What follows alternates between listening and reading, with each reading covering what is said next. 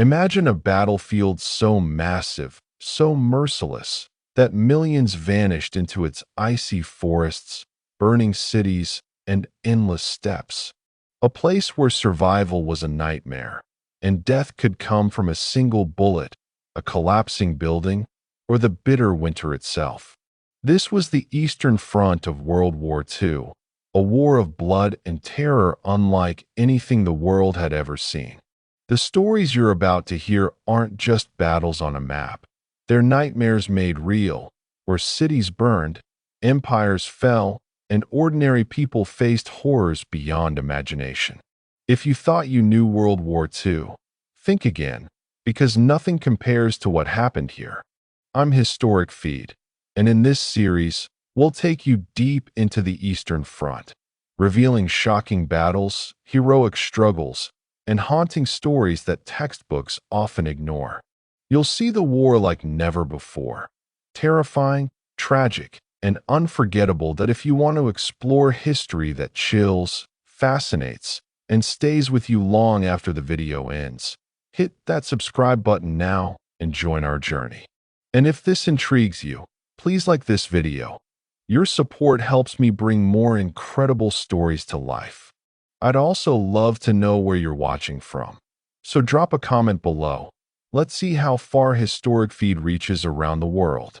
Now let's begin. Chapter 1. Barbarossa Unleashed.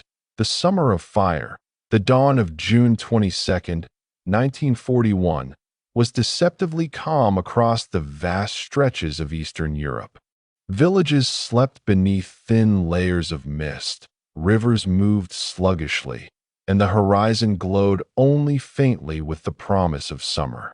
Farmers stirred in their beds, unaware that the stillness would be torn apart by the most colossal invasion in human history.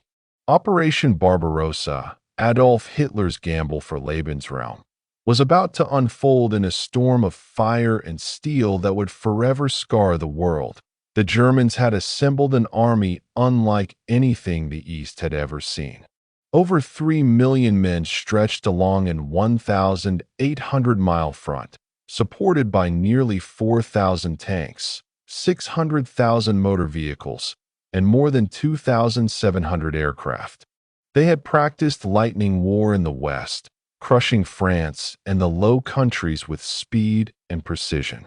But now, their ambitions pointed to the Soviet Union, a land immense and unknowable, a place of forests that seemed endless and steppes that devoured horizons. Many German soldiers believed that this new campaign would be a swift one, a matter of weeks before the Red Army crumbled like brittle clay. But beneath the calm night and the early morning stillness, there was something ominous, a silence that felt unnatural. Those living in border towns of Belarus and Ukraine described an uneasy feeling, as though the air itself carried tension. Soviet soldiers manning their forward positions noticed strange movements in the dark forests beyond the front lines. Glimmers of headlights, distant clanks of metal, even the rustle of engines muffled under tarpaulins. Some officers sent reports up the chain of command, but in the confusion and fear of Stalin's regime, many warnings were ignored or dismissed. To admit the possibility of a German attack was to admit that the Non-Aggression Pact was a lie. Precisely 3:15 a.m., that silence was shattered. German artillery unleashed a barrage of such scale that entire stretches of the horizon seemed to ignite at once. Towns and villages along the border were swallowed by flame, railway stations exploded, and Soviet barracks vanished in thunderous roars. The Luftwaffe swept overhead, their bombs falling in calculated patterns upon airfields and supply depots, tearing apart Soviet planes before they could even rise from the ground. The earth shook, and the invasion had begun. To the west, German soldiers had often joked that the war was like a march across a well-mapped continent. But in the east, the invasion seemed like stepping into the mouth of something ancient and vast. Forests swallowed columns, Rivers wound through strange, hostile lands, and cities appeared like forgotten fortresses from another age. Soldiers spoke of the smell of the soil, richer and heavier than in the West, as if it carried centuries of blood and struggle. The Soviet defenders, caught unprepared, faced catastrophe. Entire divisions were encircled before they even understood the scale of what was happening. German panzers cut through defenses with brutal speed, their commanders driving relentlessly forward. In the chaos, Soviet soldiers fled into forests, many discarding their weapons in panic, while others fought hopelessly against tanks with little more than rifles. The first hours of Barbarossa became a massacre, and yet, despite the chaos, something haunting lingered beneath the German triumph. In their diaries, soldiers wrote of abandoned villages where doors swung open in the wind, livestock roamed untended, and icons of saints stared blankly from walls in half-destroyed homes. There was an eerie emptiness in these places, as though the invasion had awakened ghosts from the soil itself.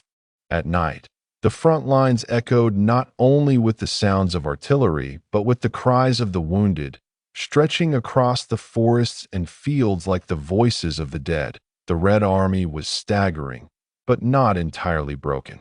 Soviet commanders attempted to organize counterattacks, though most were crushed before they began. Communications collapsed, orders contradicted one another, and supply chains disintegrated. Yet, even in this nightmare, there were moments of desperate resistance. Isolated Soviet units fought to the last bullet, their bodies piling up in smoldering trenches. Villagers fled into the forests, carrying only what they could, leaving behind homes that soon burned under the German advance. As the days passed, the enormity of the campaign revealed itself. The Germans captured hundreds of thousands of prisoners in massive encirclements at Białystok and Minsk. Columns of Soviet soldiers, hollow-eyed and gaunt, were marched westward, their numbers so vast that German troops joked grimly about rivers of men. But for the prisoners, the march was not toward life. It was toward starvation, disease, and camps where few would survive. Behind the front lines, the invasion carried an even darker shadow. The SS Einsatzgruppen followed the army, their orders clear: eliminate perceived enemies, from communist officials to entire Jewish communities. Villages that had stood for centuries found themselves erased in days. The front was not only a battlefield, it was a vast graveyard being carved into the earth. For those living through it, the summer of 1941 seemed endless, a nightmare without pause. Smoke hung in the air for days. Rivers ran with oil and blood, and the roads filled with the broken remains of armies. German soldiers, though triumphant, began to feel the weight of the land pressing on them. The distances grew longer, the supply lines stretched thinner, and the Soviet enemy, though battered, refused to vanish entirely. Whispers circulated. The Russians fought like men who had nowhere else to go, as though the land itself demanded their resistance. The Eastern Front had begun, and with it, a conflict of unimaginable scale. The first chapter of this war was not merely a clash of armies, but the awakening of something larger, a storm of suffering and death that would consume tens of millions. Barbarossa was unleashed, and the world would never again return to its quiet slumber. As the first week of Operation Barbarossa unfolded, the sense of unstoppable momentum swept through the German ranks. Panzer spearheads drove deeper and deeper into Soviet territory, and commanders reported victories so swift they seemed unreal. Villages burned in their wake, the roads littered with shattered Soviet tanks and abandoned artillery. Prisoners flowed westward in endless streams. The Wehrmacht appeared to be repeating its triumph of 1940, where France had collapsed in mere weeks. Yet, Beneath this outward success, the seeds of nightmare were already being sown. The geography itself seemed to resist the invaders. In the west, rivers and roads had guided German armies like veins in the body of Europe, but here, the land stretched without mercy. Forests swallowed vision, swamps clung to boots and vehicles, and roads turned to dust or mud depending on the mood of the weather. German commanders soon discovered that their supply lines, so efficient on paper, were constantly strangled by distance. Gasoline, ammunition, food, and spare parts lagged behind the rapidly advancing panzers. Soldiers joked grimly that their tanks might conquer Moscow, but only if the fuel trucks could ever find them again. For Soviet civilians, the invasion was not merely a war of armies, but a collapse of the world they had known. Entire towns awoke to find columns of German troops rolling down their streets, the black crosses of tanks painted like death marks across their steel armor. Some greeted the invaders with uncertainty, even relief, hoping that perhaps life under German rule might be less brutal than under Stalin's terror. But those hopes evaporated quickly. Behind the front, the SS and Gestapo followed, and with them came terror beyond comprehension. Executions began almost immediately. Jews were rounded up, Communist Party members hunted, and villages accused of resistance burned to the ground. Children saw their homes vanish in plumes of fire, their families herded into fields where gunfire echoed like thunder. The Wehrmacht soldiers themselves were not untouched by the eerie weight of what they were witnessing. Many wrote in their diaries of villages so silent it seemed no living soul remained. A few stumbled upon Orthodox churches left standing amidst destruction, their icons blackened by smoke, staring out with lifeless eyes. Others marched past endless columns of Soviet prisoners, their faces hollow, their bodies wasting under the heat of the sun. Some German soldiers pitied them, others jeered. But all knew that the prisoners were being sent into a void from which there would be no return. Meanwhile, the Red Army, though staggered, began to show the first sparks of a resistance that would later grow into a firestorm.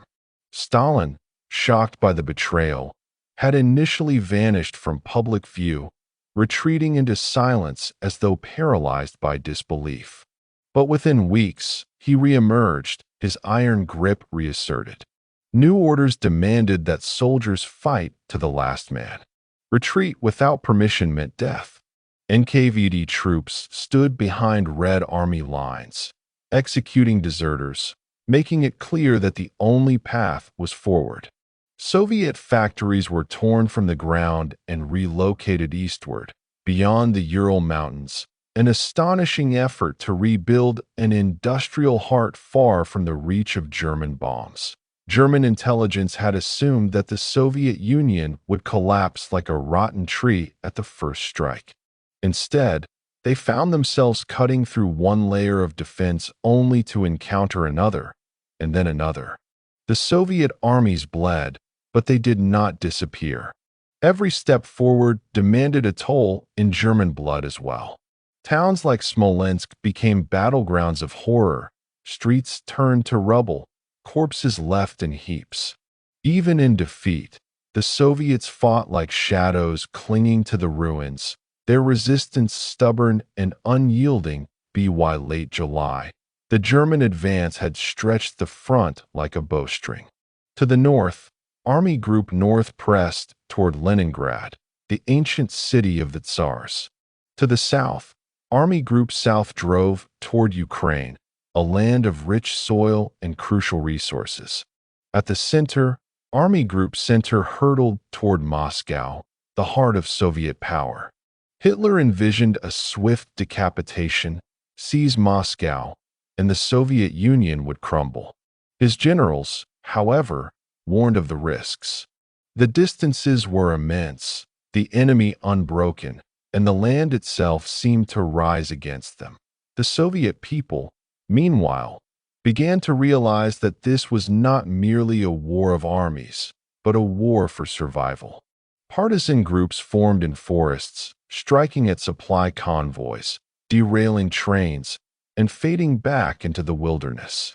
Civilians endured hunger and terror, yet many chose to resist, fueled by hatred for the invader who brought not liberation but annihilation. The nights grew darker, filled with sounds that were more than just artillery.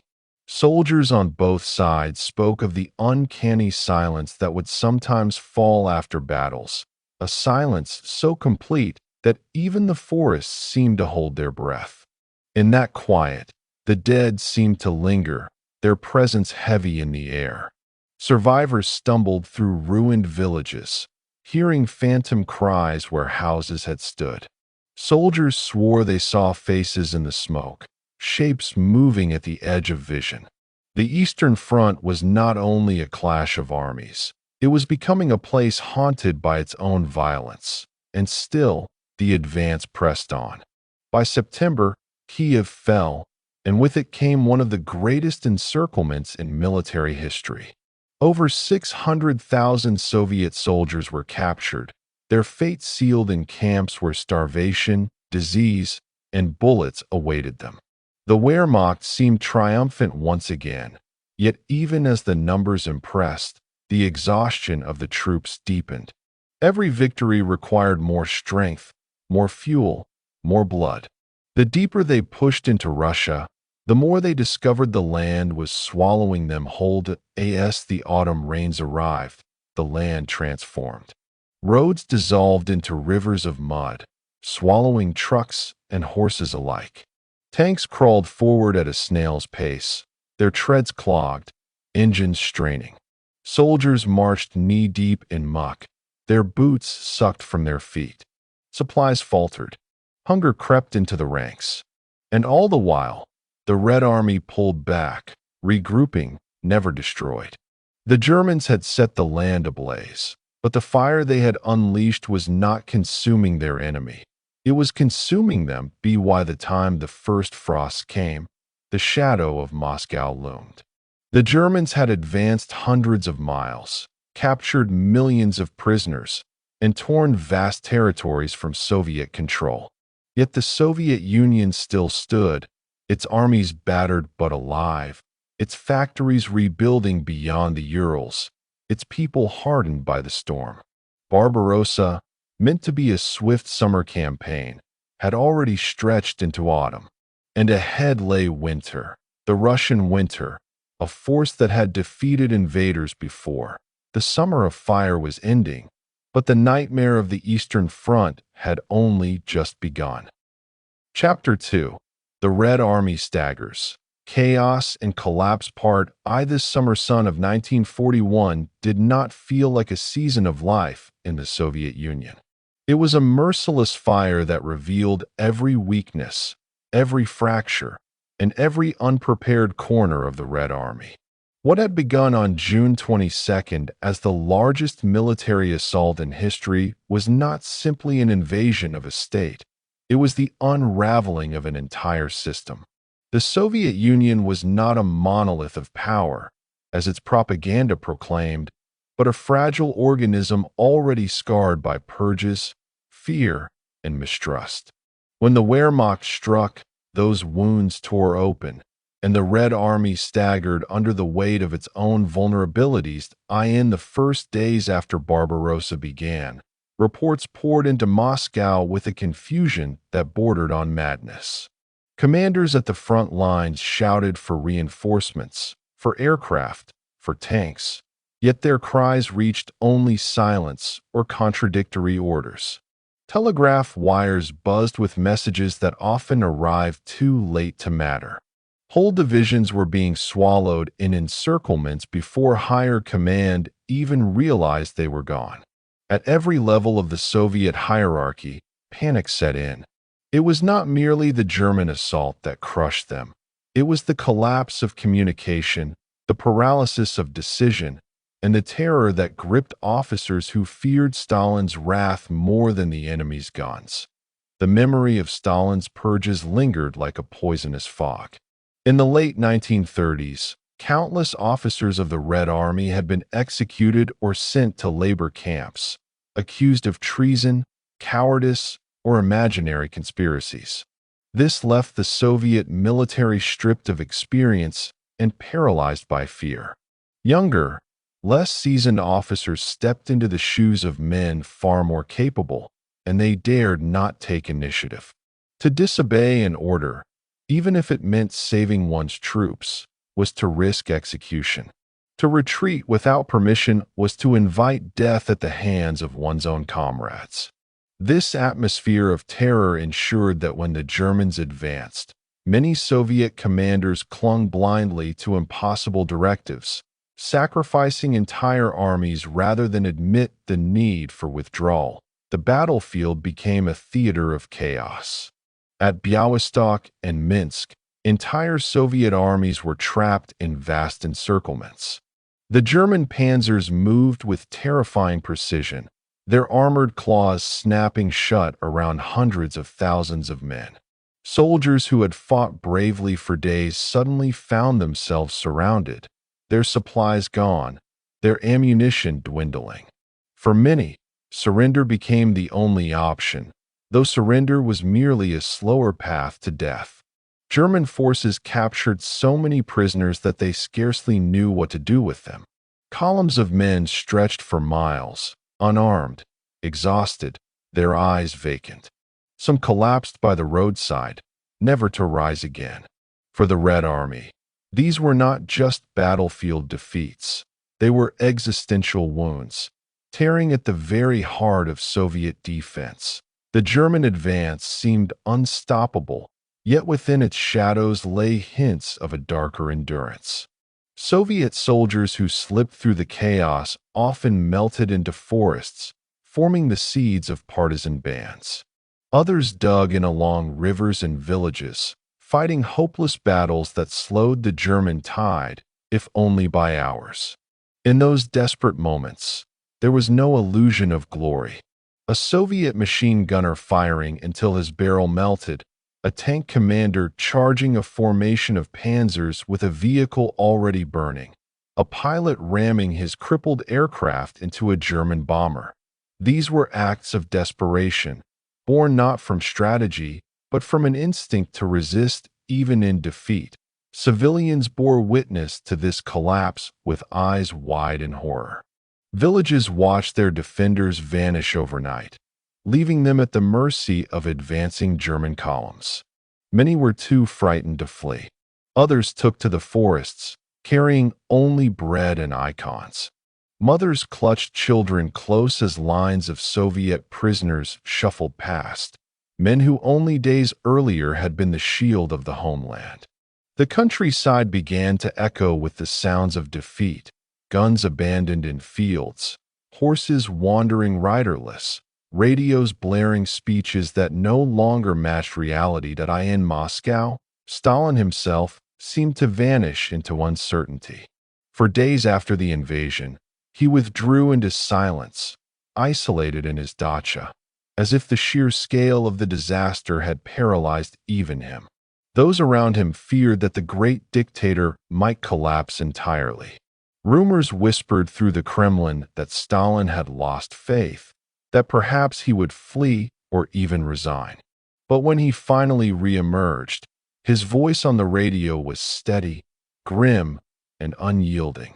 "The enemy must be destroyed," he declared. Not a step back. The silence was broken, and the Soviet Union braced itself for a struggle beyond imagination. Yet orders from above often bordered on suicidal.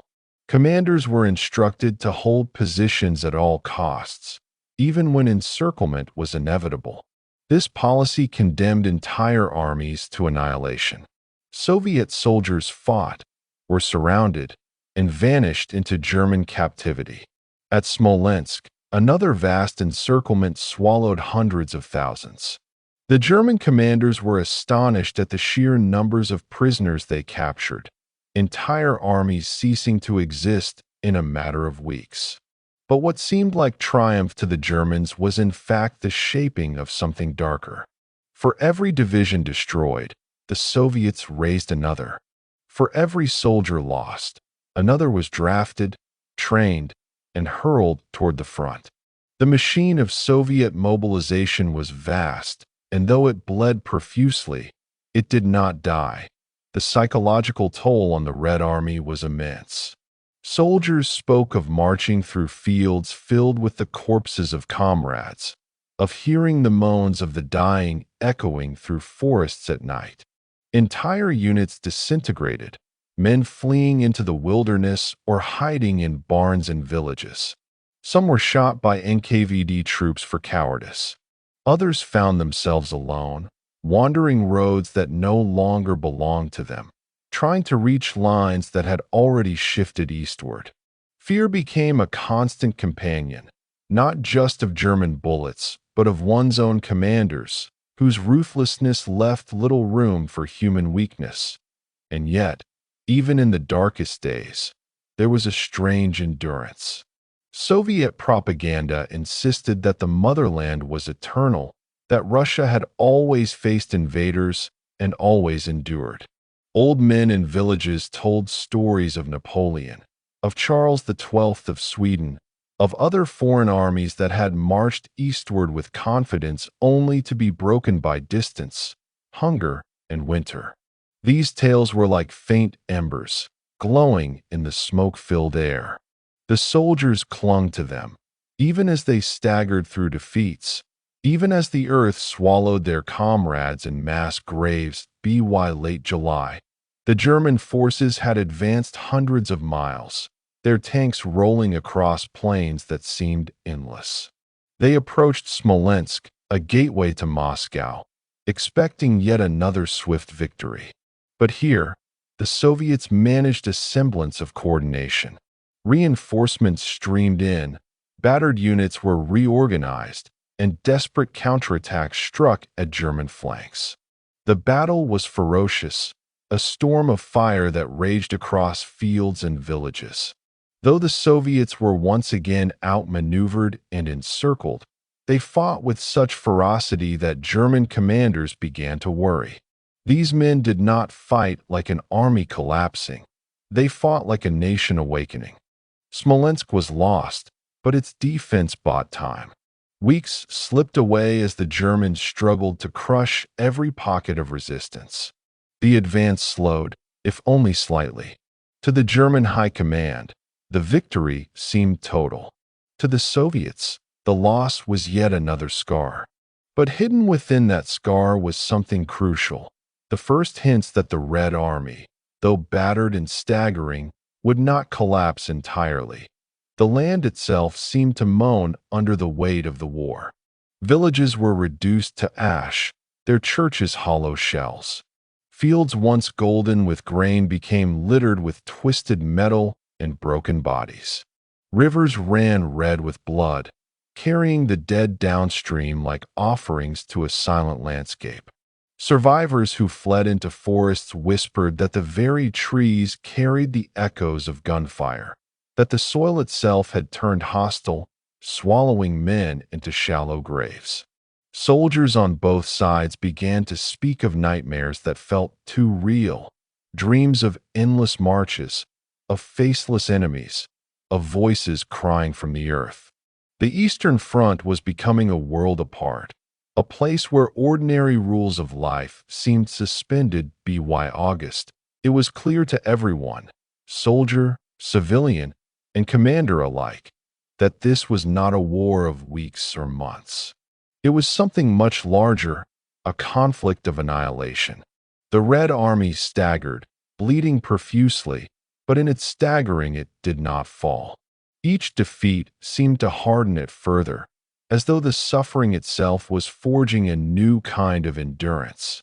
The Germans had cut deep into the flesh of the Soviet Union, but they had not yet reached its heart.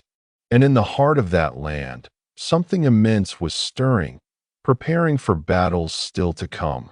The collapse was real, the losses catastrophic, the chaos overwhelming. But from within that collapse emerged the faint outline of survival. The Red Army was staggering, but it was not dead. The summer campaign of 1941 did not move in straight lines. It lurched forward in violent bursts, each advance followed by confusion, each victory shadowed by unseen costs. To the Germans, it seemed as though their panzers were tearing the Soviet Union apart piece by piece. Yet to those on the ground, the soldiers staggering through mud and smoke, the civilians fleeing with bundles on their backs, the commanders staring at maps stained with sweat, the war was less a march of triumph than a descent into disorder. The Red Army was collapsing, but its collapse was not simple. It was noisy, bloody, and haunted, a chaos that both threatened to end the Soviet state and at the same time laid the foundation for its strange survival. Nowhere was this collapse more vividly visible than in the endless prisoner columns stretching westward. The numbers defied comprehension. At Minsk, over 300,000 were captured. At Smolensk, another 200,000. By September, the figure had swollen into the millions. German soldiers stood on roadside embankments, watching the endless streams of prisoners shuffle past. They saw men with torn boots, some barefoot, their uniforms ragged, their faces sunken with hunger and despair. The guards barely had to herd them. Exhaustion did the work. Yet there was something eerie about those columns. They were so vast, so dehumanized, that they seemed less like armies and more like entire nations in motion, swallowed by the maw of war. The Germans believed that these captures spelled the end of Soviet resistance. No state, they reasoned, could lose so many men and continue fighting. And yet, astonishingly, the Soviet Union did. Factories in the East worked night and day to produce new rifles, new tanks, new uniforms. Recruitment swept the countryside. Young men barely trained were thrown into uniforms and sent to the front. Boys of 16, old men of 50, women as well, everyone became part of the machinery of survival. The Red Army was a body that bled but did not bleed out. Its wounds were terrible, but they hardened it in ways the Germans could not yet see.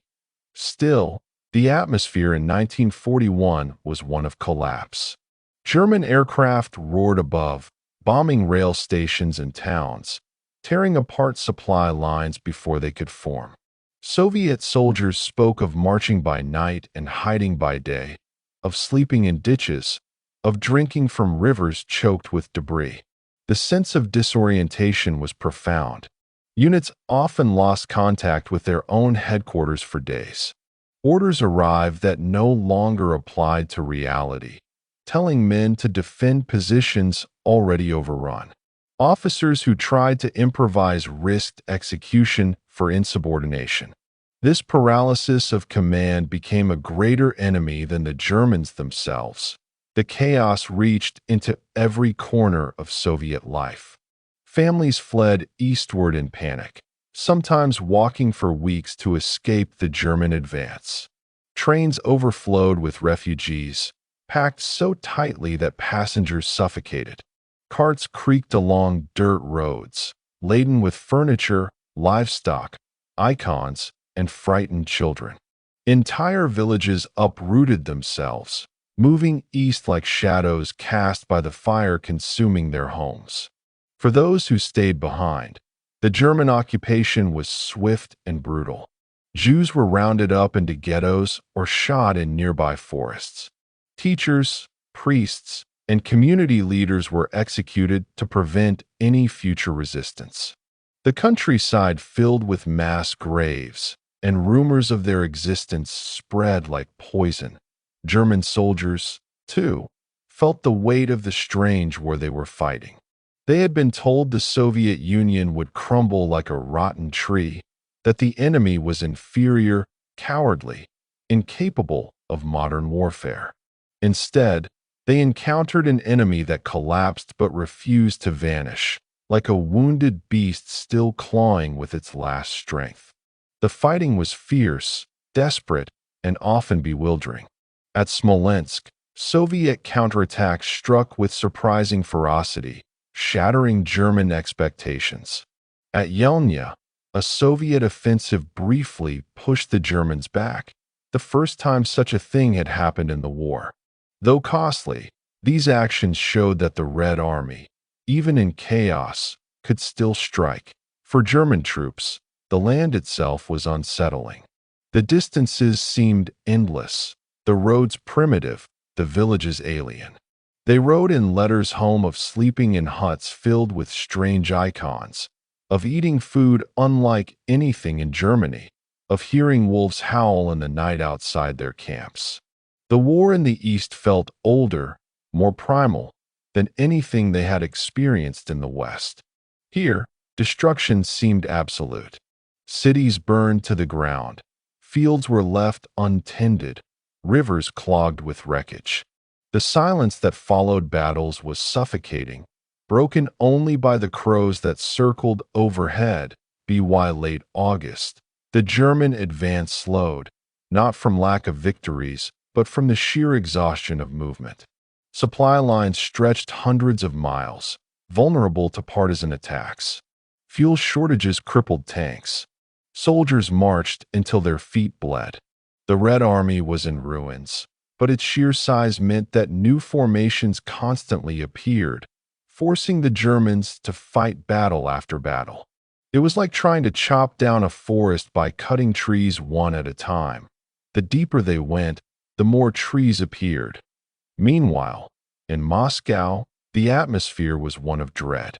Rumors of German advances spread faster than official announcements. Citizens dug trenches and barricades, preparing for a siege. Stalin ordered scorched earth tactics. Crops burned, factories dismantled and shipped east, bridges destroyed to slow the Germans. Entire regions were stripped bare to deny resources to the enemy.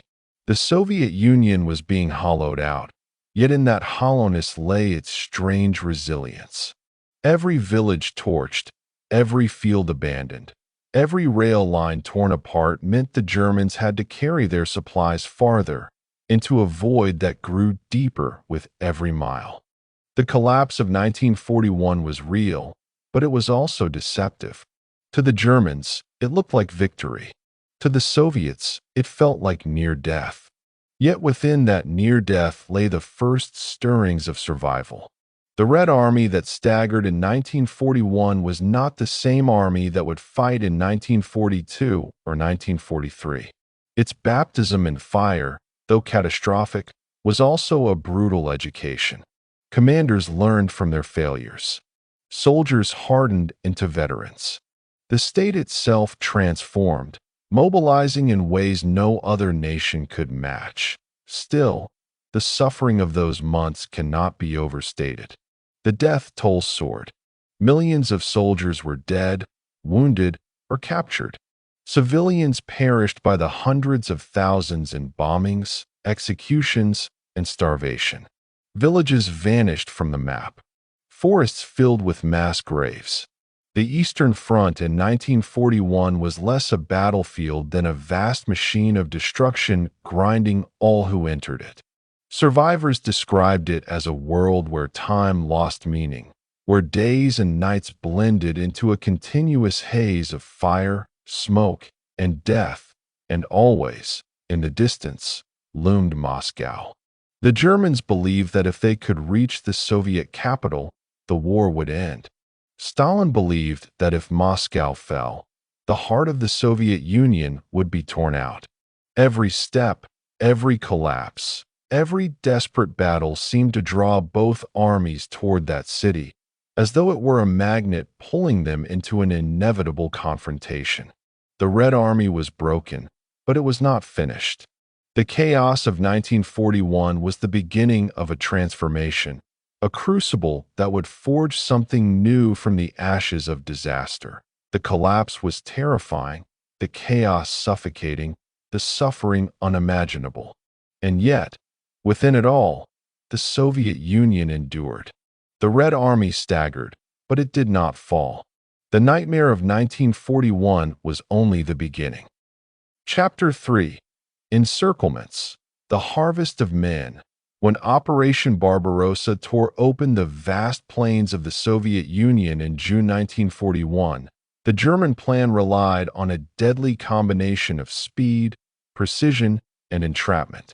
Hitler's generals envisioned not merely defeating Soviet armies in head-on clashes, but surrounding them, swallowing whole formations in what they called Kesselschlachten, battles of the cauldron. It was a grim recipe that turned vast stretches of Eastern Europe into enormous cages of steel and fire. The Germans had perfected the art of encirclement in the campaigns of 1939 and 1940, using armored thrusts to cut off Polish, French, and British units. But in Russia, the scale was something altogether different. The distances were immense, the armies larger, the chaos far greater. Each German pincer movement was designed not to capture a few brigades, but to consume entire Soviet armies numbering in the hundreds of thousands.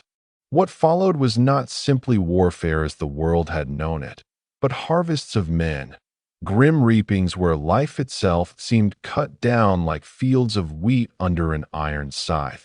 The first great encirclement came at Białystok and Minsk in late June and early July 1941. The German Army Group Center, with its powerful panzer groups under Hoth and Guderian, lunged deep into Soviet territory. Their tanks sliced through defenses, bypassing fortified zones, and drove around the flanks of Soviet armies still waiting for clear orders.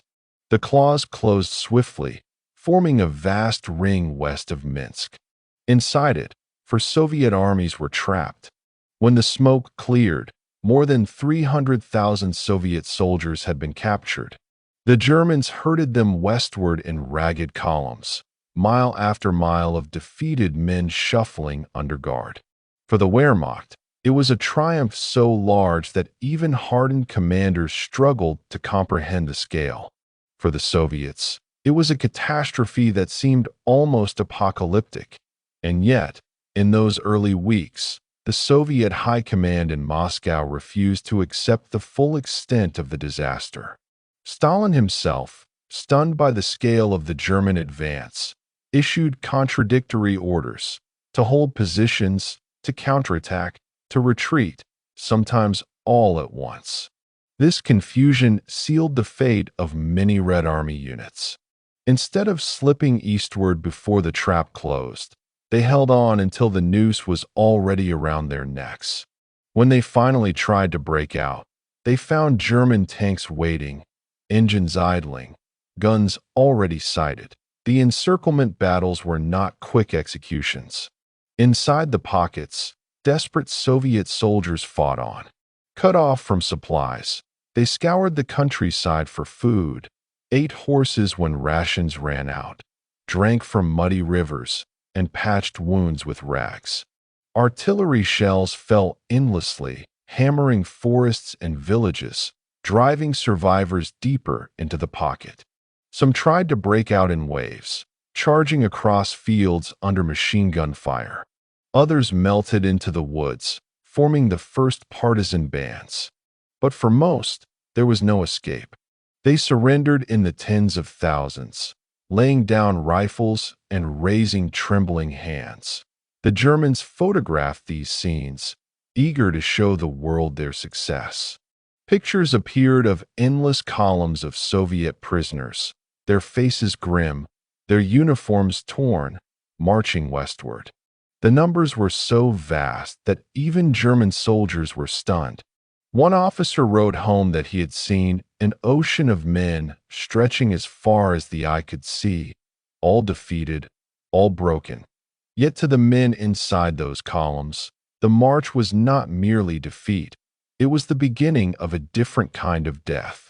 The German army had not prepared to feed or shelter millions of prisoners. Camps overflowed. Guards were too few, supplies non-existent. Prisoners collapsed on the roadside from hunger and thirst. Many were shot where they fell. Those who reached camps found little more than barbed wire, mud, and starvation rations. Disease spread like wildfire. In some camps, mortality rates climbed so high that corpses were stacked like logs.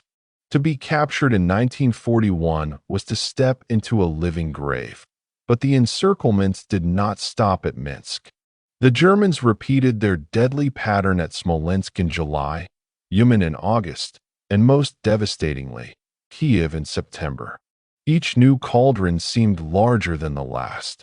At Smolensk, 3 Soviet armies were encircled, costing another 200,000 prisoners. At Uman, 2 armies were swallowed, 100,000 more gone.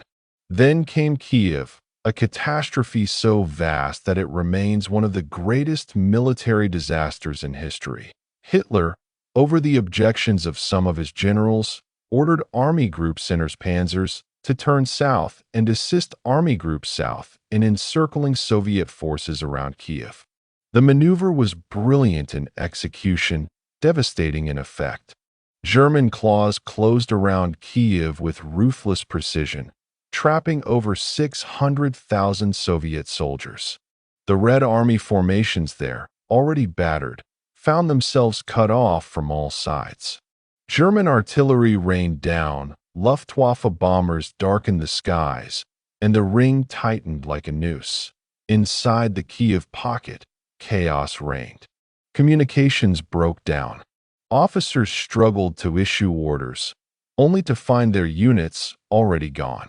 Soldiers wandered aimlessly through forests and fields, searching for escape routes that no longer existed. Villages burned, roads were clogged with wreckage, and the stench of death thickened the air. Survivors recalled the terror of constant bombardment, the cries of the wounded echoing through the night, the sense that the world itself was closing in. When the fighting ended, the numbers were staggering. The Germans claimed nearly 700,000 prisoners. The Soviets lost entire armies, entire command structures. It was a wound so deep that it seemed impossible for the Red Army to recover. German propaganda trumpeted the victory as proof that the Soviet Union was finished, its armies annihilated beyond repair. In Berlin, Hitler was triumphant. He declared that the campaign was essentially won, that Moscow would soon fall, that the Soviet state was doomed. And yet, even in the shadow of these disasters, the Soviet Union endured. Behind every shattered army, new ones rose. Factories in the Urals churned out rifles and tanks. Fresh recruits were rushed to the front, often with minimal training, sometimes with little more than a rifle shared between 2 men. Entire divisions of civilians, teachers, workers, students, were armed and thrown into the fight. They were not well prepared, but they were determined, and their sheer numbers began to slow the German advance. Still, the harvest of men continued. Encirclements at Vyazma and Bryansk in October trapped another 600,000 Soviet troops. The numbers defied belief. By the end of 1941, the Germans had captured more than 3 million Red Army soldiers. The human toll was so immense that it seemed the Soviet Union should have collapsed under the weight of such losses. And yet, it did not. The harvest fields of 1941, though vast and terrible, did not end the war. Instead, they revealed a darker truth. The Soviet Union had reserves of manpower, resilience, and sheer willpower that the Germans had fatally underestimated. For the men on the ground, though, such grand lessons were meaningless. To them, the encirclements were nightmares of fire and steel. Survivors spoke of landscapes littered with corpses, of rivers choked with bodies, of forests filled with the sound of weeping. They remembered comrades vanishing into the chaos, entire regiments swallowed without trace. They remembered the long marches into captivity, the hunger, the thirst, the endless lines of men staggering toward a future they knew would never come. The land itself bore witness. Villages flattened, fields scorched, orchards filled with wreckage. Farmers returned years later to find bones in their fields, rusted helmets tangled in roots, the earth itself scarred by the cauldrons of war. The harvest of men was not just a metaphor, it was literal. Human lives had been reaped in millions, scattered across the soil like seeds of grief. And yet, amidst the despair, there were whispers of resistance. Some Soviet soldiers, refusing to be captured, slipped into forests and swamps, joining the partisans who would grow into a constant thorn in the German side. Others managed miraculous breakouts, crawling through gaps in the German lines, stumbling eastward for days without food or shelter, until at last they rejoined their comrades. Their stories spread, offering hope in a time of overwhelming loss. The encirclements of 1941 were among the greatest catastrophes ever suffered by a modern army. For the Germans, they seemed like proof of invincibility. For the Soviets, they were wounds that bled across the land. And yet, out of those wounds, something grim and enduring began to take shape, a determination that would not break, even as millions were harvested. The cauldrons of 1941 were not the end.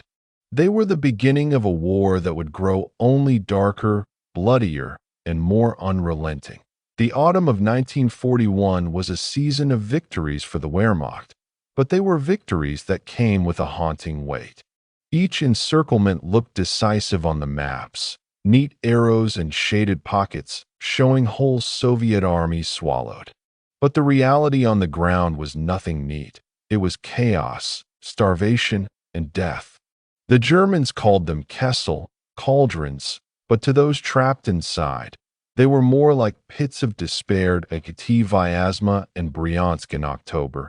The cauldrons burned hotter than ever. Army Group Center, eager to clear the path to Moscow, sent its armored claws deep into Soviet territory once again. The Soviet High Command had committed enormous forces to defend the approaches to the capital, but their movements were too slow, their orders too rigid. When the German pincers closed, 4 armies were trapped at Vyazma, 3 more at Bryansk. In total, nearly 700,000 Soviet soldiers were sealed inside. The men caught in the pockets described a world of unrelenting fire. German artillery pounded them day and night, shells shrieking overhead, earth torn open by explosions. Luftwaffe aircraft swept the skies, strafing columns that tried to move eastward, bombing villages that served as makeshift headquarters. Fields were dotted with wrecked tanks and shattered artillery, the burned-out husks of entire divisions lying silent in the mud. Survivors spoke of wandering through forests filled with smoke and corpses, stumbling past comrades who sat slumped against trees, too weak to rise, their faces pale with hunger. Attempts to break out met with brutal failure. Groups of soldiers launched desperate assaults on the German lines, charging with dwindling ammunition, sometimes with bayonets alone. Machine guns cut them down in waves. Others tried to slip through at night, crawling on their bellies across fields, only to be caught in flares and gunned down. A few broke free, but most were swallowed by the tightening ring. The German cauldron was merciless. When surrender came, it came in masses. Soviet soldiers, gaunt and hollow-eyed, streamed toward German positions with their hands raised. They were stripped of weapons, marched into endless columns, and driven westward. 4 German soldiers watching, the sight was surreal. Miles upon miles of prisoners, stretching beyond the horizon, trudging silently through the mud. Officers estimated the columns in the hundreds of thousands, and still the Soviets kept coming. But the prisoners were not truly marching to captivity. They were marching to death. The German army, unprepared and unwilling to care for millions of captives, treated them as expendable. Camps were little more than barbed wire enclosures, with no shelter from the rain or the freezing autumn nights. Food was nearly non-existent. Prisoners fought over scraps of bread, drank from filthy puddles, and gnawed on grass and bark. Disease spread rapidly: typhus, dysentery, pneumonia. Within weeks, tens of thousands were dead. In some camps, corpses were stacked in heaps taller than a man. Guards shot anyone who collapsed on the marches, leaving bodies by the roadside as a warning. It is estimated that by the end of 1941, over 2 million Soviet prisoners of war had perished, shot, starved, frozen, or diseased. The encirclements had not only destroyed Soviet armies on the battlefield, but condemned their survivors to extermination. For the German leadership, this was not an accident of logistics, it was policy. Soviet soldiers were seen as less than human, unworthy of rations or care. The harvest of men was deliberate, and yet the encirclements also revealed the first cracks in the German machine. The further the panzers drove eastward, the more strained their supply lines became. Fuel was running low, spare parts were scarce, and vehicles began to break down in alarming numbers. The distances in Russia were far greater than those in France or Poland. Every mile forward stretched the Wehrmacht thinner, leaving long flanks vulnerable and supply columns vulnerable to ambush. The Soviets, though battered, were not finished. New armies were forming, reserves being pulled from the depths of the country, and partisans rising in the forests to harass German rear areas. The encirclements won battles, but not the war. For Soviet soldiers, the psychological scars were as deep as the physical losses. Entire divisions simply ceased to exist. Families back home never heard from their sons again. They had been swallowed by the cauldron and vanished. Survivors who managed to escape described nightmares that lingered for years: the constant shelling, the stench of burning flesh, the sight of comrades begging for water as they lay dying in the mud. Some spoke of wandering alone for days, disoriented, following the sound of gunfire in hopes of finding their own lines, only to stumble upon another German patrol. Civilians, too, bore witness. Villagers saw the endless prisoner columns trudging westward, watched as German guards beat men with rifle butts, saw bodies littered along the roadside. Many wept silently, powerless to help. Some risked everything to throw bread or potatoes to the starving prisoners, only to be beaten back. Children watched, their memories seared with images they would never forget. The encirclements were not just military events. They were tragedies that swallowed entire communities in grief. The greatest paradox of the encirclements was this: for all their scale, for all the millions of men consumed, they did not bring victory to Germany. Each cauldron that closed seemed decisive, yet beyond it another Soviet army appeared. Another line of defense rose. Another wave of recruits marched forward. The Germans harvested men by the millions, but the Soviet field seemed endless. Stalin's regime, brutal and unyielding, poured its people into the furnace without pause. Factories evacuated to the east continued to produce weapons. Reinforcements arrived from Siberia, hardened and disciplined. The Red Army, though gutted, was not destroyed. By December 1941, the Wehrmacht had advanced hundreds of miles, destroyed entire Soviet fronts, and captured millions of prisoners. And yet, it had not reached its final goal. Moscow still stood. The harvest of men had been vast, unprecedented in history, but it had not broken the Soviet will. If anything, it hardened it. Survivors of the cauldrons carried with them a bitter knowledge of what German captivity meant. They fought not just for their country, but for their own lives, for the certainty that capture meant death, The encirclements of 1941 remain among the darkest chapters of the war. They revealed the ferocity of the German war machine, the cruelty of occupation, and the staggering cost borne by the Soviet people. But they also revealed something else, that even faced with losses on a scale no nation should survive, the Soviet Union did not collapse. The harvest of men was immense, but it was not enough. Instead, it became the grim foundation of a war that would only grow more desperate, more savage, and more consuming. The cauldrons had shown the world a vision of industrial-scale annihilation. But they also marked the beginning of Germany's overreach, the moment when victories became too costly, the moment when the shadow of eventual failure first crept across the map. The harvest of men had been gathered, but the fields of Russia were not yet empty. They would yield more, much more, in the years to come. Chapter 4. Moscow in the Snow. The first turning point. By the autumn of 1941, the Germans had already achieved what seemed impossible. In just a few months, they had advanced hundreds of miles into the Soviet Union, destroyed entire armies, and captured millions of prisoners. The Red Army looked shattered. German propaganda proclaimed victory inevitable, the Soviet state collapsing under the weight of its own losses. Now, all eyes turned toward Moscow. The city was not only the capital of the Soviet Union, but also its heart, the seat of Stalin's government, the hub of its railways, the symbol of its endurance. If Moscow fell, many in Berlin believed the entire Soviet system would crumble with it.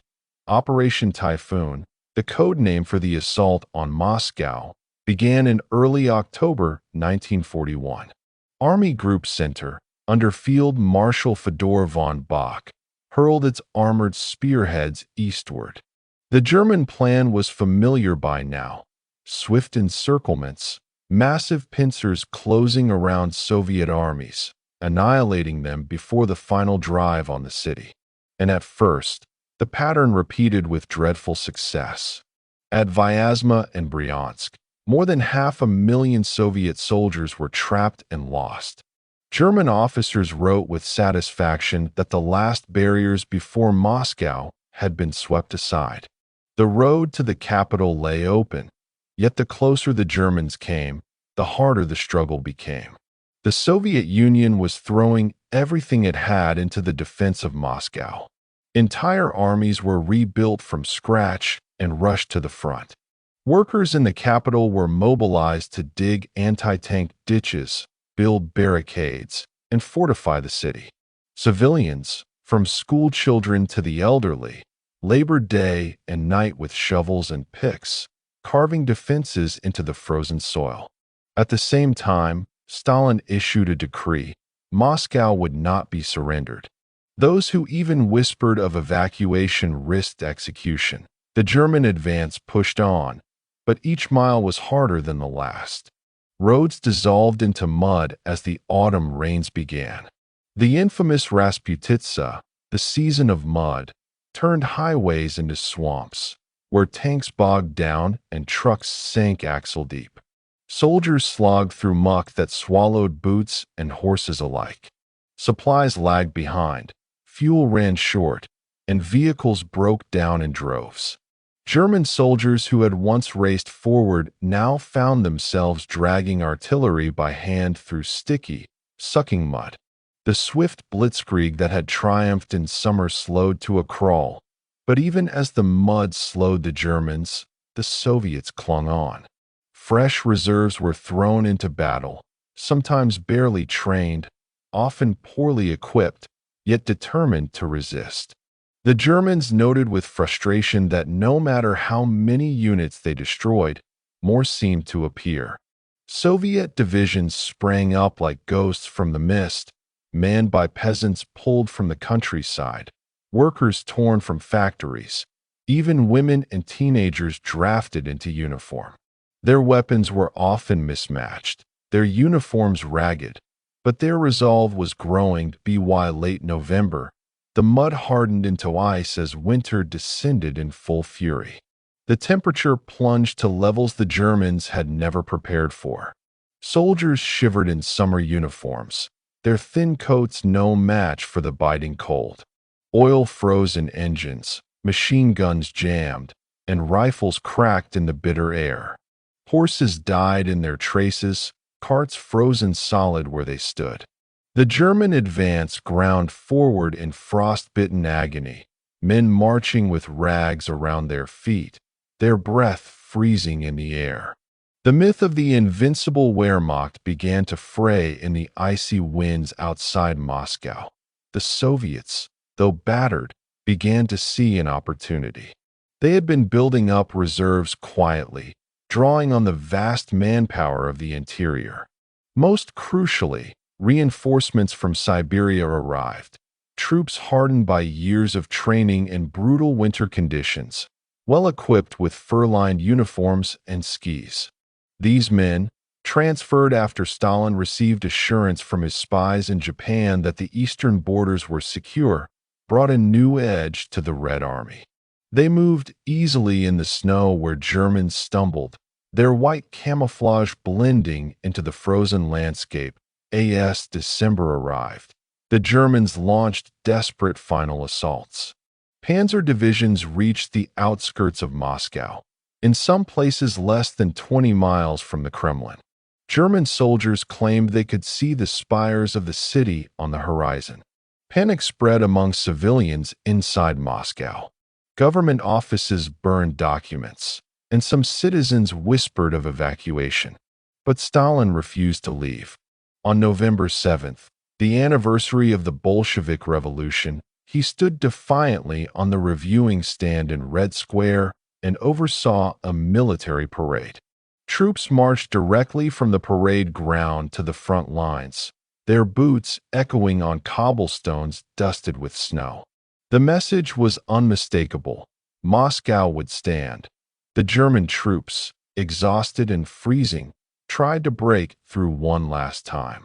They fought in forests turned white with frost, in villages where every house became a fortress, in fields where corpses froze where they fell. Progress slowed to a mile a day, then to nothing. At last, in early December, the offensive stalled completely. The Wehrmacht had reached the limit of its strength.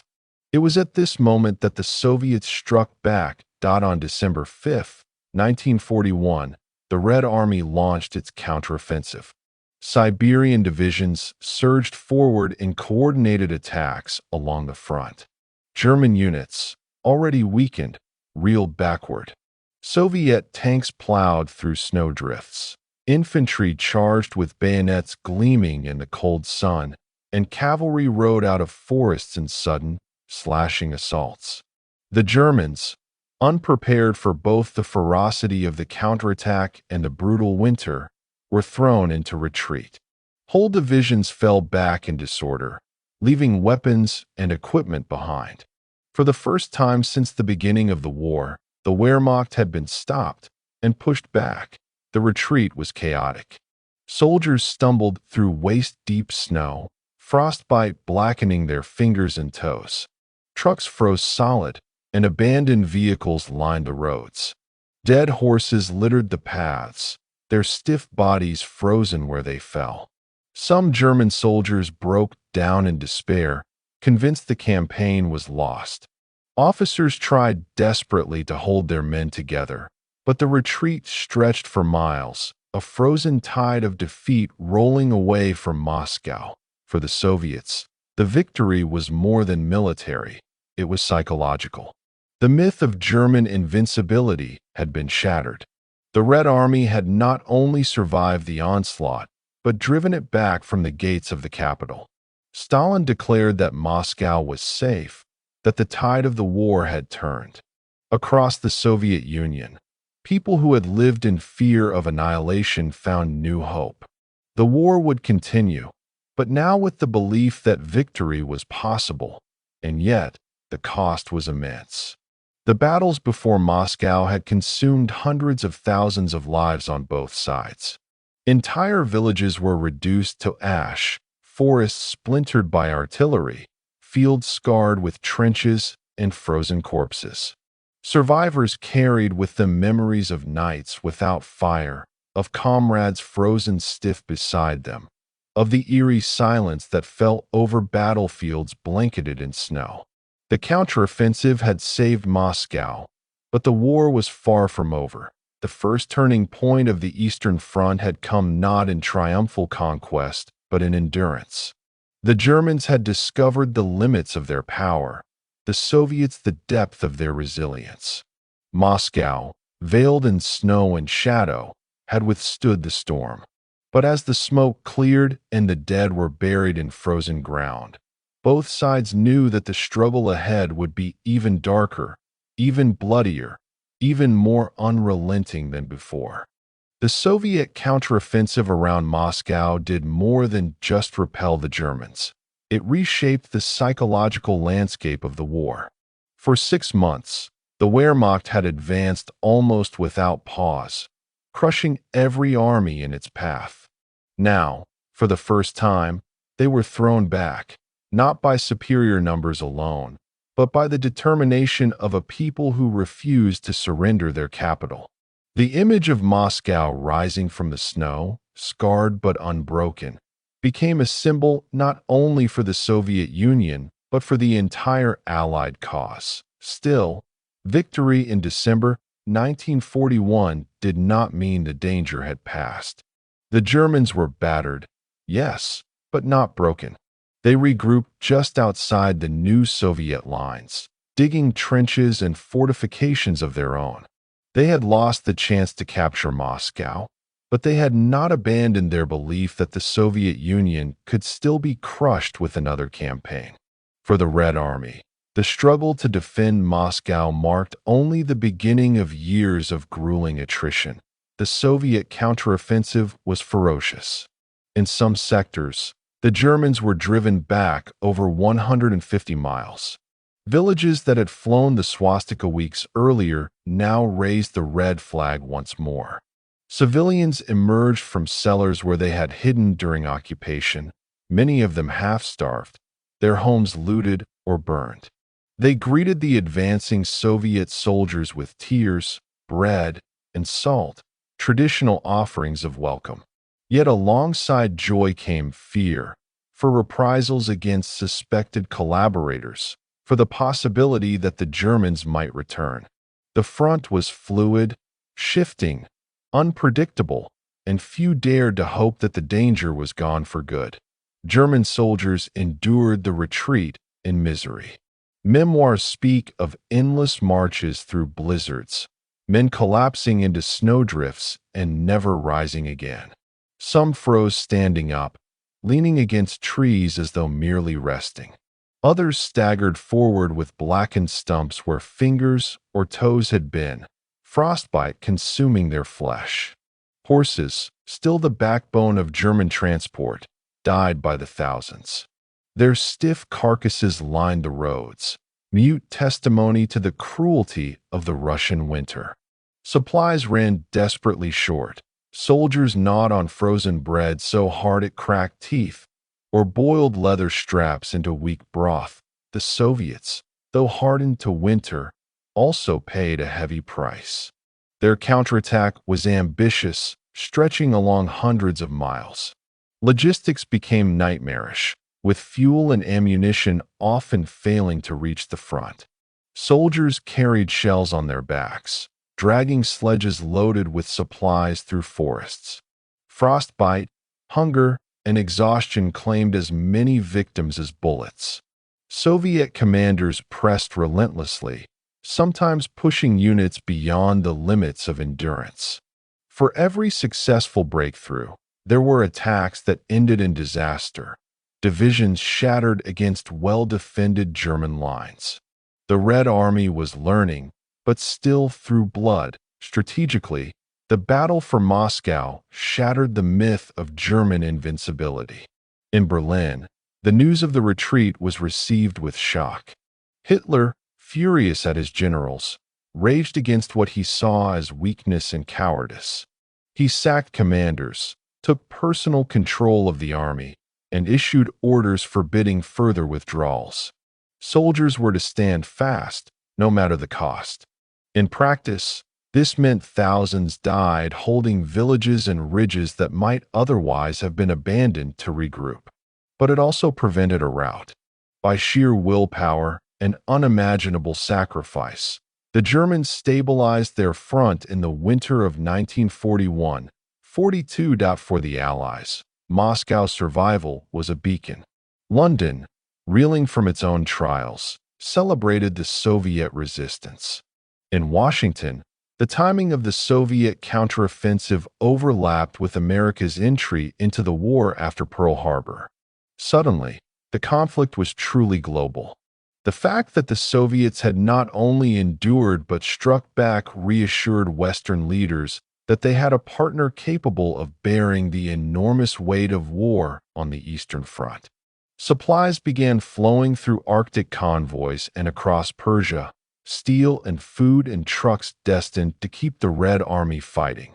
The streets of Moscow themselves bore the scars of those months. Entire neighborhoods had been fortified, barricades of sandbags and steel rails still jutting across boulevards. Anti-tank ditches carved the outskirts, some filled with frozen snow, others with wrecks of German vehicles left where they had been stopped. Cemeteries expanded with row upon row of fresh graves, each one marked by simple wooden posts. Yet life went on. Trams ran again, though windows were shattered and roofs bent. Factories resumed their endless production, workers laboring in unheated halls. Children returned to schools, carrying books wrapped in rags to protect them from the cold. The Soviet government portrayed the defense of Moscow as proof of socialist strength, of the unity of the people under Stalin. Propaganda posters showed the Red Army as titans in snow, driving the enemy before them. Poems and songs celebrated the turning of the tide, the indomitable spirit of the capital. At the same time, the NKVD kept watch, punishing anyone suspected of defeatism. The memory of panic in October, when evacuation had seemed likely, was buried under narratives of resilience and defiance.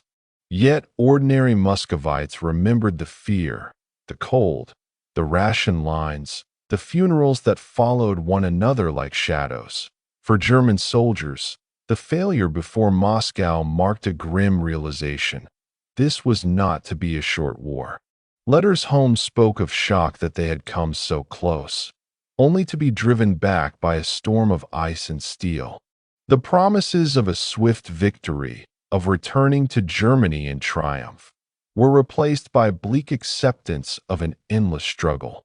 The winter front stretched before them, endless trenches dug into frozen ground, villages reduced to rubble, forests stripped bare of firewood.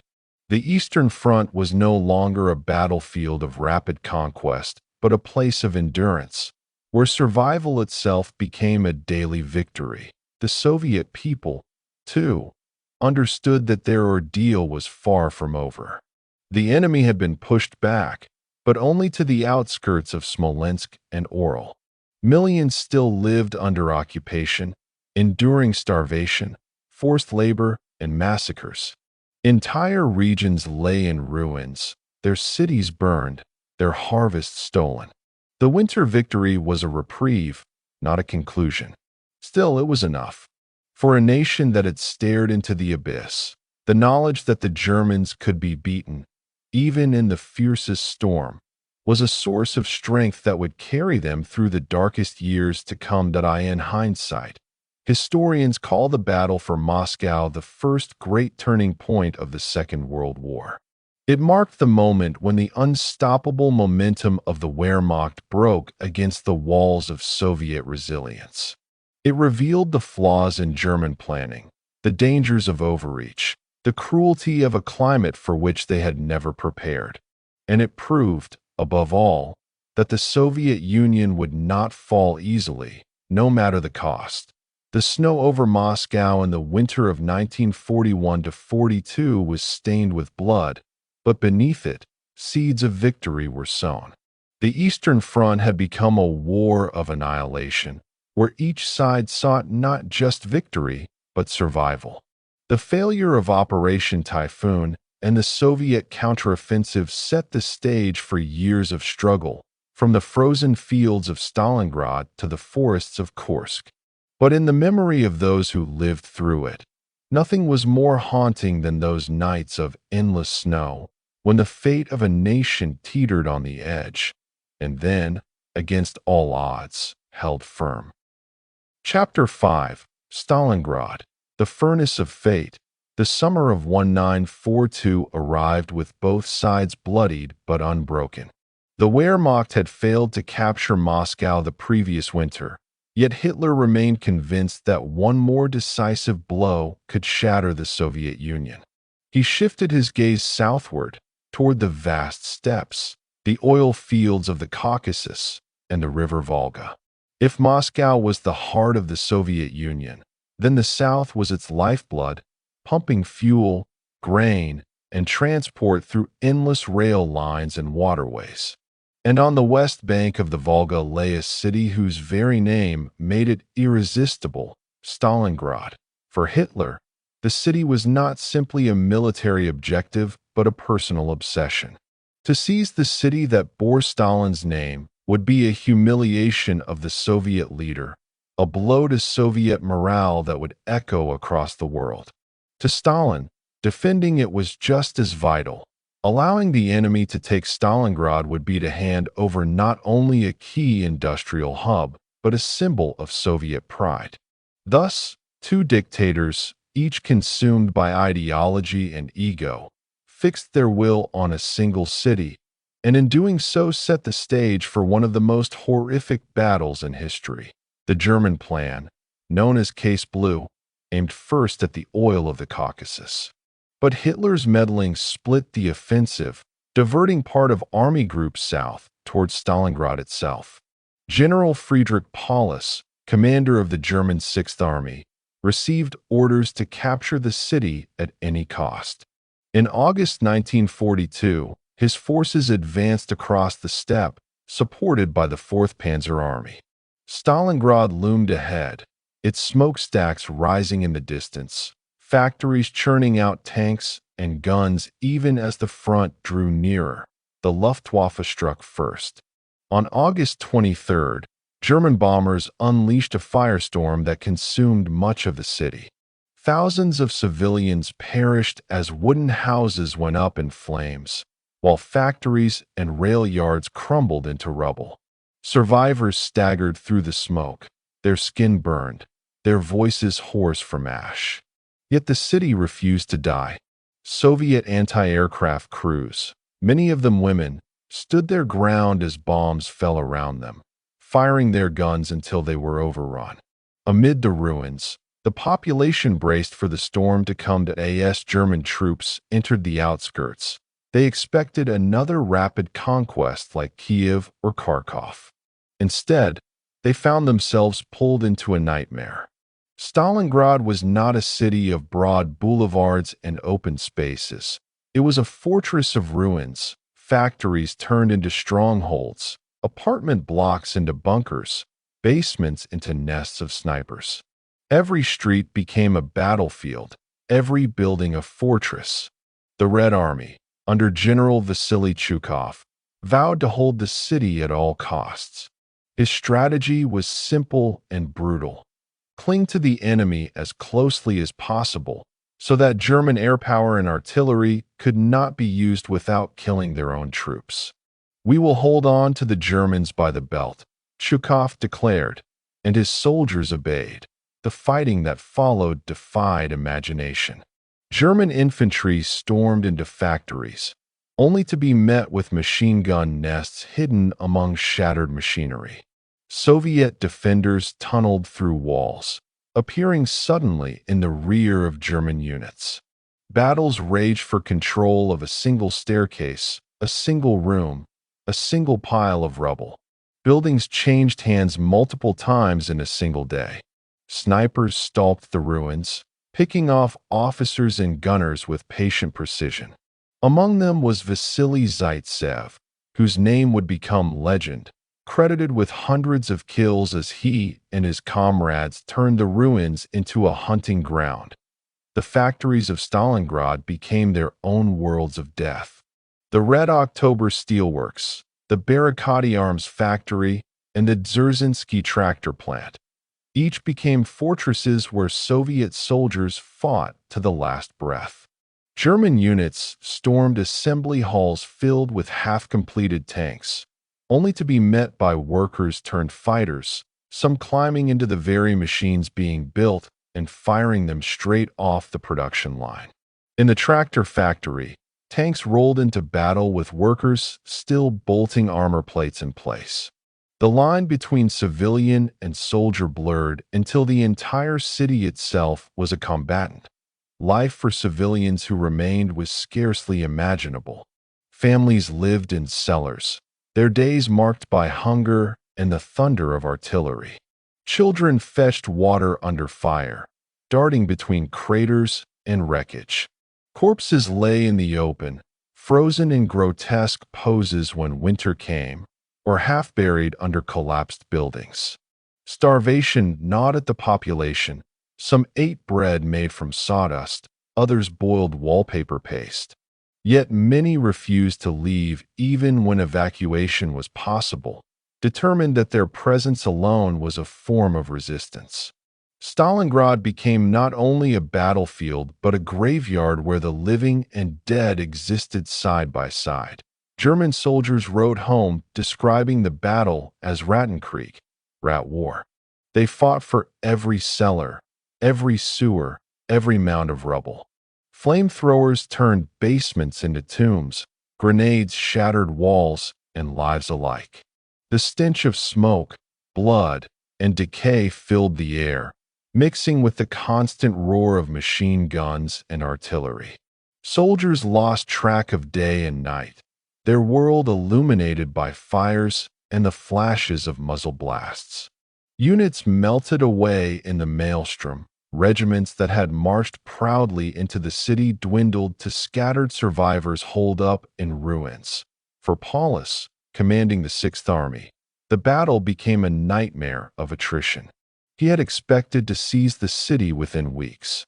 Instead, his army bled itself dry in a contest that consumed men faster than they could be replaced. German logistics faltered, supplies stretched thin as more resources were diverted to the Caucasus. Ammunition dwindled, rations shrank, and replacements were often inadequately trained. Meanwhile, the Soviets poured reinforcements across the Volga, ferried by barges under constant bombardment. Soldiers crossed at night, clinging to boats riddled with shrapnel, many never reaching the eastern bank alive. Yet enough arrived to keep the defense alive, to refill trenches, to hurl grenades from windows, to man machine guns in half-demolished factories. As autumn turned to winter, the battle only grew more brutal. Snow covered the ruins, corpses froze where they lay, and rivers of blood darkened the ice.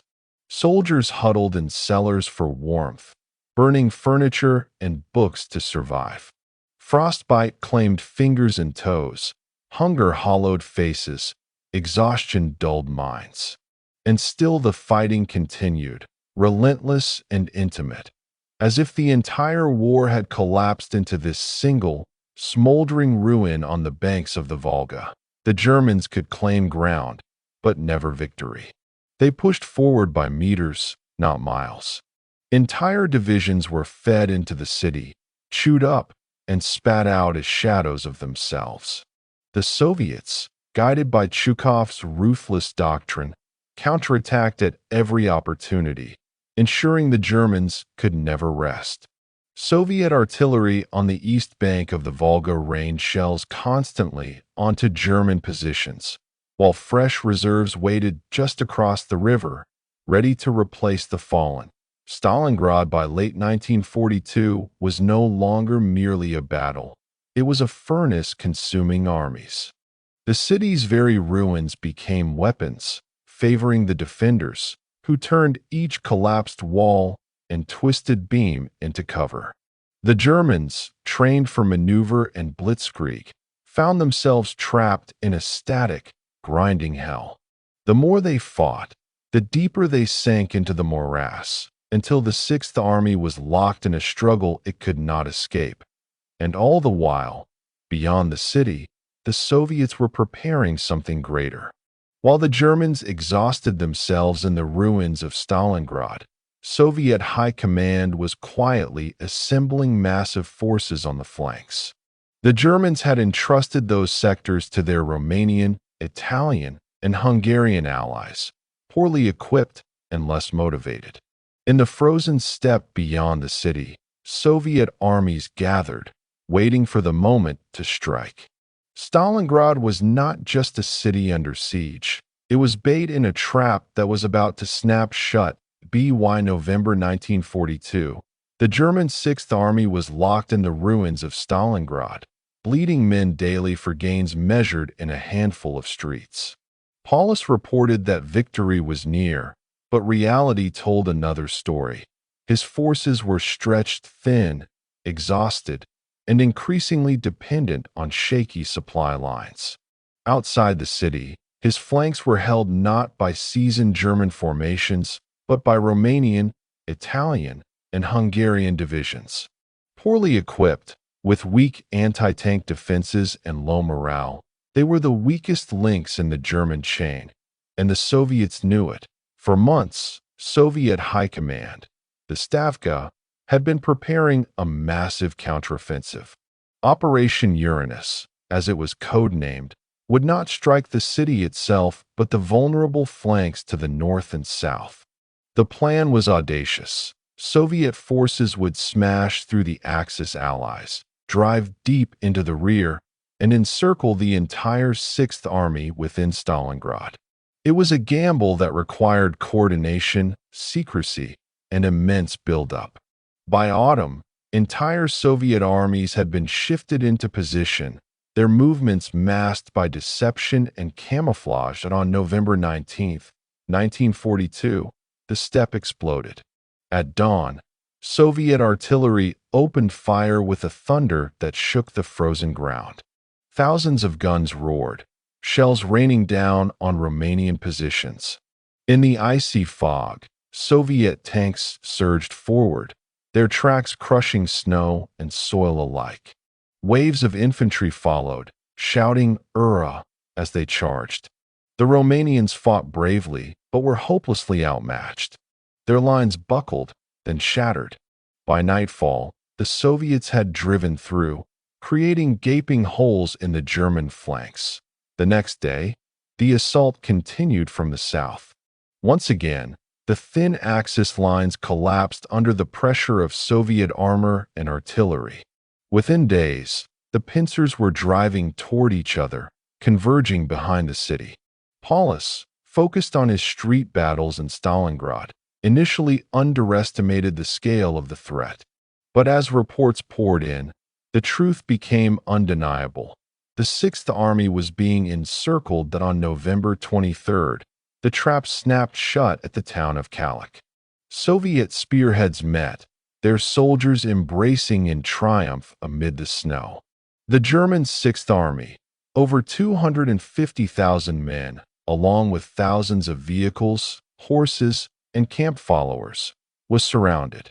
What had been an offensive for conquest now became a struggle for survival. Inside the pocket, the mood shifted from grim determination to despair.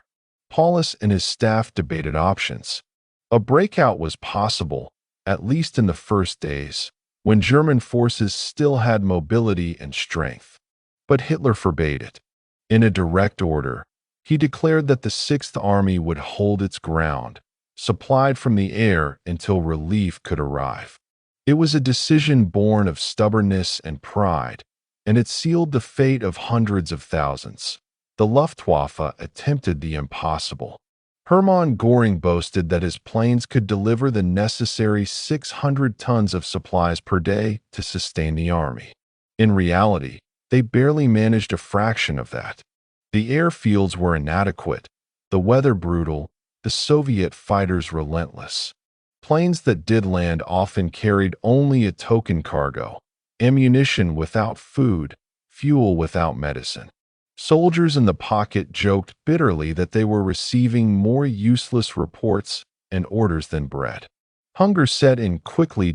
As December deepened, the situation worsened. Temperatures plunged to minus 30 degrees Celsius. German soldiers huddled in cellars, wrapping themselves in blankets, newspapers, even rags stripped from the dead. Frostbite turned fingers black, disease spread through the ranks, and horses were slaughtered for meat until even that source of food vanished. Rations dwindled to a few ounces of bread a day, sometimes bulked with sawdust. Starving men stripped wallpaper for paste, boiled leather, or gnawed on frozen corpses. Meanwhile, the Soviets tightened the noose. Every attempt to resupply by air came under withering fire. Soviet artillery ringed the pocket, pounding German positions day and night. The once proud Sixth Army shrank into clusters of ruined houses, makeshift bunkers, and shallow trenches carved into frozen soil. Soldiers fought not for victory, but for survival, trading bullets for scraps of bread, killing for a single overcoat. Hitler promised relief. In December, Field Marshal Erich von Manstein launched Operation Winterstorm, a desperate attempt to break through from the south. German armored divisions advanced bravely across the steppe, fighting through Soviet lines, and for a moment hope flickered within the pocket. Soldiers whispered that salvation was near, that soon they would march free of the frozen ruins. But Manstein's spearhead stalled short of the city, battered by Soviet reserves. Paulus, forbidden to attempt a breakout, watched helplessly as the last chance slipped away. By January 1943, the Sixth Army was collapsing. Entire divisions existed only on paper, their men dead, captured, or too weak to fight. Soviet assaults pressed inward, smashing the perimeter into ever smaller fragments. Civilians still trapped in the city suffered equally, sharing the fate of the soldiers. Mothers cradled children who wasted away from hunger. Families huddled in basements as artillery tore apart the world above. Stalingrad had become a vision of hell, a place where the living envied the dead. On January 31st, Paulus finally surrendered the southern pocket of his army. Promoted to field marshal by Hitler the day before, an unsubtle reminder that no German field marshal had ever been captured alive, Paulus nevertheless refused to take his own life. Emaciated, exhausted, and broken, he surrendered with what remained of his command.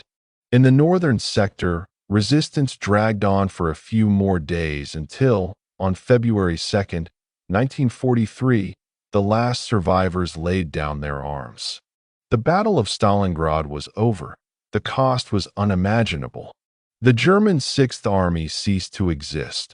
Of the more than 250,000 men encircled, only about 90,000 surrendered, and barely 5,000 would ever return from Soviet captivity. The Soviets suffered even greater losses, with estimates of over 1 million casualties, dead, wounded, or missing. The city itself was annihilated, reduced to a skeleton of rubble and ash. Yet the outcome was clear. The myth of German invincibility had been shattered once and for all. The psychological impact was immense. For the Soviets, Stalingrad was proof that victory was possible, that even the mightiest of German armies could be destroyed. Stalin proclaimed it a triumph of socialist willpower, a testament to the courage of the Red Army and the people. For the Germans, it was a catastrophe beyond comprehension. 250,000 men lost, a campaign in ruins, and the momentum of the war irrevocably shifted. Hitler raged, blaming his generals, but the truth was unavoidable. The tide on the Eastern Front had turned. The world watched in awe. In London and Washington, The victory at Stalingrad was hailed as a turning point of the entire war. In occupied Europe, whispers of German defeat spread among resistance movements, fueling hope that liberation might come. For ordinary soldiers, it was both inspiration and warning, proof that the war in the East would not be won quickly, and that its price would be measured in oceans of blood. In the ruins of Stalingrad, silence slowly returned. Snow fell over shattered buildings, covering the frozen corpses of men who had once fought for every room, every stairwell, every street. Survivors stumbled from cellars, their eyes hollow, their bodies wasted. The city, once a furnace of fire and steel, now lay in eerie stillness, its ruins a monument to human endurance and suffering. Stalingrad had consumed everything poured into it: men, machines, hope, and pride. It was not just a battle but a symbol of fanaticism and folly, of resilience and sacrifice, of the terrible cost of total war. From its ashes, the Soviet Union surged forward, while Germany began a long, inevitable decline. The furnace had burned, and in its flames, the fate of the Eastern Front was sealed. Chapter 6. Kursk, Clash of Titans. The spring of 1943 brought a strange pause to the war on the Eastern Front.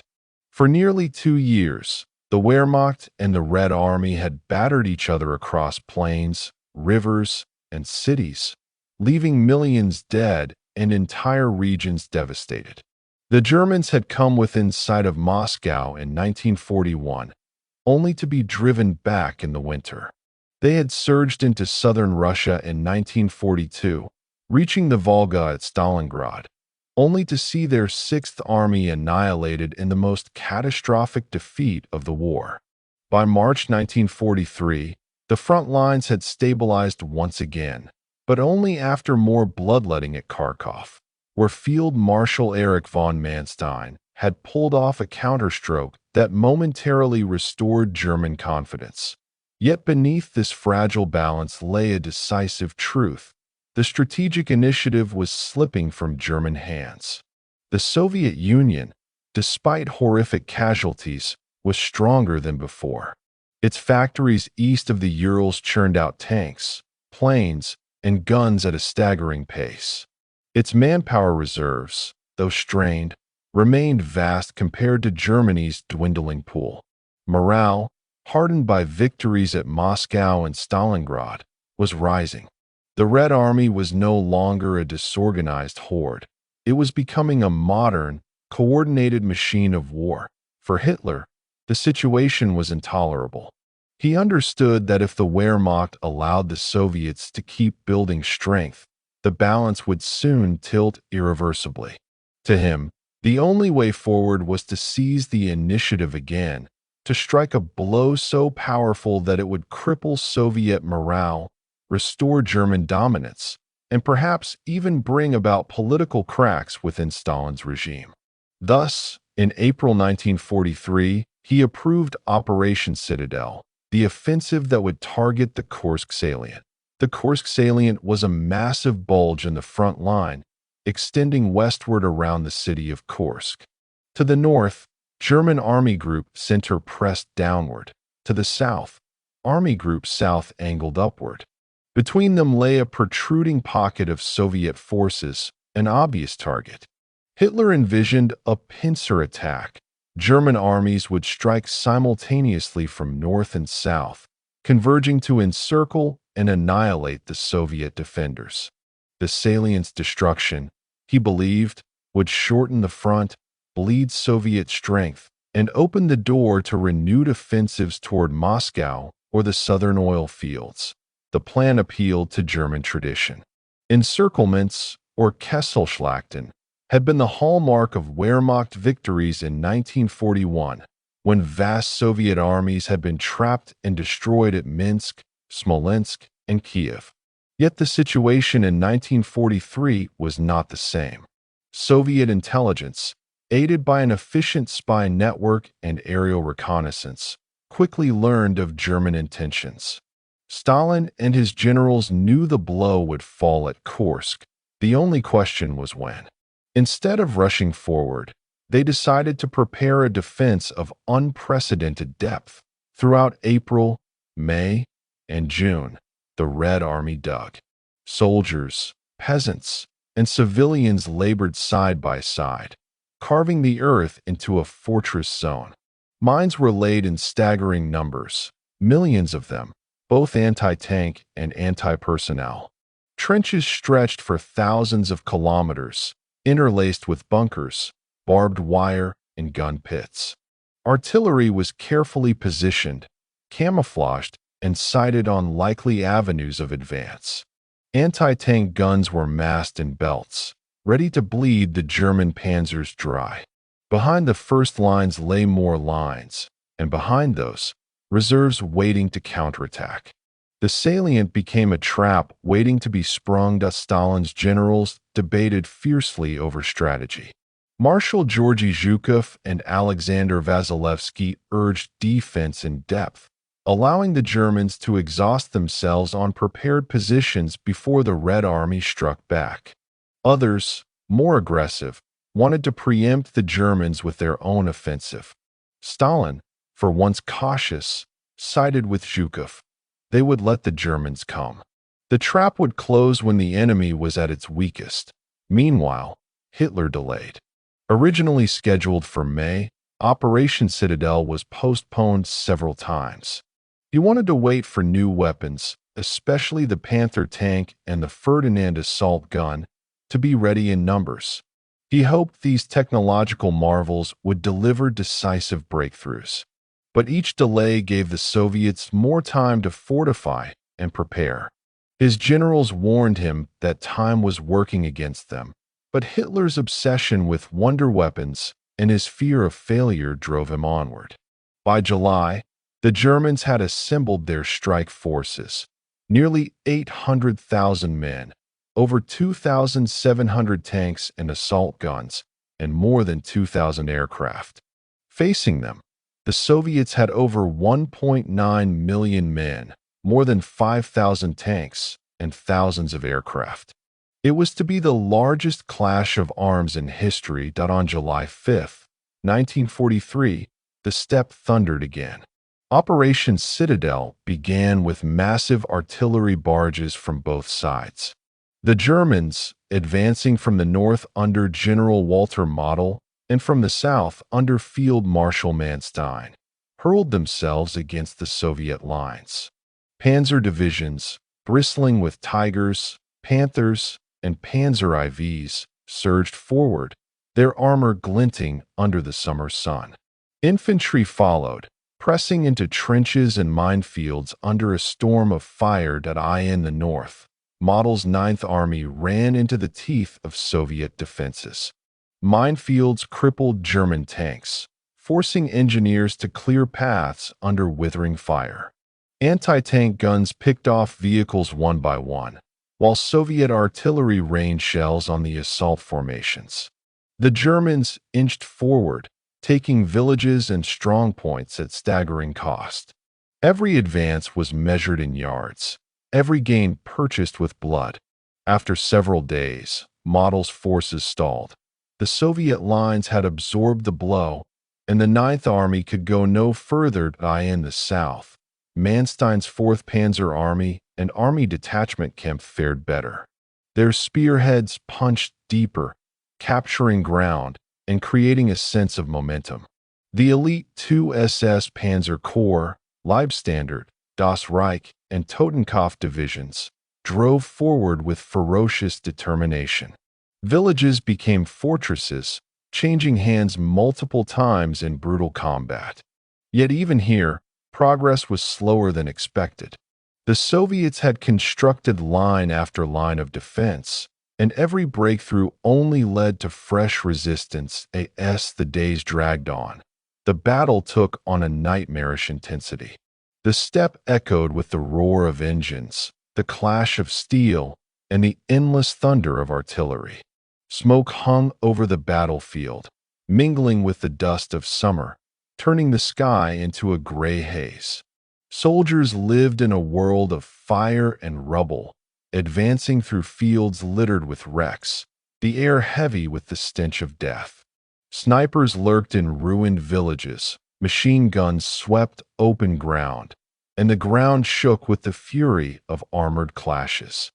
By July 10th, the Germans had driven toward the village of Prokhorovka, a name that would soon become synonymous with the climax of armored warfare.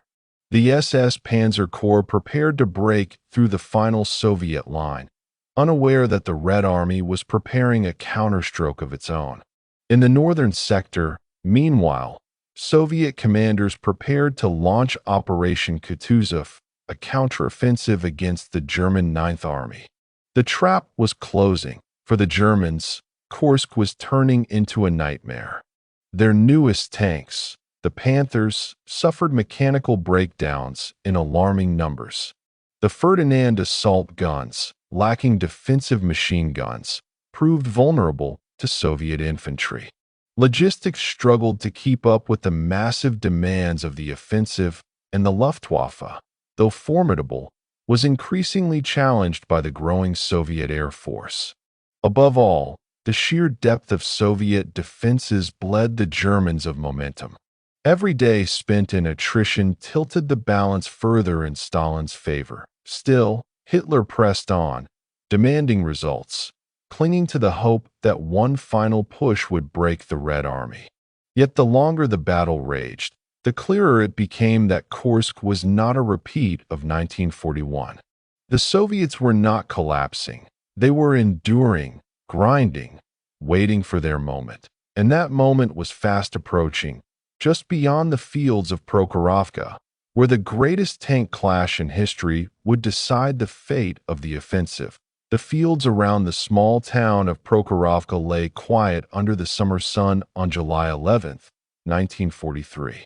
Wheat rippled in the breeze, villages sat amid rolling hills, and the horizon shimmered with heat. But beneath the surface calm, tens of thousands of men and machines were converging for one of the greatest armored clashes in history. Both sides understood the stakes. For the Germans, a final chance to break the Soviet defenses. For the Soviets, an opportunity to blunt the Wehrmacht's last great offensive in the East. The stage had been set by days of grinding combat. Manstein's 4th Panzer Army, spearheaded by the 2 SS Panzer Corps, had clawed its way north, pushing back Soviet lines at immense cost. The Soviets, under General Nikolai Vatutin of the Voronezh Front, prepared a counterstroke. In the early hours of July 12th, they hurled the 5th Guards Tank Army into battle, commanded by General Pavel Rotmistrov. Nearly 800 Soviet tanks, many of them T-34s, surged forward toward Prokhorovka, directly against the advancing German spearheads. The clash was apocalyptic. The morning sun glinted off steel as waves of Soviet armor roared across the fields, raising plumes of dust. The Germans, veterans of years of tank warfare, deployed their Tigers and Panzer IVs in defensive lines, opening fire at long range. Shells screamed across the steppe, smashing into turrets, ripping tracks from hulls, sending machines into fiery death. The Soviets pressed forward relentlessly, closing the distance to negate the superior German guns. Tanks collided, ramming each other, their crews fighting at pistol range. Eyewitnesses described the battlefield as chaos incarnate. Dust clouds obscured the horizon, the air choked with smoke and flame. Burning tanks exploded like volcanoes, sending black columns skyward. Crews scrambled from wrecks only to be cut down by machine gun fire. Horses bolted in terror, supply wagons overturned. Infantry were crushed beneath treads. In the maelstrom, survival depended on reflexes, luck, and sheer willpower. For hours, the struggle raged without pause. Soviet commanders drove their men forward, heedless of losses, determined to blunt the SS thrust.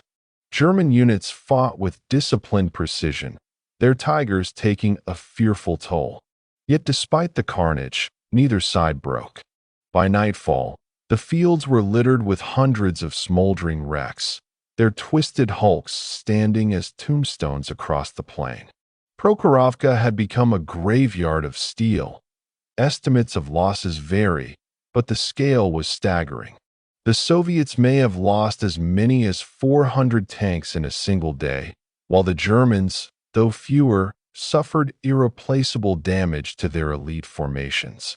The battle ended in stalemate, but strategically, it was a Soviet success. The German offensive had spent its fury. Even as Prokhorovka unfolded, events elsewhere sealed the Germans' fate. In the north, the Soviets launched Operation Kutuzov against Model's Ninth Army. Soviet forces smashed into the Ural salient, forcing the Germans onto the defensive.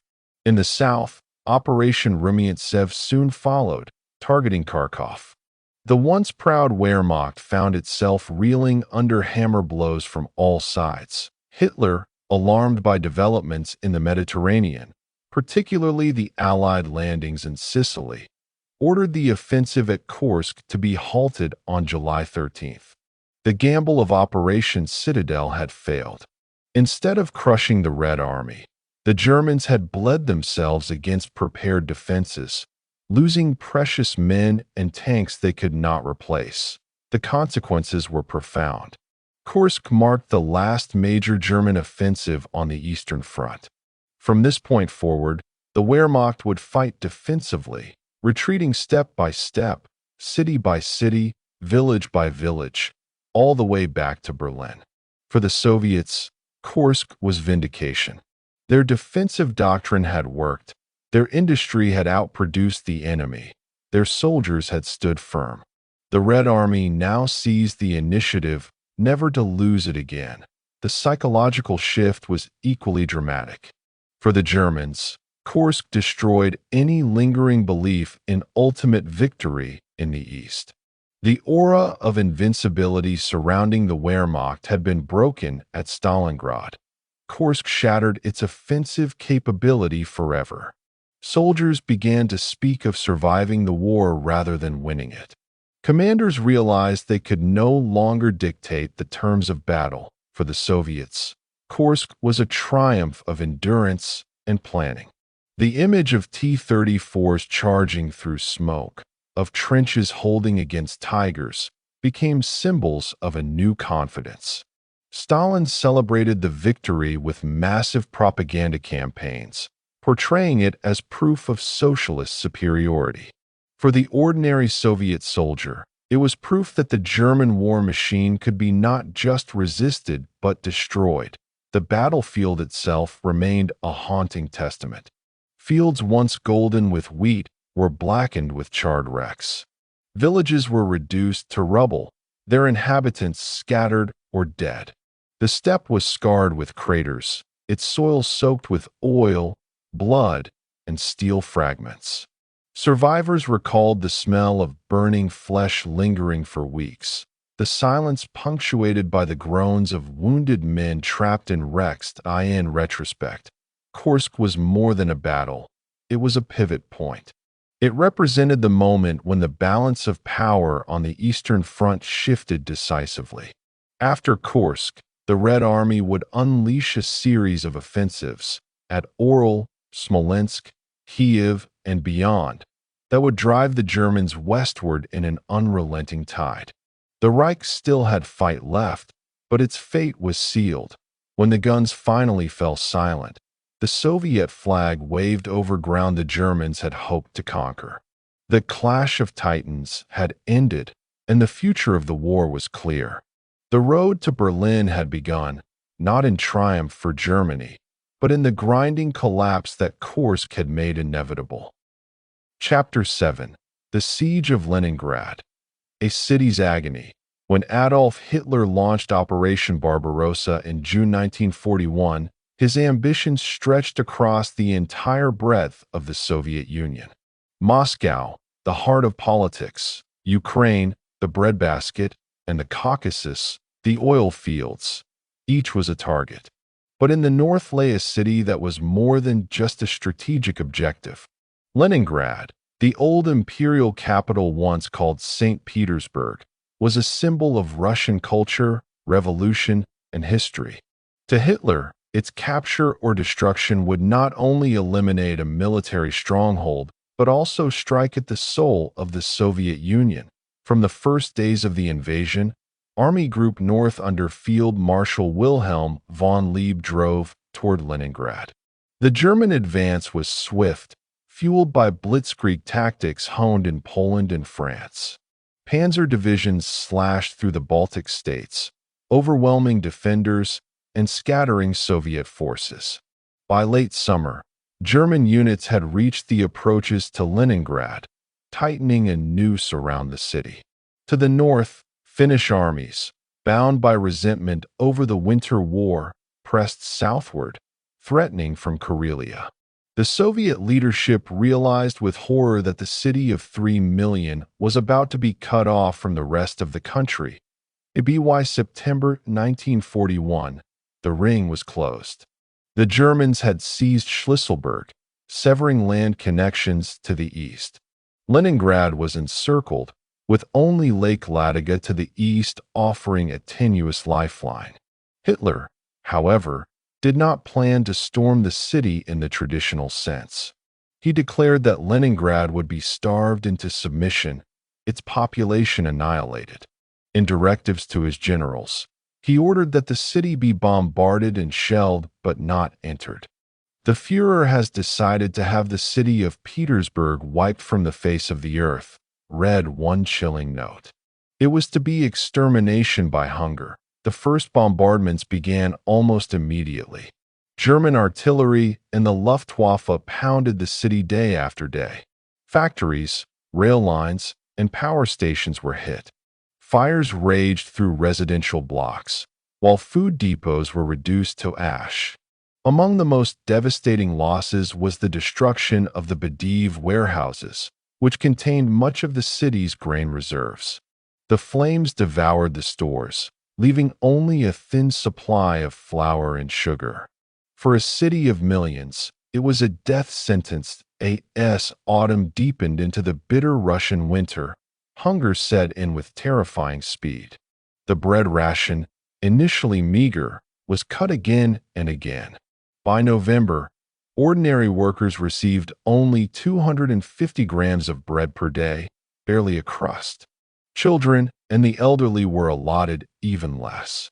And this bread was not pure flour. It was bulked with sawdust, bran, and other fillers to stretch the supply.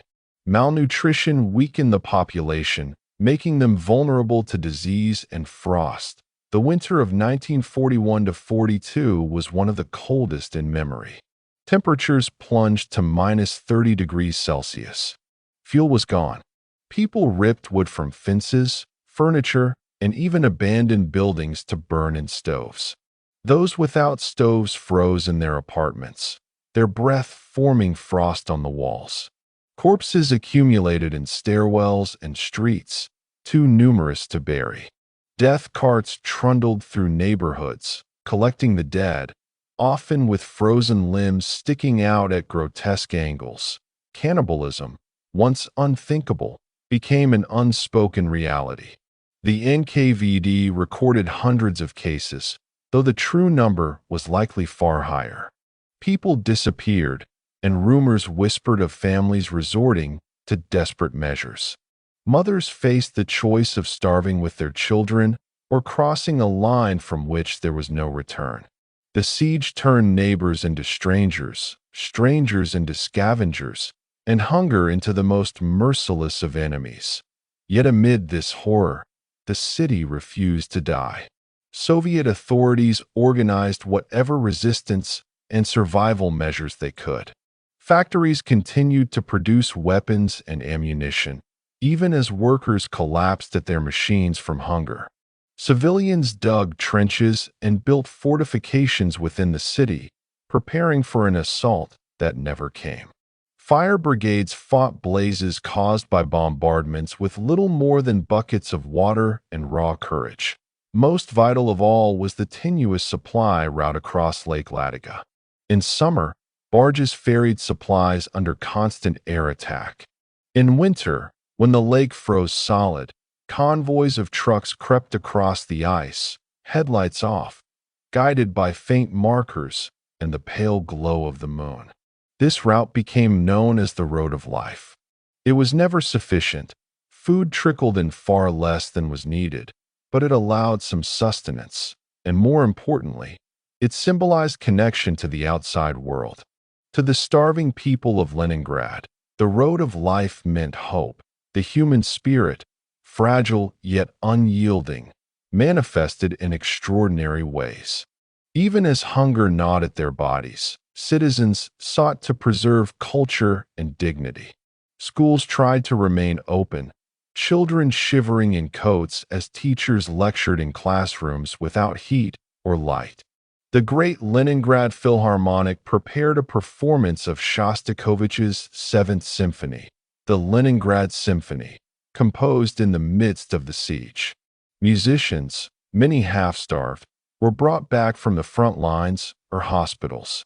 On August 9, 1942, as German artillery thundered, the symphony was performed, broadcast across the city, and even relayed by loudspeakers toward enemy lines. It was a defiant proclamation: Leningrad lives. For the Germans outside the city, the siege was both a grim duty and a frustration. Soldiers in trenches could hear the sounds of the starving metropolis. Some were shocked at the suffering but hardened themselves with ideology, convinced that the destruction of Bolshevik Leningrad was justified. Others looted the countryside, stripping villages of food to feed themselves. The longer the siege dragged on, the clearer it became that the city would not fall easily. Hitler's vision of a quick collapse dissolved into a protracted ordeal that consumed German strength and morale. For the Finns to the north, the situation was equally complex. Though they advanced into Karelia and reclaimed lost territory, they refused to storm Leningrad itself, halting their advance at the old pre-1939 border. Marshal Mannerheim was unwilling to bear the burden of starving a city of millions. This limited German options, preventing a complete tightening of the noose. Leningrad endured in part because Finnish caution left one flank less exposed. By the end of the first winter, Leningrad was a shadow of itself. Estimates suggest that over 500,000 people died in those months alone, mostly from hunger and cold. Families shrank, neighborhoods emptied, and the city became a place of ghosts. Yet it did not surrender. Stalin and the Soviet leadership held the city as a symbol of resistance, a fortress that must endure at all costs. The Red Army launched limited offensives from the outside, trying to relieve the siege, but most failed. Still, every effort, every ton of food smuggled across Ladoga, every shell fired in defense, added to the city's determination to survive. By spring 1942, the snow melted to reveal the true scale of horror. Corpses lay unburied, emaciated bodies crumpled on sidewalks, parks, and staircases. Survivors, gaunt and hollow-eyed, stumbled through ruined streets in search of food or water. Yet with the thaw came renewed life. Gardens sprouted in courtyards as citizens planted potatoes and cabbage wherever soil could be found. The city, though scarred, clung to existence. The siege of Leningrad was not merely a military event. It was a human catastrophe of unimaginable scale. And it was only beginning. The next 2 years would bring more hunger, more bombardments, and more death. But the spirit of endurance forged in the first winter would carry the city forward, turning suffering into defiance, and defiance into eventual survival. The thaw of spring in 1942 revealed a city that had endured one of the darkest winters in human memory. Streets once bustling with life were littered with the remains of those who had not survived. Children's toys sat abandoned in courtyards, beside the skeletal frames of parents who had starved while trying to keep their families alive. Survivors, emaciated and hollow-eyed, dragged themselves through the ruins in search of food, firewood, or simply the strength to continue. Yet, even in this desolation, Leningrad refused to fall. The Soviet High Command understood that the city's endurance was a matter of both survival and symbolism. If Leningrad could withstand the German onslaught, it would prove that the Soviet Union itself could resist. Stalin ordered that the city must hold at any cost. Supplies continued to trickle across Lake Ladoga, the road of life in winter, barges in summer. Though never enough to meet the population's needs, this fragile artery kept a starving city from total collapse. Through 1942, the pattern of the siege continued: bombardment, hunger, and death. German artillery hammered the city daily, with thousands of shells raining down. The Luftwaffe launched periodic raids, though Soviet anti-aircraft defenses improved over time, blunting their effectiveness. The civilian population learned to live with the constant threat. Families huddled in basements during shelling, emerging to find familiar streets reduced to rubble. Children became accustomed to the whistle of incoming shells, distinguishing them by sound. One kind to dive flat, another to run. For many, fear became routine. Food remained the central obsession of life. Rations improved slightly in 1942, but remained desperately inadequate. Adults often sacrificed their portions for children. Entire days were spent standing in lines outside bakeries, waiting for bread that was more filler than flour. People ate glue scraped from wallpaper, boiled leather belts, or weeds from the cracks in sidewalks. The hunger never truly left, gnawing at bodies and minds alike. Despite everything, culture and morale remained weapons of resistance. The Philharmonic's performance of Shostakovich's Seventh Symphony in August 1942 had sent shockwaves of defiance across the world. By 1943, theaters and libraries attempted to reopen, even if only symbolically. Lectures, concerts, and art exhibitions were held, reminding the population that Leningrad was not just a battlefield but a city of culture, of memory, of identity. Survival was not merely about calories, but about maintaining the idea of life itself. That on the military front, the Red Army never ceased trying to break the siege. In January 1943 came a turning point: Operation Iskra, Spark. Soviet forces struck from both inside and outside the blockade, converging along the southern shore of Lake Ladoga. After ferocious fighting, they succeeded in opening a narrow land corridor to the city. It was only about 10 kilometers wide and heavily shelled by German artillery, but it was enough to build a rail line. For the first time since 1941, Leningrad was connected to the wider Soviet Union by land. Supplies flowed more steadily, though still under constant threat. The siege was not lifted, but the noose had been loosened. The winter of 1942–43 was still grim. Starvation persisted, and thousands more died, but the situation was no longer as catastrophic as in the first winter. The death rate declined, though the trauma lingered. Diaries from survivors reveal the strange rhythms of life: the desperate joy of finding a potato, the relief of a day without bombardment, the numbness toward death that came after so much loss. German forces, meanwhile, found themselves locked in a costly stalemate. After the disaster at Stalingrad in early 1943, their overall position on the Eastern Front weakened. Yet Hitler refused to abandon the siege. He insisted that Leningrad remain isolated, a prize still within reach, a city whose destruction remained central to his vision of conquest. Army Group North, though increasingly drained, maintained its positions around the city.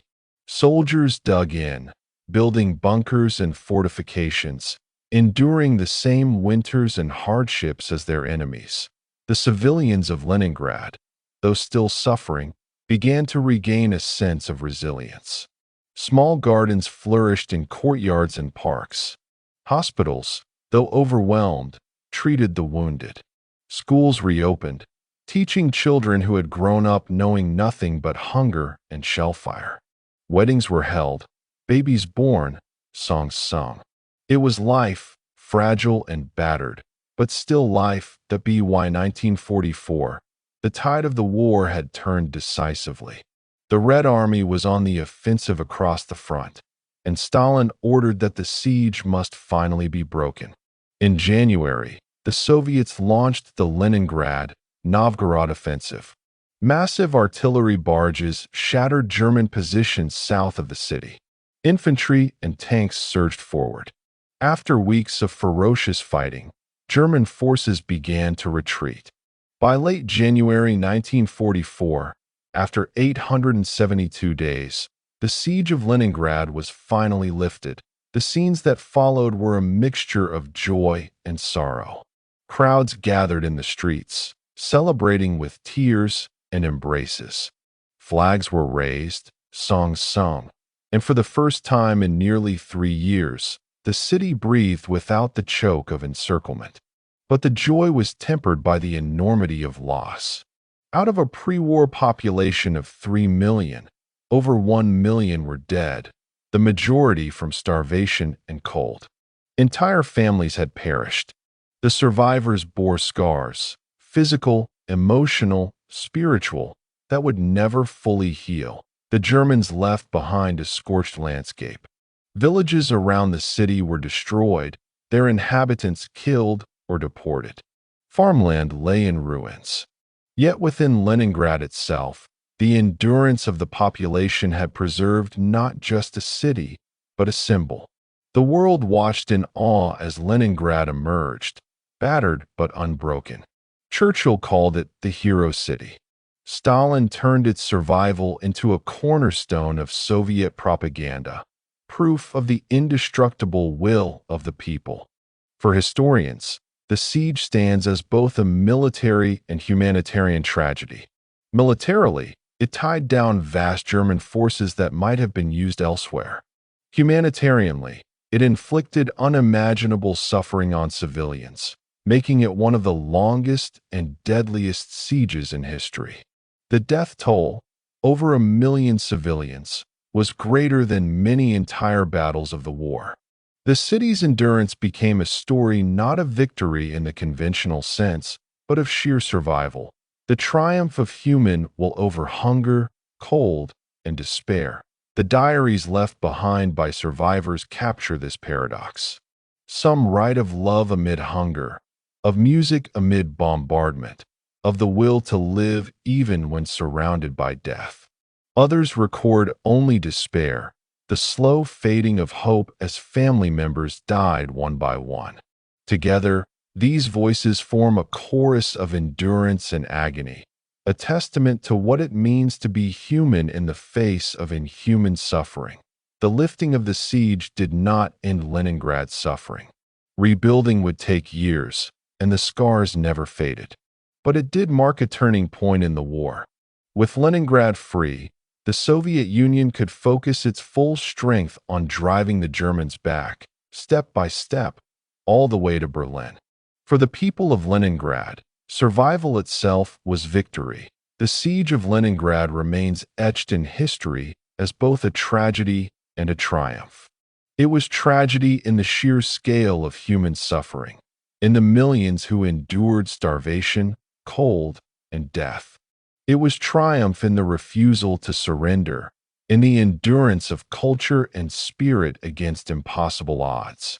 It stands as one of the most haunting and inspiring chapters of the Eastern Front, a reminder of both the cruelty of war and the resilience of humanity.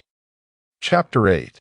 The Soviet Counteroffensives. From Smolensk to the Dnieper, by the summer of 1943, the war on the Eastern Front had entered a new phase. The thunderclap of Stalingrad had shattered the myth of German invincibility. Kursk had demonstrated that even the Wehrmacht's most powerful armored assaults could be blunted and reversed. And in the north, the partial relief of Leningrad had proven that a city once thought doomed could endure and outlast the siege. For the first time since 1941, the Soviet Union was no longer merely surviving. It was beginning to push back with growing confidence, reclaiming lands that had been under German control for 2 years. The strategic situation favored the Soviets more with each passing month. German forces, though still formidable, were stretched thin. Hitler's obsession with holding ground at all costs prevented flexible maneuvering, while mounting losses in men, equipment, and morale crippled the Wehrmacht's ability to launch major offensives. The Red Army, meanwhile, had grown in skill, size, and coordination. Soviet industry, relocated eastward beyond the reach of the Luftwaffe, was producing tanks, aircraft, and artillery in staggering numbers. New divisions were raised and trained, commanders gained experience, and the Soviet High Command, Stavka, began to coordinate vast operations with precision unimaginable in 1941. Stalin, who had once micromanaged with destructive effect, was learning, slowly, grudgingly, to trust his generals. Men like Zhukov, Vasilevsky, Rokossovsky, and Konyev were proving their worth on the battlefield. The Soviet strategy was shifting from desperate defense to coordinated, large-scale counteroffensives aimed at reclaiming lost territory and ultimately crushing the German army. The Smolensk offensive of 1943 was one of the first major operations to embody this new Soviet momentum. Smolensk, a city west of Moscow, had fallen early in the war. Its location made it a vital gateway. Control of Smolensk meant dominance of the approaches to the Russian heartland. For 2 years, the Germans had fortified the region, turning it into a bastion of defense with bunkers, minefields, and interlocking strongpoints.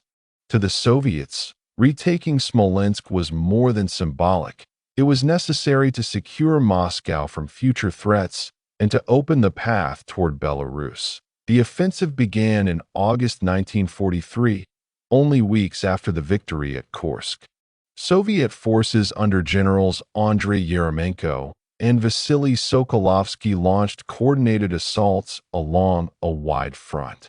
Unlike the reckless charges of 1941, these were meticulously planned operations. Reconnaissance units probed for weak points, artillery barges softened defenses, and waves of infantry and armor pressed forward in coordinated phases. The Germans resisted fiercely, using the terrain and fortifications to their advantage. Villages became fortresses, rivers became defensive lines, and every hill was contested, yet the tide had turned. The Red Army pressed forward relentlessly. Day after day, Soviet artillery pounded German positions. Infantry advanced through forests and across rivers, often at staggering cost, but with determination that reflected both improved training and sheer willpower. Tank brigades surged into breaches, supported by swarms of aircraft that now challenged the Luftwaffe for supremacy. The German soldiers who had once looked down on their Soviet counterparts with contempt found themselves facing an opponent that was stronger, better armed, and unwilling to yield. Smolensk itself became the focus of desperate fighting. German commanders knew its loss would be a severe blow, but they lacked the reserves to hold indefinitely. Soviet forces encircled the city, cutting off retreat routes and hammering the defenders with artillery. After weeks of brutal combat, Smolensk fell in late September 1943. Its liberation sent shockwaves across the front. The road to Belarus lay open, and Moscow was secure from direct threats for the remainder of the war. For the Soviets, it was a vindication. The sacrifices of the previous 2 years had not been in vain. The victory at Smolensk also had immense psychological importance. It proved to the Red Army soldier, often weary and scarred, that the Germans could not hold forever. Every step westward meant reclaimed soil, liberated villages, and a sense of justice. For civilians in the recaptured areas, liberation was a mixture of relief and trauma. They emerged from cellars and forests to greet Soviet soldiers, offering bread and salt when they had any to give, weeping at the sight of their countrymen in uniform. But liberation also revealed the devastation wrought by occupation. Smolensk, like so many cities, was a ruin of rubble, its population decimated by executions, deportations, and famine.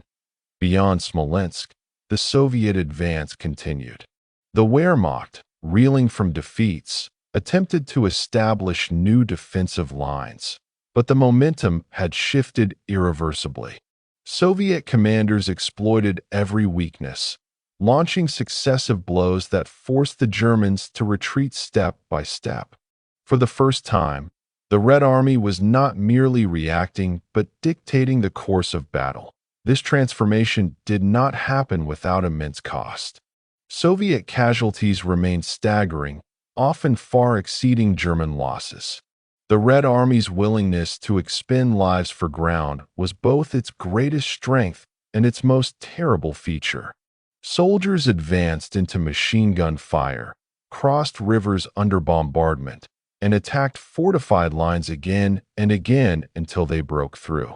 For many, liberation was achieved with the blood of tens of thousands. But the Soviet Union, vast in manpower and industry, could sustain such losses in a way that Germany could not.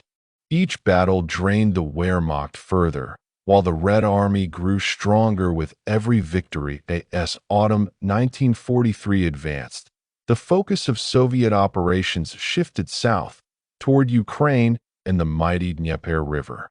But before turning to that epic struggle, the victories at Smolensk and along the Central Front must be understood for what they were. The proof that the Soviets had seized the initiative, that the Germans were now fighting a defensive war on soil they had once conquered with confidence. The days of sweeping blitzkrieg were gone. In their place came a grinding retreat, a war of attrition that Germany could not hope to win. For the soldiers of the Red Army, the march westward was grueling but filled with a sense of destiny. Each kilometer carried them closer to their homes, their families, or at least the vengeance they sought for what they had endured. For the Germans, the retreat was bitter, filled with memories of 1941 when Moscow had seemed within reach. Now, the same ground they had once advanced across with triumph became the road of their undoing. The Smolensk offensive marked the dawn of a new chapter on the Eastern Front. The Soviet Union, battered but unbroken, had risen from the brink of destruction to reclaim its land. The Red Army was no longer merely a defender but a juggernaut, preparing to hurl itself toward the heart of German positions in Ukraine. The Dnieper awaited, a colossal natural barrier that would test both armies to the limit. The stage was set for battles of even greater ferocity, where rivers would run red, cities would burn, and entire regions would be transformed by the thunder of guns. But Smolensk was the harbinger, the first great step in a relentless westward drive that would not end until the Soviet flag flew over Berlin itself. The liberation of Smolensk in September 1943 marked not only a symbolic triumph for the Soviet Union, but also a practical shift in the war. The Wehrmacht, which had once stormed toward Moscow with unstoppable momentum, now found itself on the back foot, fighting defensive battles to preserve its crumbling Eastern Empire. Yet even as the Central Front pushed westward, the most decisive operations of late 1943 would unfold farther south, in the vast plains of Ukraine. Here, the fate of millions, the resources of entire regions, and the strategic future of the Eastern Front would be decided along the line of the Great Dnieper River. The Dnieper, one of Europe's mightiest rivers, flowed from the forests of Belarus through the wide steppes of Ukraine to the Black Sea. It was more than 2,000 kilometers long and up to 3 kilometers wide in places. Its high western bank, lined with cliffs and fortified positions, formed a natural defensive wall. For the Germans, retreating across the Ukrainian plains after the defeats at Kursk and Orel, the Dnieper seemed a gift of nature, a chance to halt the Soviet tide. Hitler ordered the construction of the Eastern Wall along the river, declaring that the Wehrmacht would stand fast there, no matter the cost. But Stalin and the Soviet High Command had no intention of allowing the Germans time to dig in. The Red Army, flushed with momentum, launched a series of massive offensives aimed at reaching and crossing the Dnieper before the enemy could fully entrench. What followed was one of the largest and most brutal campaigns of the war, a clash not just of armies, but of entire nations straining every sinew in a struggle for survival. The Soviet push into Ukraine began in late summer 1943, with multiple fronts advancing simultaneously. From the north, General Vatutin's Voronezh front surged toward the river near Kiev. To the south, General Malinovsky and General Tolbukin drove across the Donbass, liberating industrial cities ravaged by occupation. In the center, General Konyev's steppe front pressed westward, striking at the heart of the German lines. These were not isolated thrusts but coordinated blows, designed to overwhelm German defenses through sheer weight and scale. The fighting was ferocious. German units, though battered, fought with determination, often using scorched earth tactics as they retreated. Villages were torched, bridges blown, and civilians driven out or executed to deny aid to the advancing Soviets. The fertile fields of Ukraine became wastelands, crisscrossed with trenches, tank tracks, and the charred remains of farms. For the millions of civilians caught in the path of war, liberation came with both joy and devastation. They welcomed the Red Army as saviors, but they returned to homes reduced to ashes and families shattered by deportation and slaughter. By September, Soviet spearheads had reached the eastern bank of the Dnieper. Now came the most daunting challenge, forcing a crossing against a dug-in enemy. The Germans, clinging to the western bank, had established strongpoints on high ground, supported by artillery and machine guns. Hitler's orders were clear: no retreat, no surrender. The river must be held. For the Red Army, the task was daunting but inescapable. Cross the river, establish bridgeheads, and push the enemy back at any cost. The crossings of the Dnieper were among the most harrowing operations of the war. Soviet soldiers constructed rafts from logs, doors, and barrels. Some swam across with rifles held above their heads. Entire battalions rowed across in fishing boats under withering fire, shells splashing around them, machine guns raking the water. Casualties were appalling. Boats capsized, rafts shattered, bodies floated downstream. Yet enough men reached the western bank to establish fragile footholds. These bridgeheads, often little more than strips of muddy shore, were held with desperate tenacity. Engineers ferried supplies across under fire, reinforcing the lodgements until they became launching points for further assaults. One of the most significant operations was the drive to liberate Kiev, the historic capital of Ukraine. Kiev had been under German occupation since 1941, its population suffering massacres, forced labor, and repression. In November 1943, General Vatutin launched a massive assault from the Lutez bridgehead north of the city. After days of savage fighting, Soviet tanks and infantry broke through, and on November 6th, Kiev was liberated. Crowds poured into the streets, embracing soldiers, waving red flags, and weeping with joy. For many Ukrainians, it was the moment they had dreamed of for 2 long years, the return of their city, their homeland. The liberation of Kiev was more than symbolic.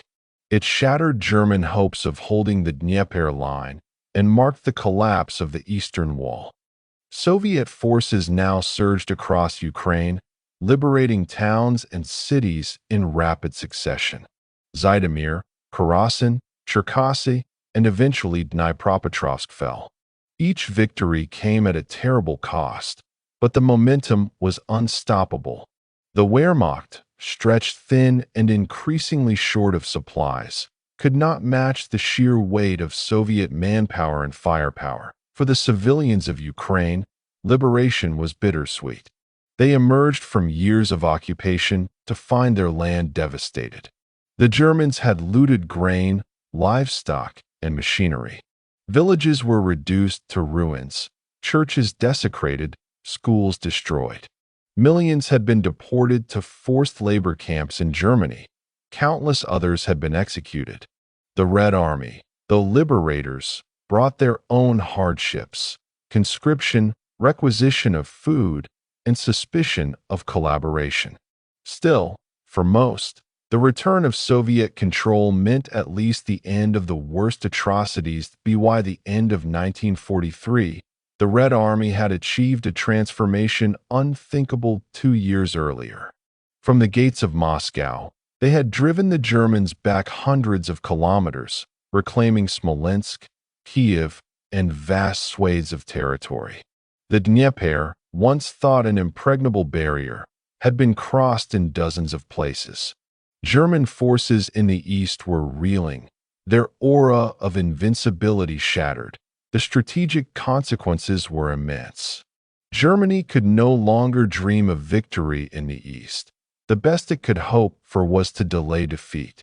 The Soviet Union, meanwhile, had demonstrated its ability to launch massive, coordinated offensives across a 1,000-kilometer front.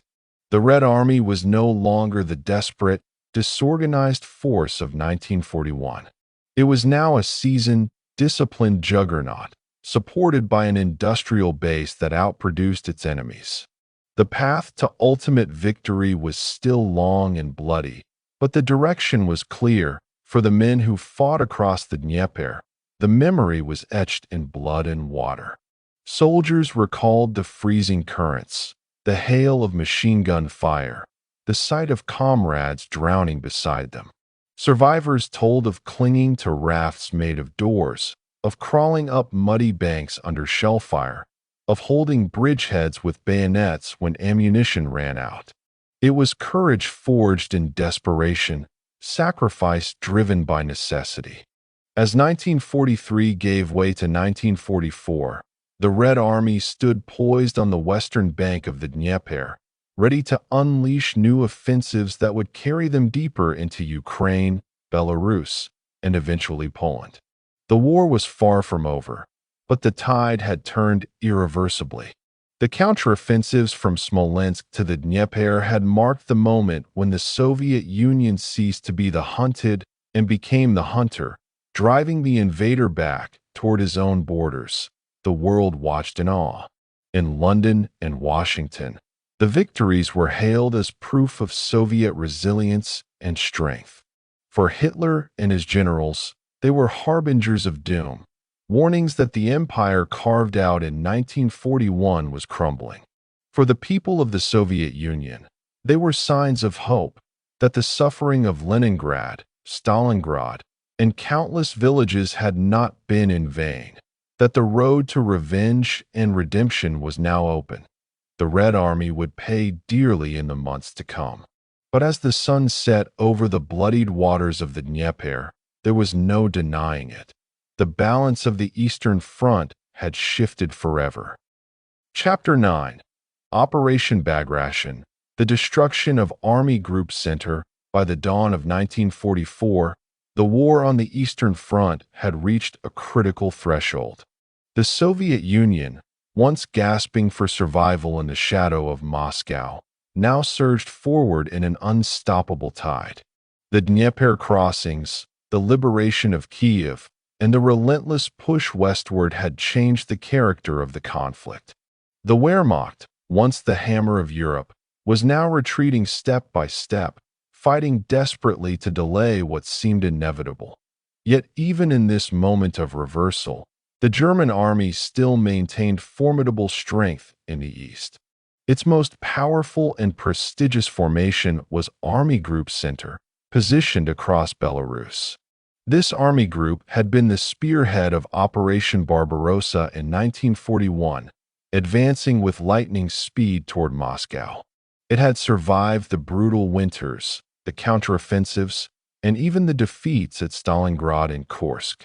Its officers and soldiers considered themselves elite, hardened by years of combat, defenders of the central axis of the German front.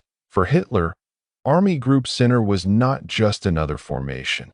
It was the very backbone of his Eastern Empire. He believed that as long as this force held Belarus, Germany could still dictate the pace of war in the East. To retreat was unthinkable. To lose Belarus was to open the gates to Poland and the very heart of Europe. His orders were clear. Army Group Center must hold its ground at all costs. But the reality beneath the rhetoric was grim. By early 1944, Army Group Center was stretched thin along a front of more than 1,000 kilometers. Its divisions were under strength, many operating at half or even a third of their nominal manpower. Supplies were dwindling, replacements inadequate, and the Luftwaffe could no longer provide reliable air cover. Morale was brittle, sustained only by discipline and the hope that somehow the tide could be slowed. The Soviets saw the truth more clearly.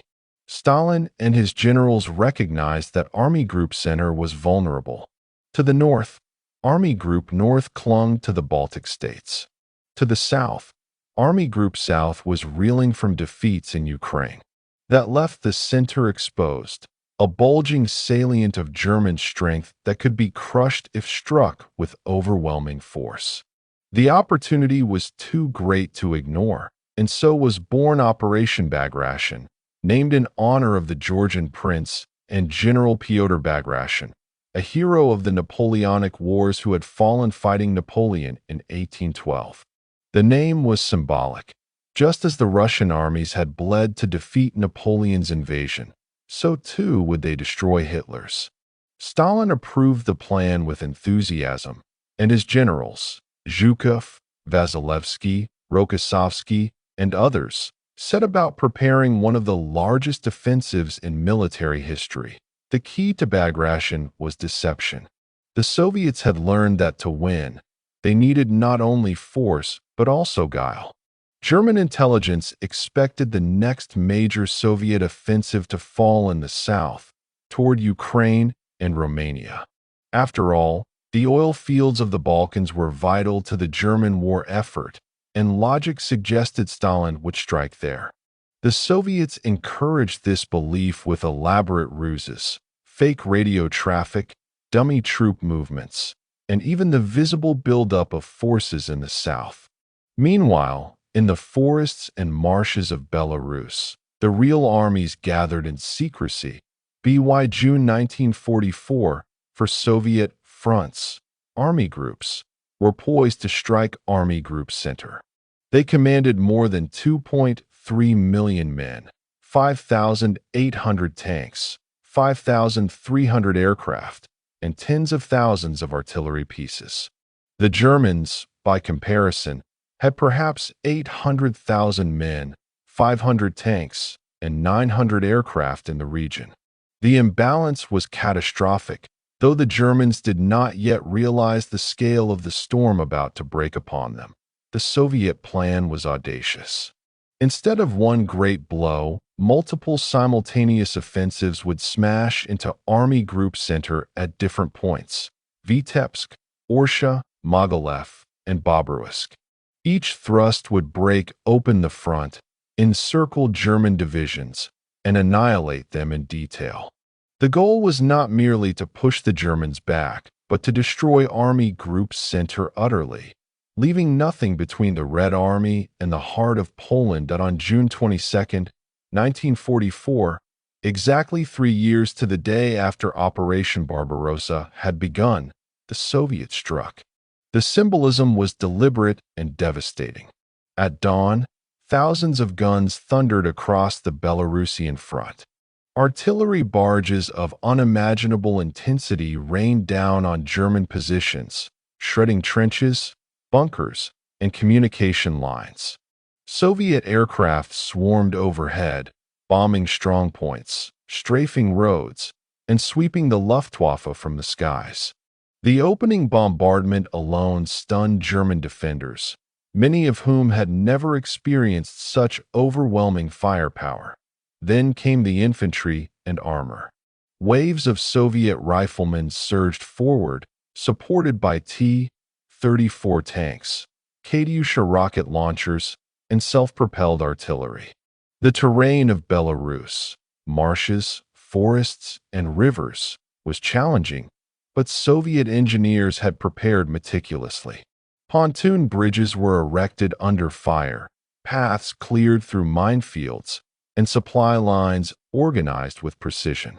Where once the Red Army had stumbled with clumsy logistics, now it advanced with deadly coordination. German resistance was fierce but increasingly futile. At Vitebsk, 4 German divisions were encircled almost immediately. Cut off from retreat and hammered by constant attacks, they fought desperately but were annihilated within days. At Orsha, one of the strongest points of the German line, Soviet armor punched through after relentless assaults, tearing open the defenses. Mogilev, another fortress city, was surrounded and besieged, its defenders doomed. Perhaps the most dramatic battles unfolded at Barbarossa, where the Soviet First Belarusian Front launched a massive assault. The German Ninth Army found itself trapped, encircled in swamps and forests. Soviet artillery and air power pounded the pocket mercilessly. When the Soviets closed the ring, tens of thousands of Germans were killed or captured. Survivors described scenes of horror. Columns of retreating soldiers cut to pieces by airstrikes, villages burning, corpses littering the marshes. Within a week, Army Group Center was unraveling. Entire divisions vanished from the German order of battle. Commanders reported chaos, communications severed, units scattered, supplies exhausted. Hitler, as always, forbade retreat. He ordered that every position be held, every village defended to the last man. But his orders became death sentences. Cut off and surrounded, German troops perished in droves. For the Soviet soldiers, the offensive was a grim vindication. They remembered 1941, the humiliation of retreat, the massacres of civilians, the starvation of Leningrad, the slaughter of Stalingrad. Now, advancing through Belarus, they saw the remains of partisan battles, villages burned in reprisals, mass graves of their people. Rage fueled their attacks. This was not merely strategy. It was vengeance. By the end of June, the scale of Soviet success was already unprecedented. Army Group Center, once the pride of the Wehrmacht, was disintegrating. The road to Minsk lay open, and the Red Army surged westward with unstoppable momentum. But the climax of Bagration, the encirclement and destruction of vast German forces, the liberation of Minsk, and the collapse of the Eastern Front in Belarus, was still to come. By late June 1944, the German Army Group Center no longer resembled a coherent fighting force. What had begun as a proud bastion of German military strength was unraveling before the fury of Operation Bagration. Entire divisions were swallowed up in encirclements, their officers killed or captured, their men broken and scattered. Soviet columns pushed westward with breathtaking speed, and every day the map of Belarus was rewritten with new red arrows carving through the German heartland. The the scale of Soviet success was staggering. At Vitebsk, 5 German divisions were trapped and destroyed. At Orsha, the critical highway defenses crumbled under relentless Soviet assaults, and German survivors streamed westward in chaotic retreat. At Mogilev, Hitler's order to hold at all costs condemned the garrison to annihilation. Cut off, without hope of relief, the defenders fought for days before being wiped out almost to the last man. Mogilev, once a key fortress of the German line, was reduced to smoking rubble littered with corpses, but the most spectacular disaster struck the German Ninth Army near Barbarossa. Surrounded in the swamps of the Berezina River, more than 70,000 German troops found themselves encircled. The Soviets poured artillery into the pocket, turning the marshes into killing grounds. German soldiers drowned in rivers as they tried to flee, strafed by Soviet aircraft as they struggled across. Columns of retreating men were cut to ribbons, villages burned, and bodies choked the roads. When the fighting ended, the Ninth Army had ceased to exist. Of the tens of thousands trapped, only a fraction broke out to the west. The rest were dead or prisoners. For the Wehrmacht, the collapse was catastrophic. For the Soviets, it was a triumph beyond expectation. The Red Army advanced with unstoppable momentum, sometimes covering more than 20 kilometers a day. Their columns thundered westward, bypassing isolated German strongholds, leaving pockets of resistance to be mopped up by follow-on troops. The offensive was not only swift but relentless. There was no pause, no respite for either side that on July 3, 1944, Soviet forces entered Minsk, the capital of Belarus. German commanders had hoped to hold the city, but the speed of the Soviet advance made defense impossible. Entire German corps were caught east of Minsk and encircled in yet another vast pocket. This time, over 100,000 German soldiers were trapped. Soviet accounts describe the scene as apocalyptic. Forests echoing with artillery fire, swamps filled with bodies, and roads clogged with burning vehicles. By the time the battle ended, Minsk was free, and the German Fourth Army, one of the central pillars of Army Group Center, was obliterated. Tens of thousands of German soldiers marched into captivity, gaunt and broken, while thousands more lay dead in the fields and woods. The scale of destruction defied comprehension. What had been the core of Germany's Eastern Front was now gone. Operation Bagration did not end with Minsk. The Soviet advance pressed farther west, into Lithuania, Latvia, and eastern Poland. The Red Army reached the gates of Warsaw by late July, stretching German defenses to the breaking point. In little more than a month, the Soviets had advanced nearly 600 kilometers, a tidal wave sweeping everything before it. The numbers told the story of devastation. By conservative estimates, the Germans lost more than 400,000 men in Operation Bagration, killed, wounded, or captured. Entire divisions vanished from the order of battle, wiped from existence. Over 2,000 tanks, 10,000 guns, and countless vehicles were destroyed or abandoned. Army Group Center, once considered the strongest of the German formations, had been annihilated. For Germany, the consequences were shattering. The destruction of Army Group Center meant the collapse of the Central Front. The Reich could no longer hope to hold the line in the east. Its armies were in retreat everywhere, scrambling to erect defenses in Poland and the Baltics. The strategic initiative, already lost, was now irretrievably in Soviet hands. For the Soviet Union, the victory was immense. Operation Bagration was larger in scale and more decisive in result than even the Battle of Stalingrad or Kursk. It demonstrated beyond doubt that the Red Army had mastered modern, large-scale offensive warfare. Soviet logistics, coordination, and deception were executed with precision. Maskarovka had worked brilliantly, luring German attention to the south while the hammer fell in the center. It was not just brute force but intelligence and planning that had achieved the triumph. The human cost, however, was appalling. Soviet casualties, though far fewer than the Germans, still numbered in the hundreds of thousands. Infantry divisions were bled white storming fortified positions, and tank brigades left trails of wrecked T-34s across the plains. Civilians in Belarus, caught between retreating Germans and advancing Soviets, suffered horribly. Entire villages were destroyed in the chaos, and survivors bore scars of both occupation and liberation. Yet for the people of Belarus, Operation Bagration was also deliverance.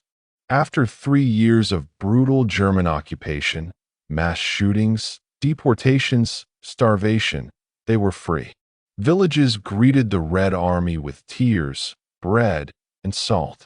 Survivors emerged from forests where they had hidden with partisans. The liberation was not gentle. War rarely is, but it marked the end of a nightmare. In Moscow, Stalin seized on the victory for propaganda. Fireworks lit the night skies, salvos of artillery announced the triumph, and the names of liberated cities were broadcast with pride. For Soviet citizens, Bagration was proof that the invaders could be not only resisted but annihilated. For Stalin, it was also a political weapon, demonstrating to his Western allies that the Red Army was carrying the burden of the war in Europe. The destruction of Army Group Center had ripple effects across the entire continent. It coincided with the Allied landings in Normandy, creating a two-front crisis that Germany could not hope to resolve. Hitler's armies were now bleeding in both East and West, stretched to breaking point. The Reich's days were numbered. Perhaps the most striking aspect of Operation Bagration was its sheer scale of destruction. Military historians have often compared it to Stalingrad, but in truth, Bagration was far deadlier for the Germans. Where Stalingrad destroyed an army, Bagration destroyed an entire army group. It was the single greatest defeat in German military history, one from which recovery was impossible. For the German soldiers who survived, the memories were seared into their souls. They recalled endless marches westward, hounded by Soviet tanks and aircraft, comrades collapsing from exhaustion, the terror of encirclement closing in. Letters and diaries spoke of hopelessness, of orders to hold impossible positions, of the sense that the war was lost. Prisoners captured after Minsk were gaunt, stunned, and silent, shadows of the once proud Wehrmacht. For the Soviets, the memory of Bagration was one of triumph, but also of grim determination. Veterans spoke of the endless artillery barges, the mud and smoke, the faces of dead comrades left in ditches as the offensive pressed forward without pause. They remembered the ruins of villages, the joy of liberation, and the unshakable sense that they were finally avenging the horrors of 1941. Chapter 10. The Struggle for Poland, Uprising and Liberation. By the summer of 1944, the Soviet Union had achieved a string of victories so vast that the shape of the war itself had been transformed. Operation Bagration had just torn the heart out of the German Army Group Center, leaving Belarus liberated and the Wehrmacht reeling. The Soviet spearheads advanced hundreds of kilometers in weeks, reaching the banks of the Vistula River and gazing across at the fields and cities of Poland. To the west lay Warsaw, Krakow, and ultimately Berlin. For Stalin, the conquest of Poland was not merely a matter of defeating Germany.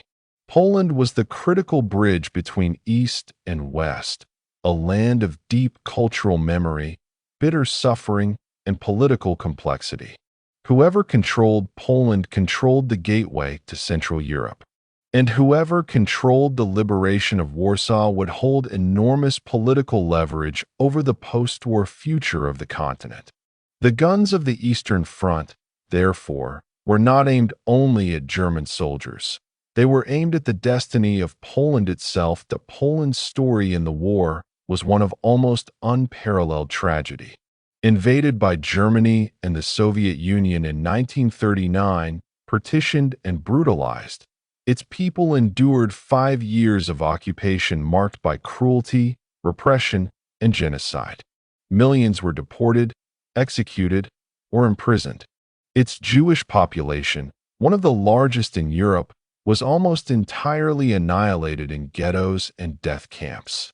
Yet amid this devastation, the Polish nation never ceased to resist.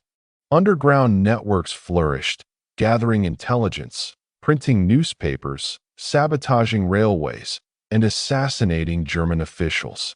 By 1944, the Home Army, Armia Krajowa, had grown into one of the largest resistance movements in Europe, with hundreds of thousands of members operating in secrecy.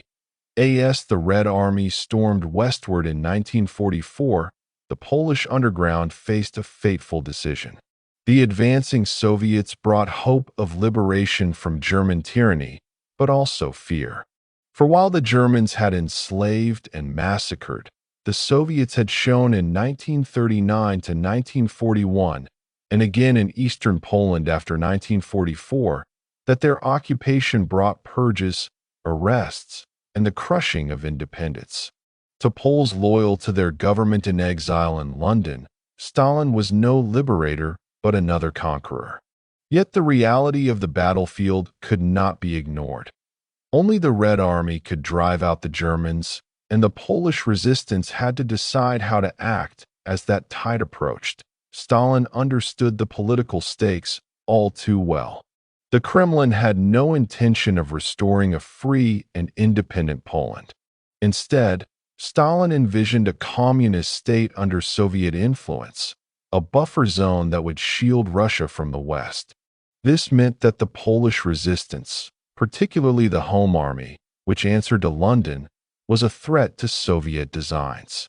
The Polish people might welcome the Red Army as liberators from German occupation, but they were also fiercely nationalistic, and many had no wish to exchange one master for another. Stalin's plan was therefore twofold: destroy the Germans and, at the same time, undermine any Polish force not loyal to Moscow. In July 1944, Soviet forces surged into eastern Poland. The Red Army captured Lublin, advancing rapidly toward the Vistula. With them came the Polish Committee of National Liberation, a communist puppet government set up in Moscow to replace the London-based government in exile. To the Soviets, this committee was the legitimate future of Poland. To many Poles, it was a betrayal. Already, reports circulated of Soviet NKVD units arresting members of the Home Army, disarming resistance fighters, and executing those who resisted. Liberation was proving to be a bitterly complicated word. Amid this storm, the most dramatic chapter of the Polish struggle unfolded in Warsaw itself. The city had suffered greatly under German occupation. Hundreds of thousands had been deported, its Jewish population exterminated in the Warsaw Ghetto, which itself had risen in desperate revolt in 1943 before being annihilated. By 1944, the city was a powder keg of resistance, waiting for the moment to strike. That moment seemed to arrive in late July, when the Red Army approached the eastern suburbs of Warsaw. Soviet tanks could be seen on the far side of the Vistula. The Germans, retreating in disarray from Operation Bagration, appeared vulnerable.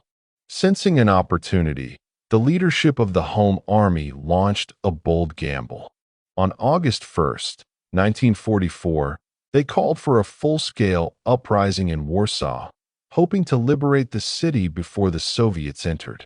The plan was simple in its aim, but monumental in its risk. If Warsaw was freed by its own people, then Poland's sovereignty might be preserved, and the London government in exile could claim legitimacy. The Warsaw Uprising began with astonishing courage. Tens of thousands of resistance fighters, many armed with little more than pistols, grenades, and homemade weapons, surged into the streets.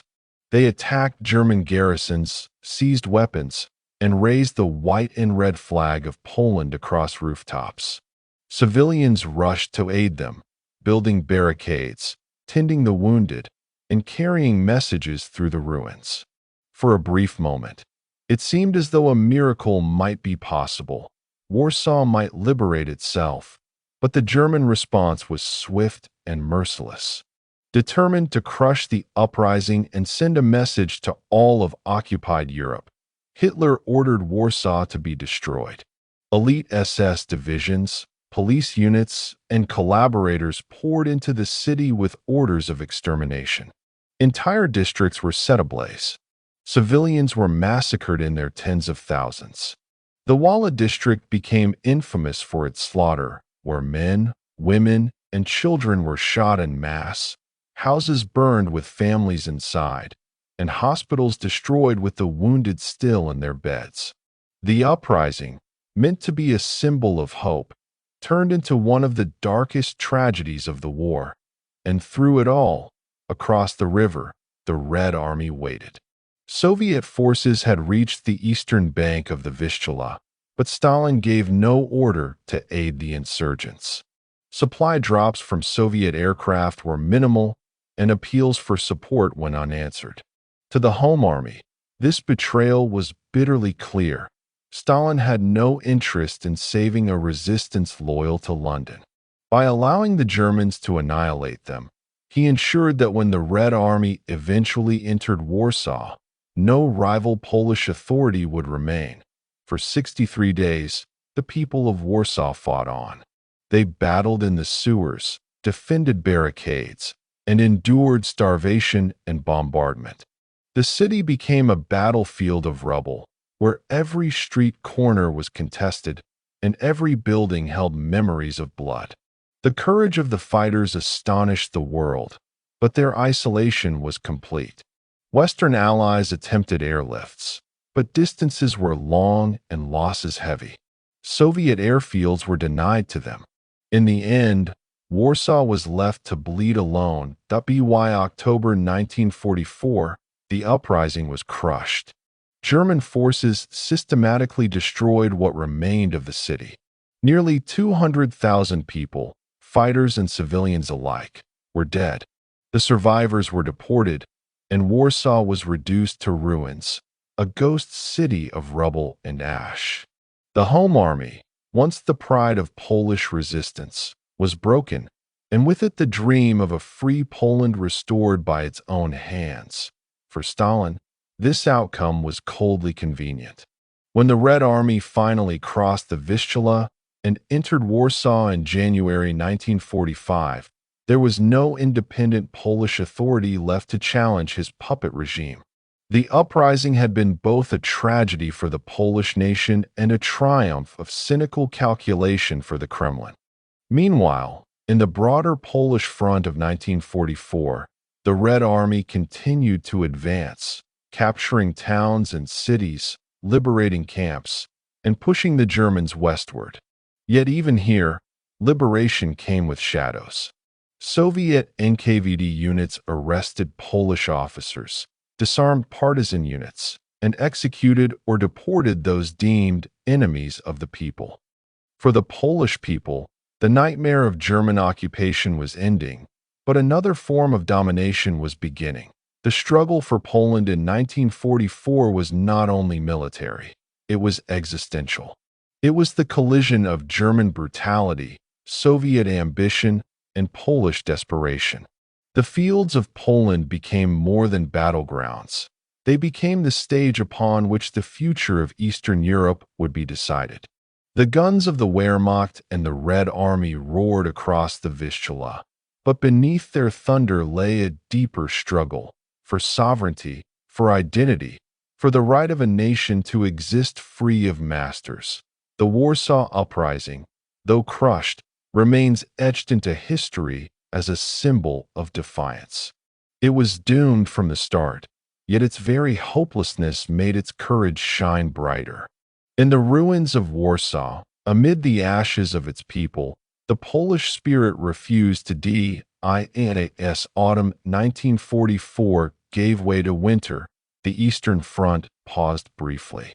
Soviet armies regrouped along the Vistula, preparing for the next great offensive that would drive into Germany itself. The Poles, shattered and divided, faced a future not of freedom but of Soviet domination. Yet the struggle of 1944 ensured that their voice, though suppressed, would echo through history as one of the fiercest cries for liberty in a century of war. As the smoke of the Warsaw Uprising faded and the city lay in ruins, the Eastern Front seemed to pause.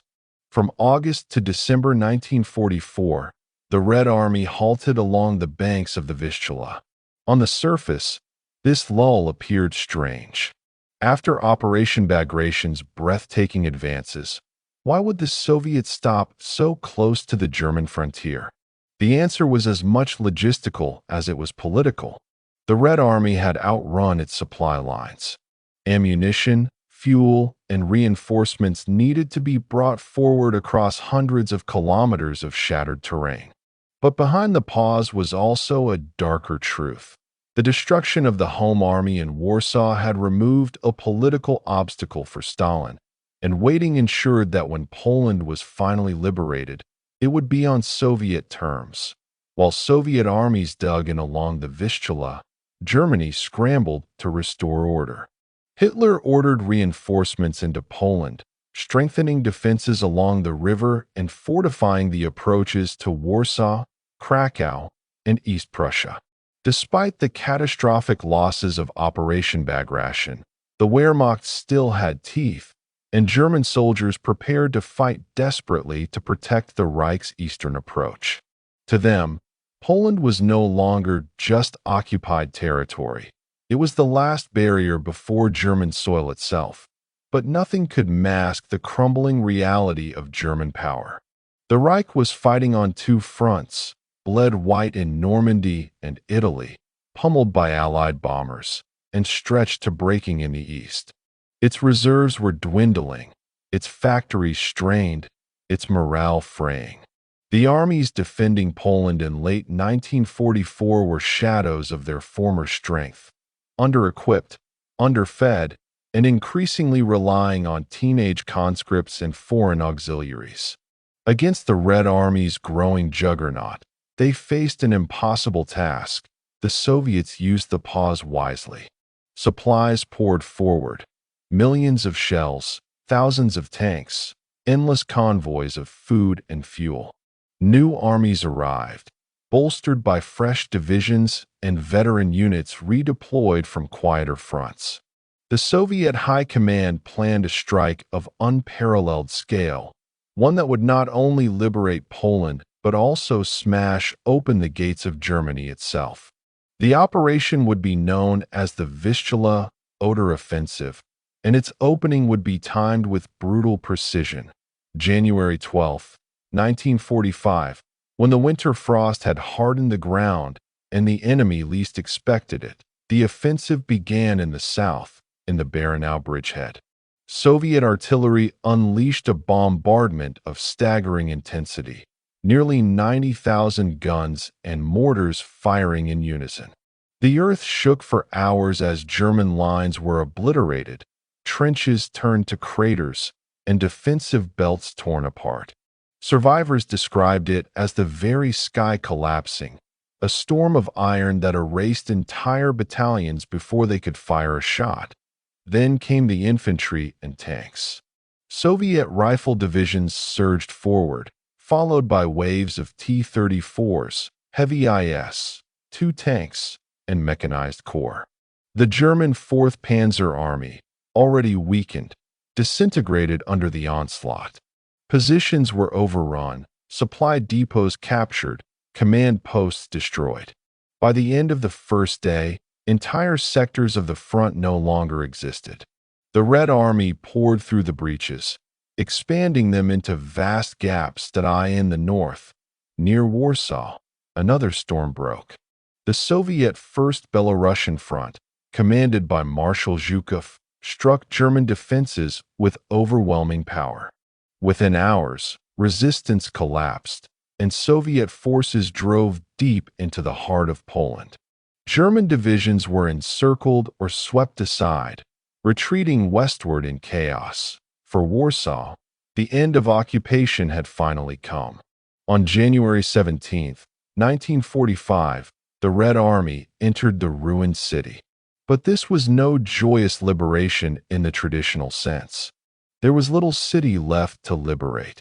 Warsaw had been systematically destroyed after the uprising, street by street, building by building, reduced to smoldering ruins by German demolition squads.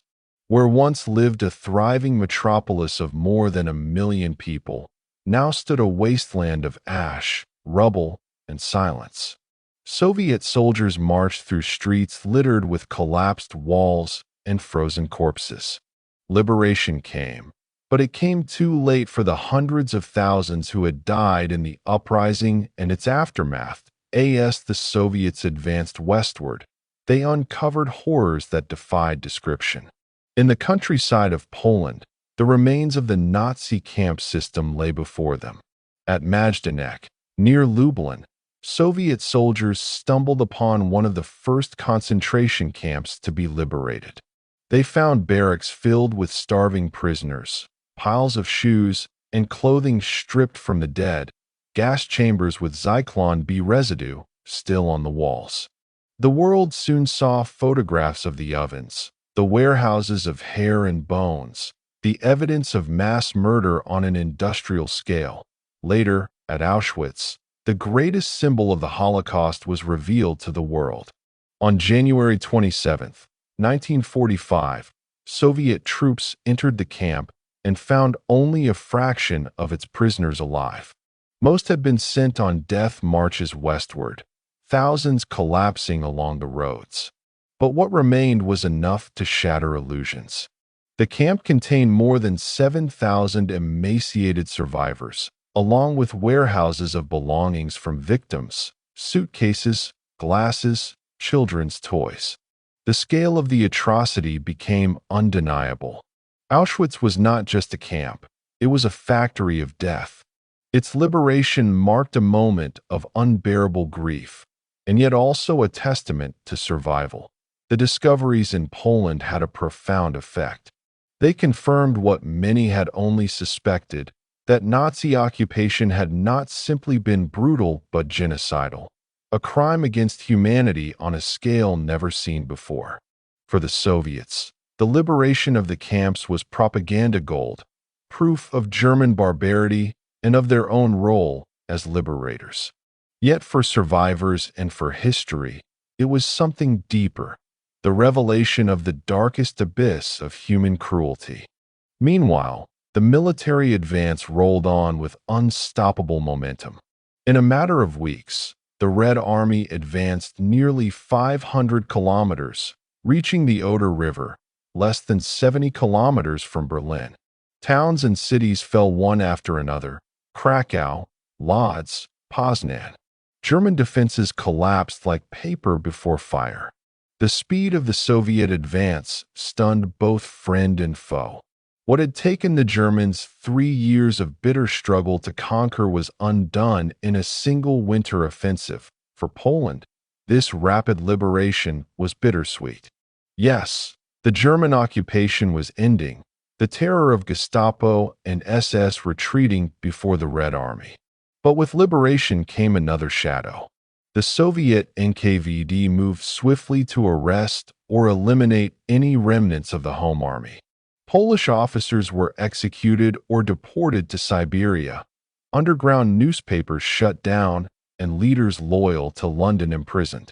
The Polish Committee of National Liberation, Moscow's puppet, declared itself the provisional government, backed by Soviet tanks. For the Poles, the dream of independence was slipping away just as freedom seemed at hand. The political game was as brutal as the military one. At the conferences of Tehran and Yalta, Stalin pressed his allies to accept his version of Poland's future. Churchill, sympathetic to the Poles but pragmatic, and Roosevelt, focused on keeping Soviet cooperation against Japan, conceded much. The borders of Poland were redrawn, shifted westward. Eastern Poland was annexed into the Soviet Union, while Poland was compensated with former German lands to the west. Millions were displaced, their homes lost forever. Thus, the liberation of Poland was entwined with its subjugation. The German yoke was lifted, but in its place came Soviet dominance. To many Poles, this was a cruel irony. They had fought bravely in 1939, resisted through occupation, risen in Warsaw, only to find themselves betrayed by both East and West. Their land was free of Hitler, but not free in the truest sense. Still, the sacrifices of 1944 to 1945 had meaning. The Warsaw Uprising, though crushed, became a symbol of Polish courage that echoed through the decades of communist rule. The liberation of Auschwitz, though late, ensured that the Holocaust could never be denied. And the Red Army's advance through Poland was the prelude to the final act of the war in Europe, the fall of Berlin itself. The struggle for Poland was thus not a simple story of liberation. It was a tale of tragedy and resilience, of competing empires, of betrayal and memory. For every Polish family, it meant loss. A father taken to Siberia, a mother killed in the uprising, a child lost in the camps. And yet, for all the suffering, the Polish spirit endured, a flame that neither Nazi terror nor Soviet control could extinguish. As the snows melted in early 1945, Soviet armies massed on the Oder, preparing for the final blow against Berlin. Behind them lay the ruins of Warsaw, the ashes of Auschwitz, the blood-soaked fields of Poland. Ahead lay victory, but also the shadow of a Europe divided.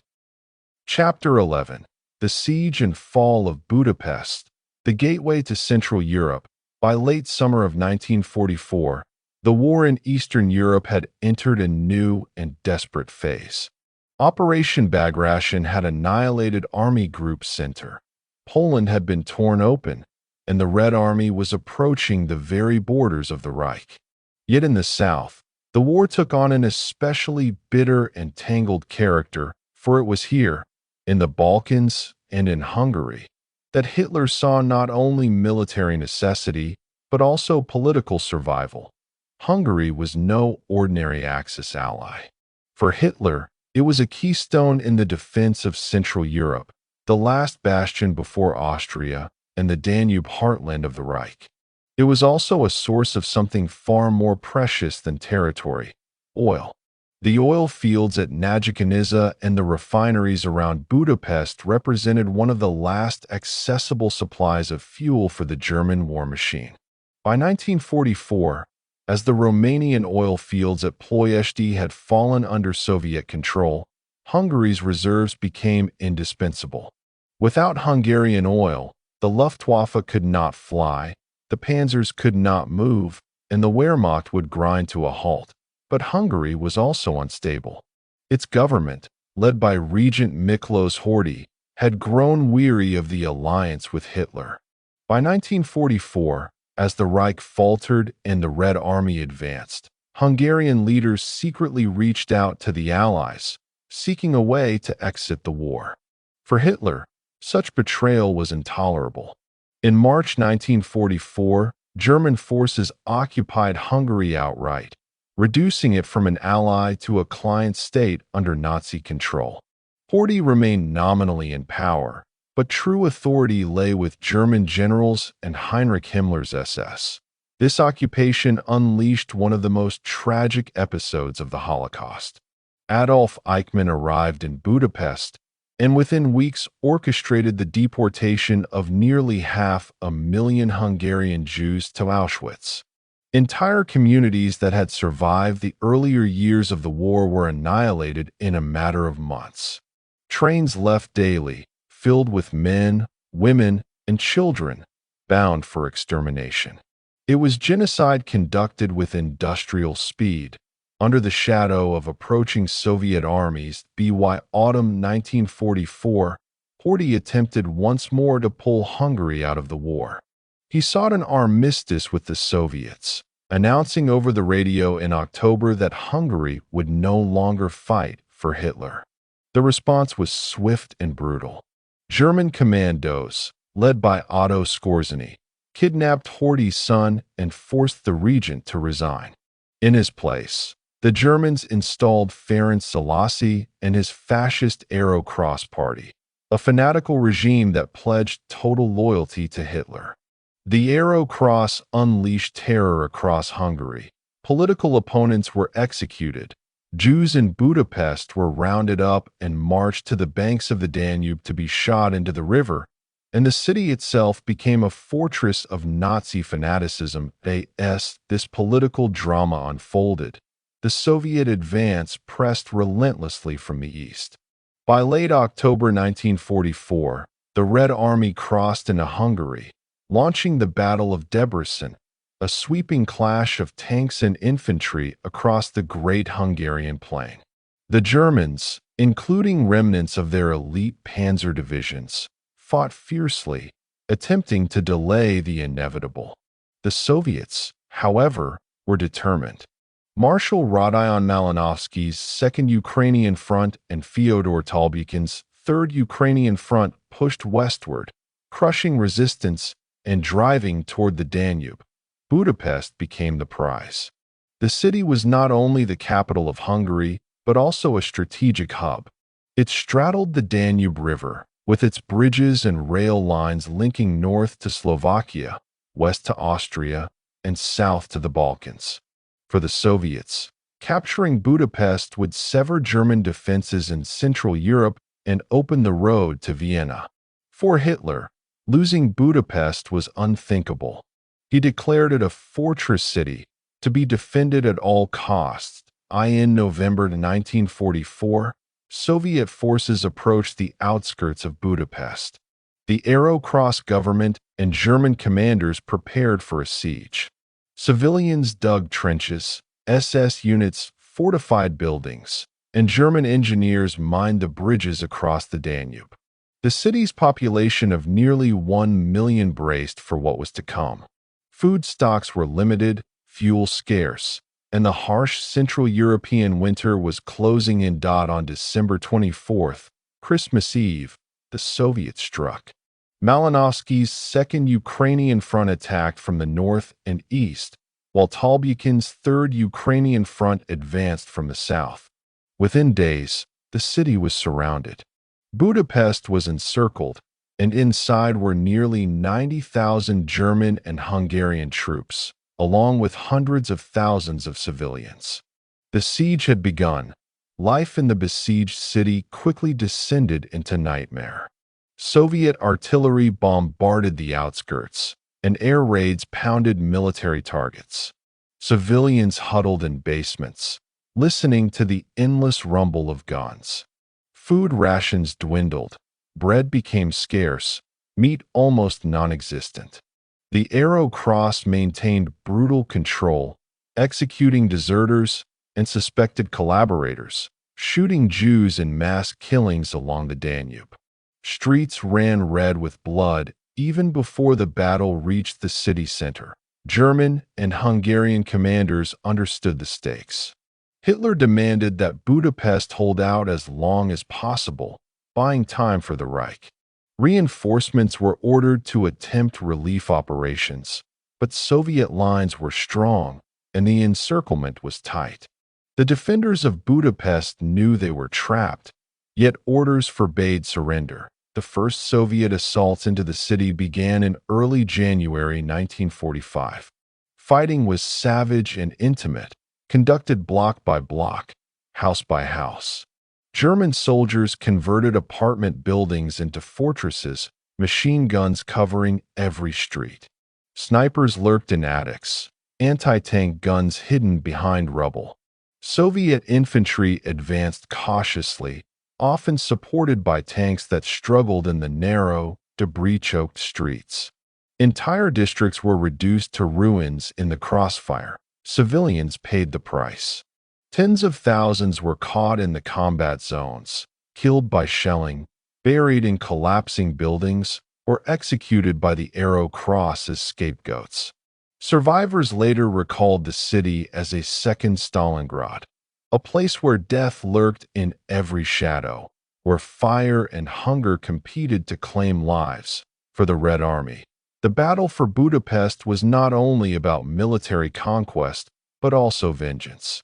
Soviet soldiers remembered the atrocities committed in Hungary during the occupation of their homeland. Villages burned, civilians executed, prisoners tortured. Now, entering Budapest, they fought with fury. Yet this fury also spilled into atrocities of their own: looting, mass rapes, and executions that scarred the city even as it was liberated. By mid-January, the siege tightened further. German relief attempts, named Operation Conrad, launched from the west, seeking to break through Soviet lines and rescue the trapped garrison. Panzer divisions, including the elite SS units, drove forward with determination, but Soviet defenses held firm. Each relief attempt was crushed, leaving the garrison isolated, its hopes fading.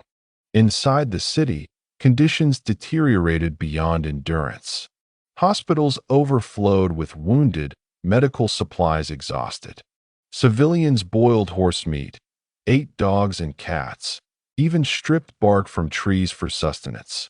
Corpses lay unburied in the streets, frozen in the winter cold. The once proud boulevards of Budapest had become graveyards, and yet the defenders fought on. SS units, Hungarian fascist militias, and Wehrmacht soldiers resisted every Soviet push. Districts changed hands multiple times, with buildings seized and lost in brutal close combat. The Danube bridges, mined and contested, became symbols of defiance. Hitler's orders were absolute. Budapest must not fall, but the tide was against them. Soviet artillery pulverized defenses, tanks rolled through barricades, and infantry pressed forward relentlessly. By late January, the defenders were split into pockets, their lines shattered. Supplies were gone, ammunition dwindling, hope nearly extinguished. Still, Hitler refused surrender. He ordered the garrison to hold, declaring that their sacrifice would buy vital time for Germany. The defenders, trapped in the ruins, could only obey. The stage was set for the final collapse, a tragedy that would claim tens of thousands of lives before the siege ended. By the final weeks of January 1945, the once elegant city of Budapest was reduced to a cauldron of destruction. What had begun as a Christmas Eve encirclement had become a nightmare of fire, hunger, and despair. Soviet forces continued their methodical advance, slicing the city into smaller and smaller fragments, while the German and Hungarian defenders clung to Hitler's orders of no surrender. The world outside the city moved on. Allied troops pushed into the Reich from the west. Soviet armies surged into Poland. But for those trapped inside Budapest, time seemed frozen in an endless struggle for survival. The defenders had started the siege with nearly 90,000 soldiers, a mix of German Wehrmacht, Waffen-SS, and Hungarian Hand divisions. By late January, perhaps half were dead, wounded, or captured. Ammunition stocks were nearly gone, rations long since consumed. Horses had been slaughtered, then pets, then whatever could be boiled or baked into something resembling food. Civilians crowded into cellars, faint with hunger, many too weak to emerge even when shells tore through their shelters. Epidemics of typhus and dysentery spread, killing as cruelly as bullets. The Soviets pressed their advantage with grim determination. Marshal Tolbuchin's Third Ukrainian Front and Marshal Malinovsky's Second Ukrainian Front worked in coordination, launching wave after wave of assaults into the crumbling city. Soviet artillery rained down without pause, leveling entire blocks to flush out defenders. Each building became a fortress, each street a battlefield. Fighting moved from open boulevards to staircases and basements, soldiers battling hand to hand in choking dust and darkness. Soviet troops advanced behind flamethrowers, burning out resistance, while snipers perched on shattered rooftops picked off Germans darting between ruins. The Germans responded with equal ferocity. The Waffen-SS units, many hardened veterans of the Eastern Front, resisted with a discipline born of fanaticism. Machine guns turned streets into killing zones, while Panzerfausts ambushed Soviet tanks at point-blank range. Mines and barricades slowed progress, costing the Soviets dearly in men and machines. The Hungarian troops, though less well-equipped, fought doggedly to defend their capital, driven by a grim sense of duty and by arrow-crossed terror that punished any hint of surrender. But no amount of bravery could alter the balance. The Red Army had overwhelming superiority in numbers, artillery, and supplies. Slowly, inexorably, the German-Hungarian garrison was compressed into the city's innermost districts along the Danube by early February. Only the western Buda side of the city remained in Axis hands. Pest, the eastern half, had fallen after weeks of savage combat. The bridges across the Danube had become lifelines, but one by one, they were destroyed, some by German demolition, others by Soviet bombardment. When the majestic chain bridge collapsed into the icy river, the defenders were severed from any hope of reinforcement or orderly withdrawal. Buda was now an isolated island of resistance, surrounded by Soviet firepower. Relief attempts from outside the city continued, but with diminishing strength. Operations Conrad I, II, and III, massive efforts involving Germany's last panzer divisions in Hungary, threw themselves at Soviet encirclement lines. For a time, they advanced dangerously close to breaking through, but Soviet reserves counterattacked, sealing the breaches and throwing the panzers back with heavy losses. Each failed relief attempt meant the noose around Budapest tightened further. Inside the city, the situation degenerated into nightmare.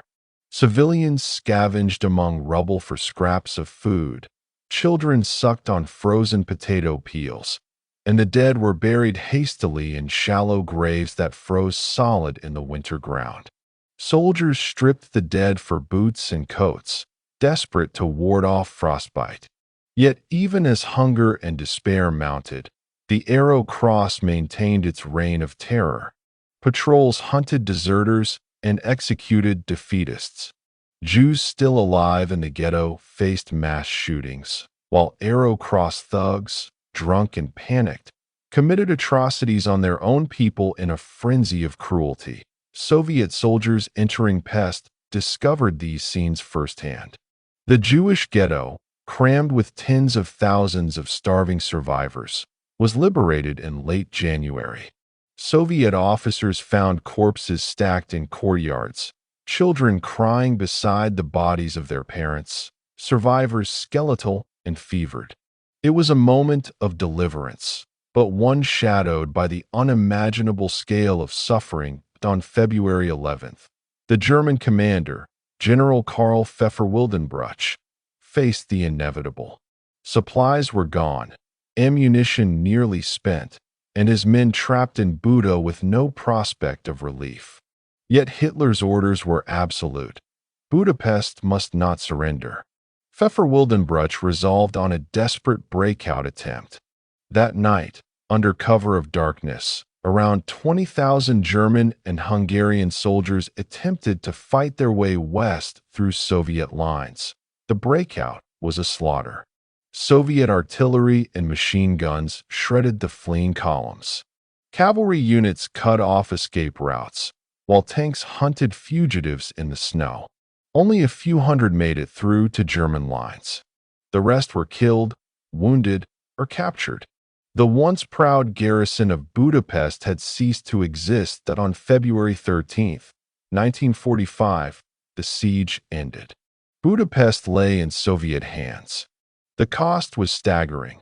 Nearly 80,000 Axis soldiers killed or captured, over 40,000 civilians dead, and vast swaths of the city reduced to rubble. The Red Army, too, had suffered terribly, with around 100,000 casualties in one of the most brutal urban battles of the war. For Hungary, the fall of Budapest was both liberation and catastrophe. The Arrow Cross regime collapsed, and German control ended, but the price was immense destruction and the beginning of Soviet domination. The survivors faced a city in ruins, their homes destroyed, families scattered, and the future uncertain. For the Germans, Budapest was another Stalingrad, a disaster that consumed precious divisions and hastened the collapse of their position in Central Europe. Yet the battle had deeper echoes. To Hitler, the defense of Budapest had been about oil and prestige, a last bid to hold the Danube line. But the siege revealed the futility of such stubbornness. No fortress could withstand the Red Army's might. No order of no surrender could conjure supplies from nothing. The sacrifice of tens of thousands achieved little beyond delay. For the Soviets, victory at Budapest opened the road to Vienna and beyond. The Danube was theirs, and Central Europe lay vulnerable. But it was a victory stained with blood, both of soldiers and of civilians who endured unspeakable suffering. Budapest had been a jewel of European culture, its palaces and bridges admired for centuries. Now it was a graveyard, its beauty scarred by fire and shelled. In the silence after the guns ceased, survivors crept from cellars to see what remained. The city was unrecognizable, streets filled with rubble, churches shattered, monuments toppled.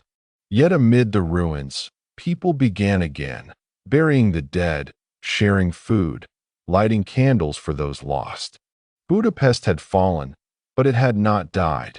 Its spirit, battered and haunted, endured. The siege was one of the last great urban battles of the Second World War, a contest of will and endurance as much as weapons. It was a reminder that war, for all its strategies and campaigns, ultimately exacts its greatest toll in cities, among civilians who have no choice but to suffer. In Budapest, the echoes of gunfire would fade, but the memories of hunger, terror, and survival would linger for generations. Chapter 12. The Vistula, Oder Offensive. From the Vistula to the gates of Berlin, by the first days of January 1945, the Eastern Front stood poised for its most decisive transformation yet. The Red Army had crushed the German garrison of Budapest, liberated most of Poland, and now faced a German Reich reeling on every front. To the west, Anglo-American forces had repelled Hitler's Ardennes gamble, pushing back through the snow-covered forests of Belgium. In the skies, Allied bombers reduced German industry to ruins. Yet it was in the east that the war would be decided, and Stalin knew the time had come for a final, overwhelming blow. The stage for this offensive was the Vistula River line. Since the summer of 1944, the Red Army had established massive bridgeheads along the Vistula, especially near Magnusu, Puławy, and Baranów. These bridgeheads had been fiercely contested, but despite German counterattacks, they held. For months, the Soviets had poured men, tanks, and supplies across the river, quietly amassing a storm.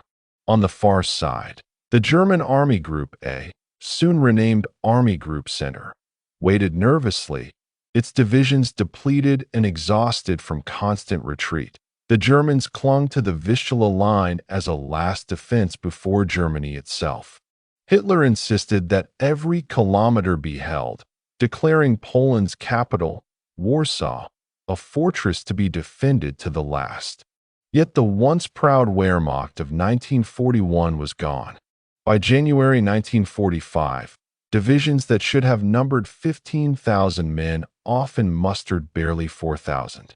Tanks were scarce, artillery pieces too few, ammunition dangerously short. The Luftwaffe, once the terror of the skies, could field only a fraction of its former strength. Against them stood the Red Army, now at the height of its power, supplied by a vast industrial base that churned out tanks, aircraft, and shells in endless quantities. The Soviet plan was breathtaking in scope. Under the overall coordination of Stalin's Stavka, two colossal fronts, Zhukov's First Belarusian Front and Konyev's First Ukrainian Front, would spearhead the offensive. Together they commanded more than 2.2 million men, 6,000 tanks, 35,000 guns and mortars, and nearly 5,000 aircraft. Facing them were perhaps 400,000 German troops and a handful of armored divisions.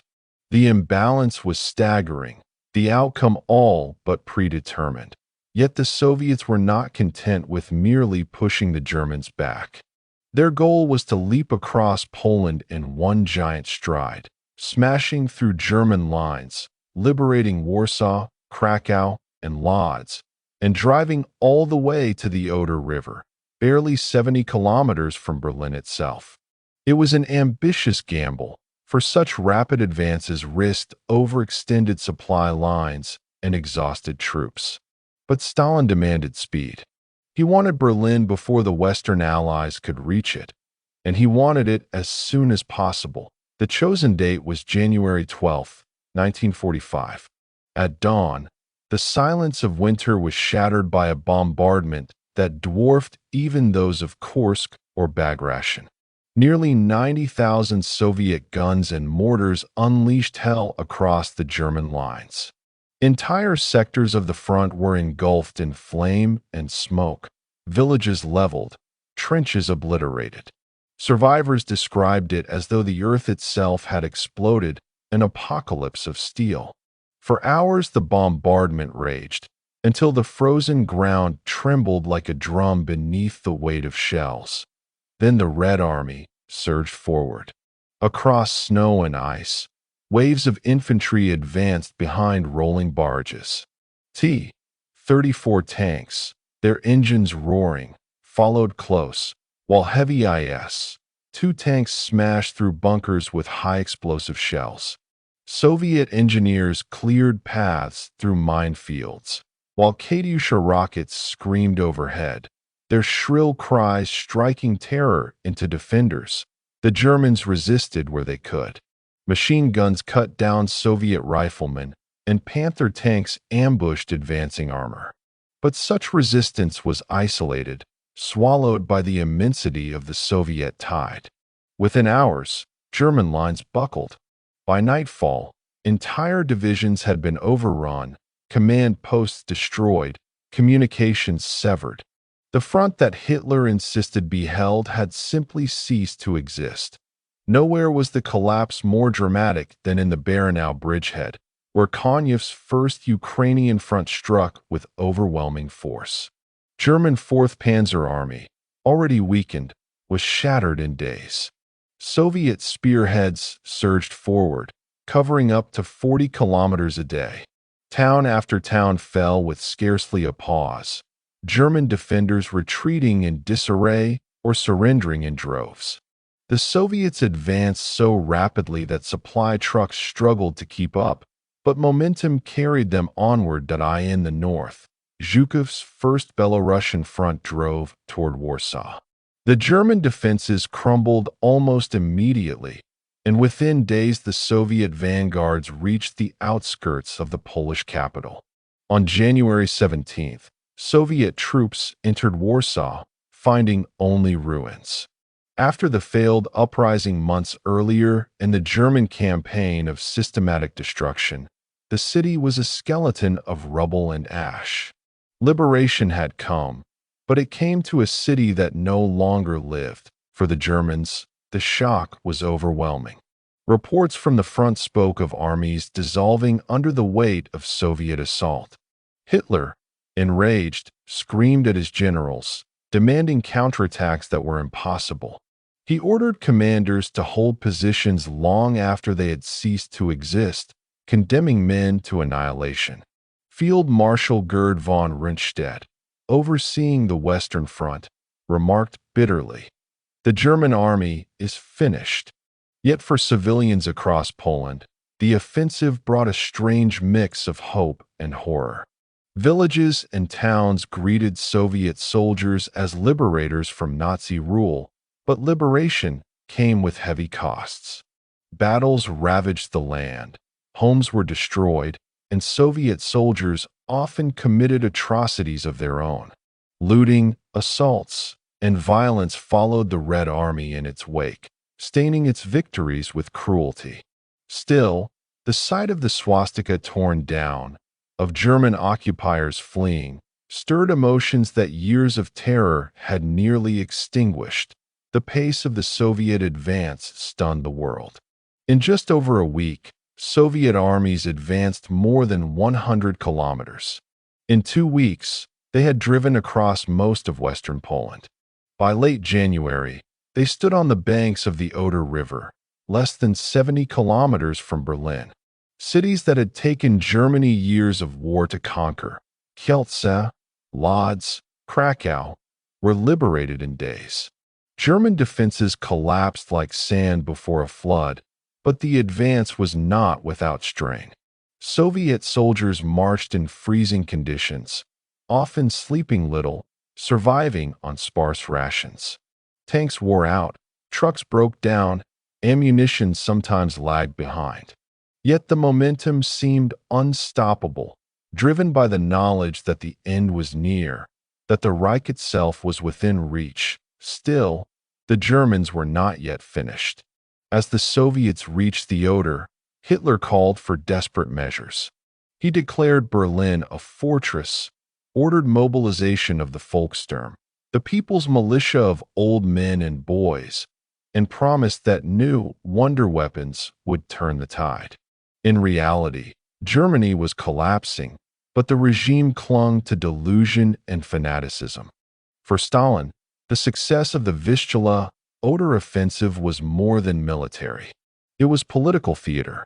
He had promised his Western allies that the Soviets would launch a winter offensive to relieve pressure after the Battle of the Bulge. He had delivered, and more. He had carried his armies to the gates of Berlin itself. The message was clear when the final battle came. It would be the Red Army that struck the decisive blow, yet the offensive also revealed the cost of haste. Behind the front lines lay devastation, villages burned, civilians displaced, fields scarred by shells. The Red Army had advanced in a blaze of fury, but the land it passed through was left in ruins. Poland, already shattered by years of occupation, now bore fresh scars. Its soil soaked in yet more blood that as February dawned. The Soviets paused along the Oder. Their soldiers, exhausted from weeks of relentless advance, dug in. Supplies needed to be replenished, bridges built, and fresh plans drawn for the assault on Berlin. But the pause was temporary. Everyone knew what was coming. Ahead lay the Reich's capital, the heart of Hitler's empire, the symbol of everything the war had been fought to destroy. The Vistula, Oder offensive had brought the Red Army to the very doorstep of its final prize. Berlin was no longer a distant dream. It was almost within reach. When the Red Army began its sweeping drive from the Vistula in mid-January 1945, even its own generals had not expected the Germans to collapse quite so quickly. By the end of the first week, Soviet tank spearheads were surging far ahead of their infantry, slicing deep into the heart of Poland. The great gamble Stalin had approved, an ambitious leap straight to the Oder, was succeeding beyond all forecasts. But now, as the Soviet advance roared westward, the second phase of the offensive began to unfold, one that would transform not only the battlefield, but also the political destiny of Eastern Europe. One of the key objectives was Krakow, Poland's ancient royal city. The Germans had occupied it since 1939, turning it into the capital of their so-called general government. Hans Frank, the Nazi governor-general, had ruled from Wawel Castle with arrogance and cruelty, orchestrating terror, deportations, and executions. Hitler had even declared Krakow a German city, a jewel of the Reich's new Eastern Empire. As Soviet armies advanced in January 1945, there were fears that the Germans might destroy the city in a scorched earth withdrawal, as they had done in Warsaw. Yet fortune intervened. On January 17th, the same day Warsaw fell, German forces began abandoning Krakow. The retreat was chaotic, marked by explosions as bridges were blown and depots set alight. But the Soviets advanced so swiftly that plans for the city's destruction could not be fully carried out. On January 19th, troops of the First Ukrainian Front entered Krakow, finding the city largely intact. For its citizens, who had endured years of occupation and fear, liberation was greeted with tears, relief, and disbelief. The nightmare of the general government was ending. Meanwhile, further north, Zhukov's armies pressed toward Lodz and Poznan. Lodz, Poland's great industrial center, fell quickly on January 19th, its liberation signaling the collapse of German administrative control across western Poland. Poznan, however, presented a different challenge. Declared a fortress by Hitler, it was heavily garrisoned, its citadel prepared for siege. While Soviet mobile forces bypassed the city to maintain momentum westward, others encircled it, beginning what would become a brutal urban battle lasting weeks. German troops, many of them SS and Volkssturm, defended stubbornly, turning every street into a barricade. For civilians, trapped between shellfire and starvation, the ordeal was horrific. Poznan would not fall until February, by which time the Soviet vanguard had already reached the Oder. The speed of the advance bewildered German commanders. Entire corps disintegrated. Units retreated without orders. Refugees clogged the roads, carts and wagons laden with what possessions they could carry, streaming west in panic. The bitter cold, once thought to favor German defense, only deepened the misery of flight. Soviet tanks often rolled past columns of civilians, ignoring them, sometimes crushing carts beneath their treads in their haste to press forward. For many, the war was no longer about Hitler or the Reich. It was about survival. In the Reich Chancellery in Berlin, Hitler raged. He refused to believe reports of disaster, accusing his generals of cowardice or treason. He demanded counteroffensives by divisions that no longer existed, ordered fortresses to hold at all costs, and dismissed warnings from his staff. The Eastern Front must stand firm, he insisted. But the reality was undeniable. The front had ceased to exist in many places. Army Group A, meant to defend southern Poland, had been gutted. Army Group Center, already battered, was in ruins. The once proud Wehrmacht of 1941 was gone, replaced by scattered remnants struggling merely to survive. By late January, Soviet spearheads had crossed into German territory proper. The borderlands of East Prussia and Silesia now felt the fury of invasion. For years, Nazi propaganda had boasted of German invincibility, of the fatherland shielded by its mighty armies. Now, those illusions crumbled. Columns of refugees fled westward in terror, haunted by stories, some true, some exaggerated, of Red Army vengeance. Many had lived under Nazi assurances that German soil would never see war. Now, with artillery shells falling and Soviet tanks cresting the horizon, the reckoning had arrived. One of the most dramatic advances occurred under Marshal Konyev, whose first Ukrainian front swept through Silesia.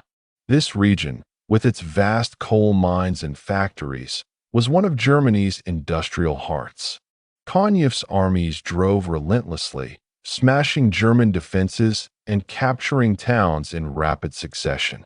The liberation of Auschwitz on January 27th became a symbol of the offensive's moral weight. Soviet troops entered the camp to find skeletal survivors amid piles of corpses and warehouses filled with belongings of the murdered. Though the world would take time to grasp the full scale of the Holocaust, the images from Auschwitz seared themselves into history. As January turned to February, the Red Army reached the Oder River, the last great natural barrier before Berlin. Soviet troops established bridgeheads across the river at Kustrin and other points, less than 70 kilometers from the German capital. For Berliners, the thunder of artillery could now sometimes be heard in the distance, a grim reminder that the war was closing in. Panic spread, even as Nazi propaganda urged defiance. The Volkssturm drilled in the streets, boys in Hitler Youth uniforms clutching rifles too heavy for them, while civilians dug trenches and erected barricades. But beneath the bravado lay fear. Everyone knew what was coming. Politically, the Vistula Oder offensive reshaped the map of Europe. The rapid Soviet advance alarmed the Western Allies, who realized that Stalin's armies were poised to dominate not only Berlin but much of Central Europe. At the Yalta Conference in February, held just days after the offensive's success, Churchill and Roosevelt found themselves negotiating from a position of weakness. Stalin's armies were not hypothetical. They were there, on the ground, their banners flying over Poland, East Prussia, and the Oder. Whatever promises were made about elections or governments, the reality was that the Red Army's presence would decide the fate of Eastern Europe. Yet for the Soviet soldiers themselves, the offensive was both triumph and torment. They had marched hundreds of kilometers in bitter winter, fought through forests and cities, crossed frozen rivers, endured hunger, fatigue, and loss. Many had seen sights that would scar them forever: the death camps, the charred villages, the mangled bodies of comrades. Victory was close, but it had come at immense cost. For every kilometer gained, blood had been spilled. And though Berlin loomed near, the fight for it promised to be worse still. By early February, the offensive slowed. Supplies were stretched thin, and German resistance stiffened along the Oder and in Pomerania. The Soviets needed time to regroup, to prepare for the final assault. But there was no doubt now about the outcome.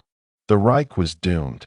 The Red Army stood on the doorstep of its capital, and nothing could drive it back. The Vistula Oder offensive remains one of the most astonishing campaigns in modern military history. In just 23 days, the Red Army advanced nearly 500 kilometers, liberated most of Poland, destroyed the remnants of several German armies, and reached the very threshold of Berlin. It was a triumph of planning, coordination, and sheer momentum. But it was also a campaign of tragedy: cities reduced to rubble, civilians caught in the maelstrom, and atrocities committed on both sides. When Soviet soldiers dug in along the Oder in February 1945, they could look westward and see the smoke rising from German villages, the spires of towns that would soon be theirs. They knew the final battle was coming, a battle for Berlin that would decide not only the war, but the fate of Europe for generations. For now, they rested, sharpened their bayonets, fueled their tanks, and whispered to each other, "Soon." Chapter 13. The Battle of Berlin, the Fall of the Reich. The thunder of artillery along the Oder in April 1945 marked the beginning of the end for Adolf Hitler's Third Reich. After nearly 4 years of unrelenting war on the Eastern Front, the Red Army now stood at the threshold of Berlin. The city that had once seemed the untouchable heart of Nazi power was now within range of Soviet guns. For the soldiers who had marched from the ashes of Stalingrad and the ruins of Kursk, Berlin was more than just a city. It was the prize, the ultimate symbol of victory, revenge, and closure. The road to Berlin was paved with victories, but also with unspeakable losses. By April 1945, the Red Army had fought its way across Eastern Europe, liberating Poland, storming into East Prussia, and driving the Wehrmacht back on every front. The Vistula, Oder offensive had brought Soviet troops within 70 kilometers of Berlin itself. But Stalin had not immediately ordered the final assault. He wanted to time it carefully, ensuring the city would fall to his forces rather than to the advancing Western allies, who were pushing through Germany from the west. The race for Berlin was not just a military operation. It was a political contest, a struggle over who would shape the post-war world. For the Germans, the defense of Berlin was both a matter of desperation and delusion.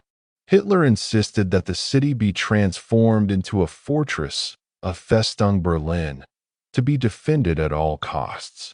He believed that if the capital held long enough, political divisions among the Allies might emerge, leading to negotiations that would save the Reich. His generals knew such hopes were fantasy, but they dared not contradict him. Orders were issued to conscript every able-bodied male. Old men and young boys alike were handed rifles, Panzerfausts, or little more than armbands, and told they were now soldiers of the Volkssturm. Women dug trenches, erected barricades, and prepared Molotov cocktails. The city, once a metropolis of science, art, and culture, was now a city of barricades and ruins. The Soviet preparations were immense.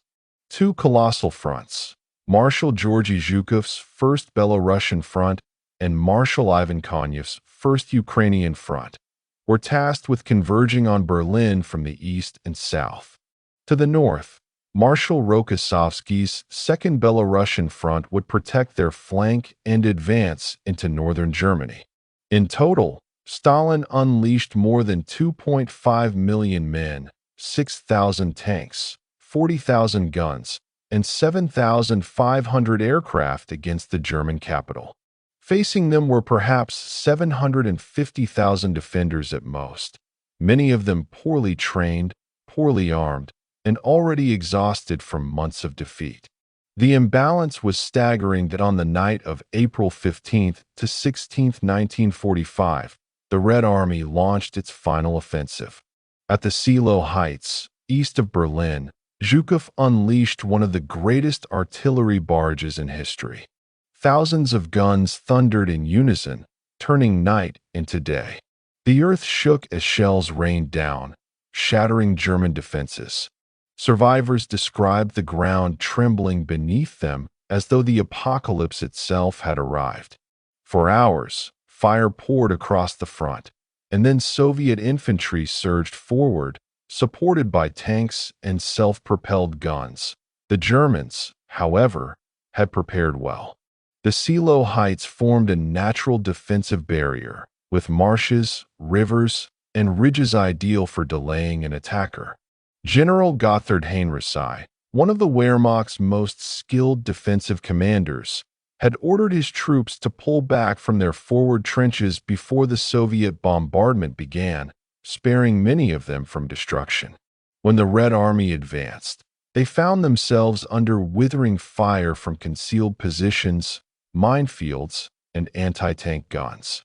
The battle that followed was among the bloodiest of the final campaign. Soviet tanks bogged down in mud, infantrymen fell in droves, and the attack slowed to a crawl. Zhukov, under pressure from Stalin to reach Berlin first, grew impatient. He hurled more and more men into the fray, determined to break through. The fighting raged for 3 days, with entire Soviet regiments shattered as they stormed German positions again and again.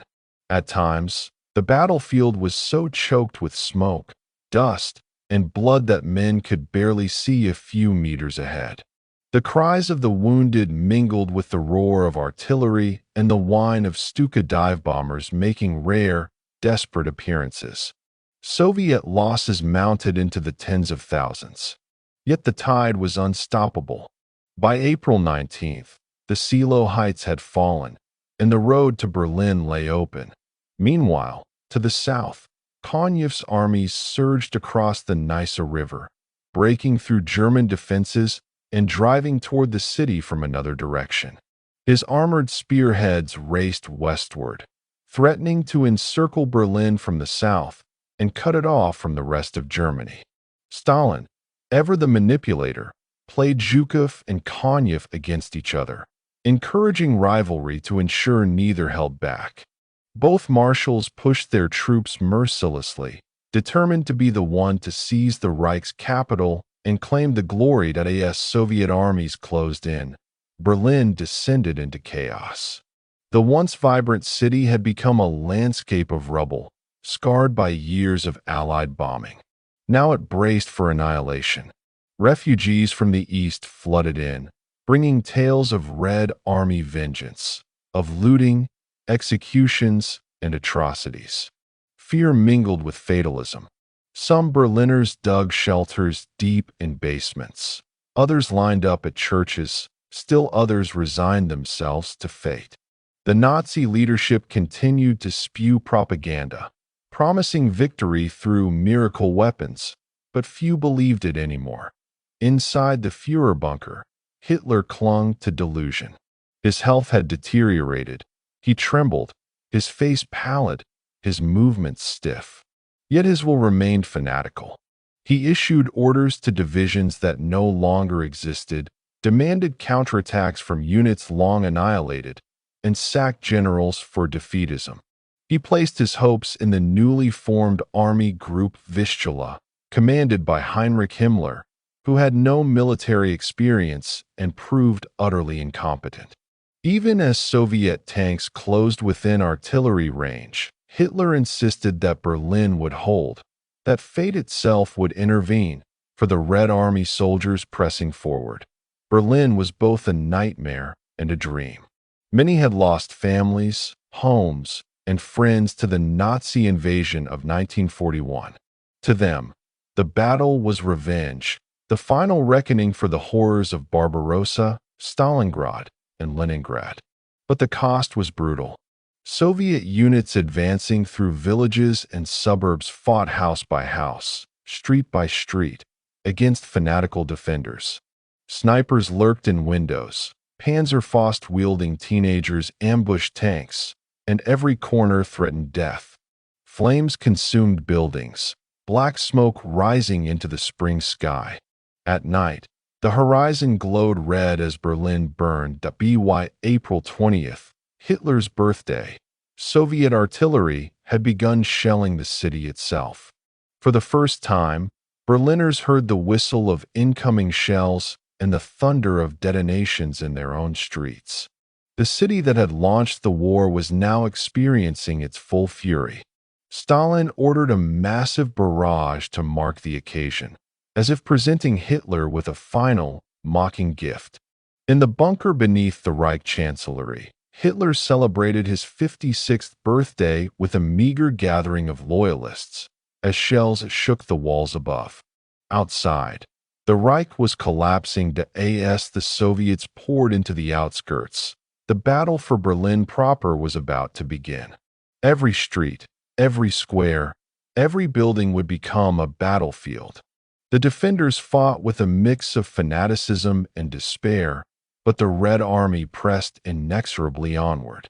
The capital of the Third Reich was about to face its final agony. By late April 1945, the storm had descended fully upon Berlin. The Soviet pincers had closed around the city, cutting it off from the outside world. The once proud capital of the Reich was now a battlefield, its streets transformed into trenches, its buildings into fortresses, its citizens into terrified witnesses of the apocalypse. The Red Army pressed in from all sides, determined to crush the last vestiges of Nazi resistance and raise its banners over the heart of Hitler's empire. The battle within the city was unlike anything Europe had seen in modern times. It was urban warfare at its most brutal, a grinding contest of infantry, artillery, and tanks fought at point-blank range. Streets were barricaded with rubble, tramcars overturned to form makeshift defenses, machine guns set up in shop windows. German soldiers, SS units, Hitler Youth, and Volkssturm fought with desperation, often armed only with rifles, Panzerfausts, or even pistols. Soviet assault groups advanced in small units, supported by flamethrowers, mortars, and heavy tanks. Each block had to be taken in bloody combat, cleared house by house, room by room. The destruction was apocalyptic. Artillery pounded the city ceaselessly, reducing entire neighborhoods to rubble. The roar of Katyusha rockets filled the air, their shrieking descent announcing devastation. Fires consumed entire districts, the smoke mixing with spring blossoms in grotesque contrast. Civilians cowered in basements as battles raged above them, listening to the crash of collapsing buildings, the screams of the wounded, the rumble of tanks passing overhead. Some ventured out in search of food or water, only to be caught in crossfire or buried beneath falling masonry. For them, there was no refuge, only survival from 1 hour to the next. Amid this chaos, the Red Army's progress was steady but costly. German snipers picked off soldiers from high windows. Panzerfaust teams lurked around corners, ambushing T-34s and IS-2s, sometimes blowing them apart with a single shot before being annihilated in return. The Soviets adapted by sending in infantry first, then following with tanks, using flamethrowers to flush out defenders. Casualties were high on both sides. In some areas, Soviet soldiers advanced only a few hundred meters in a day, the price paid in blood. The psychological strain was immense. For Soviet soldiers, Berlin symbolized revenge. They had seen their homeland burned, their families killed, their comrades buried in mass graves. Now, as they stormed through the enemy's capital, many felt justified in taking vengeance. Looting, assaults, and executions became widespread, staining the victory with atrocities. Commanders struggled to maintain discipline, but the rage unleashed by 4 years of savage war could not easily be contained. In the Führerbunker beneath the Reich Chancellery, Hitler's world collapsed. Reports from the front grew ever grimmer.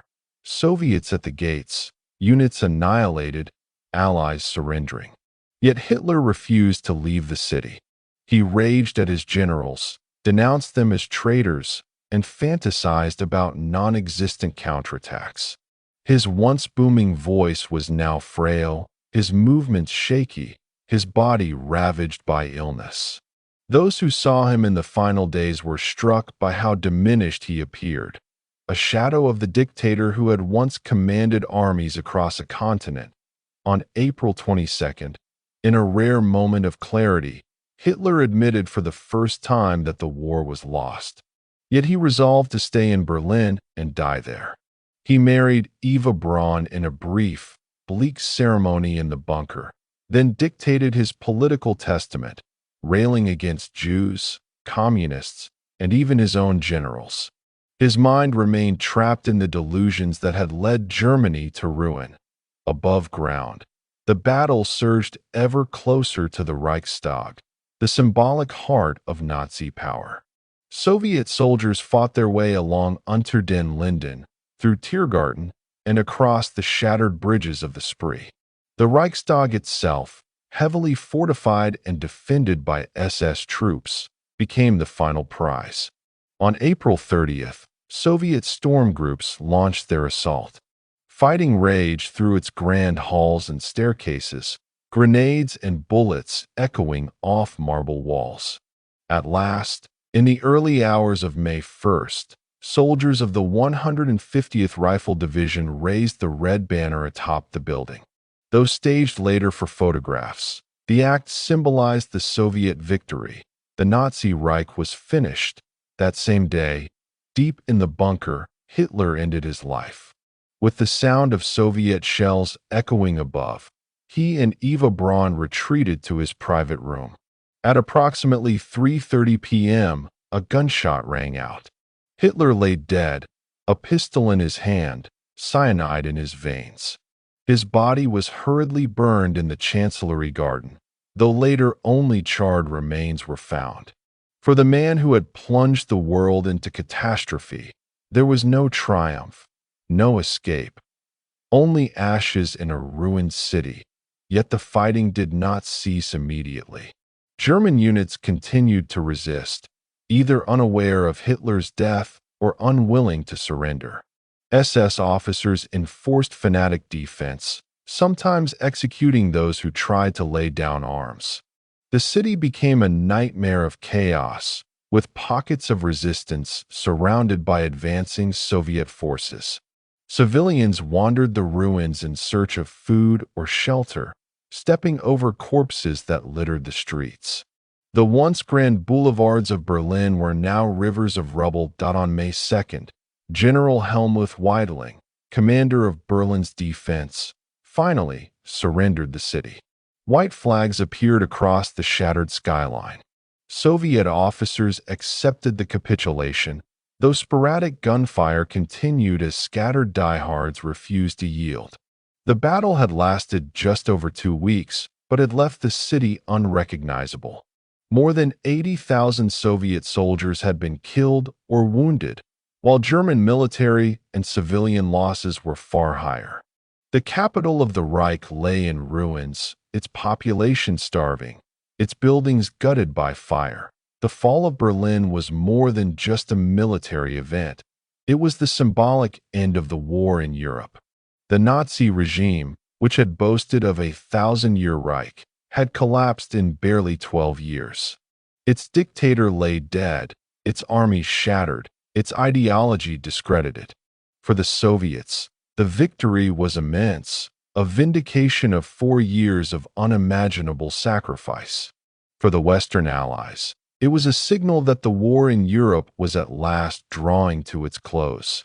Yet amid the celebrations, the cost could not be ignored. The Eastern Front had consumed tens of millions of lives, left cities in ruins, and scarred entire generations. Berlin's fall marked the end of the war, but also the beginning of a new division. The line between Soviet and Western Europe, the seeds of the Cold War already visible in the rubble. For the people of Berlin, liberation and defeat were indistinguishable. They had endured years of Nazi rule, Allied bombings, and now the storm of battle. In May 1945, as Soviet flags fluttered over the ruins, they faced an uncertain future. Hunger, displacement, and political upheaval awaited.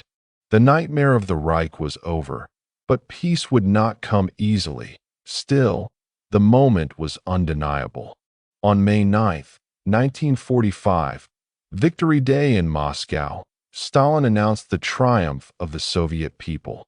Fireworks lit the night sky above the Kremlin, illuminating a nation that had endured invasion, starvation, and loss, but had emerged victorious. The Red Army had raised its banner over Berlin. The war in Europe was over.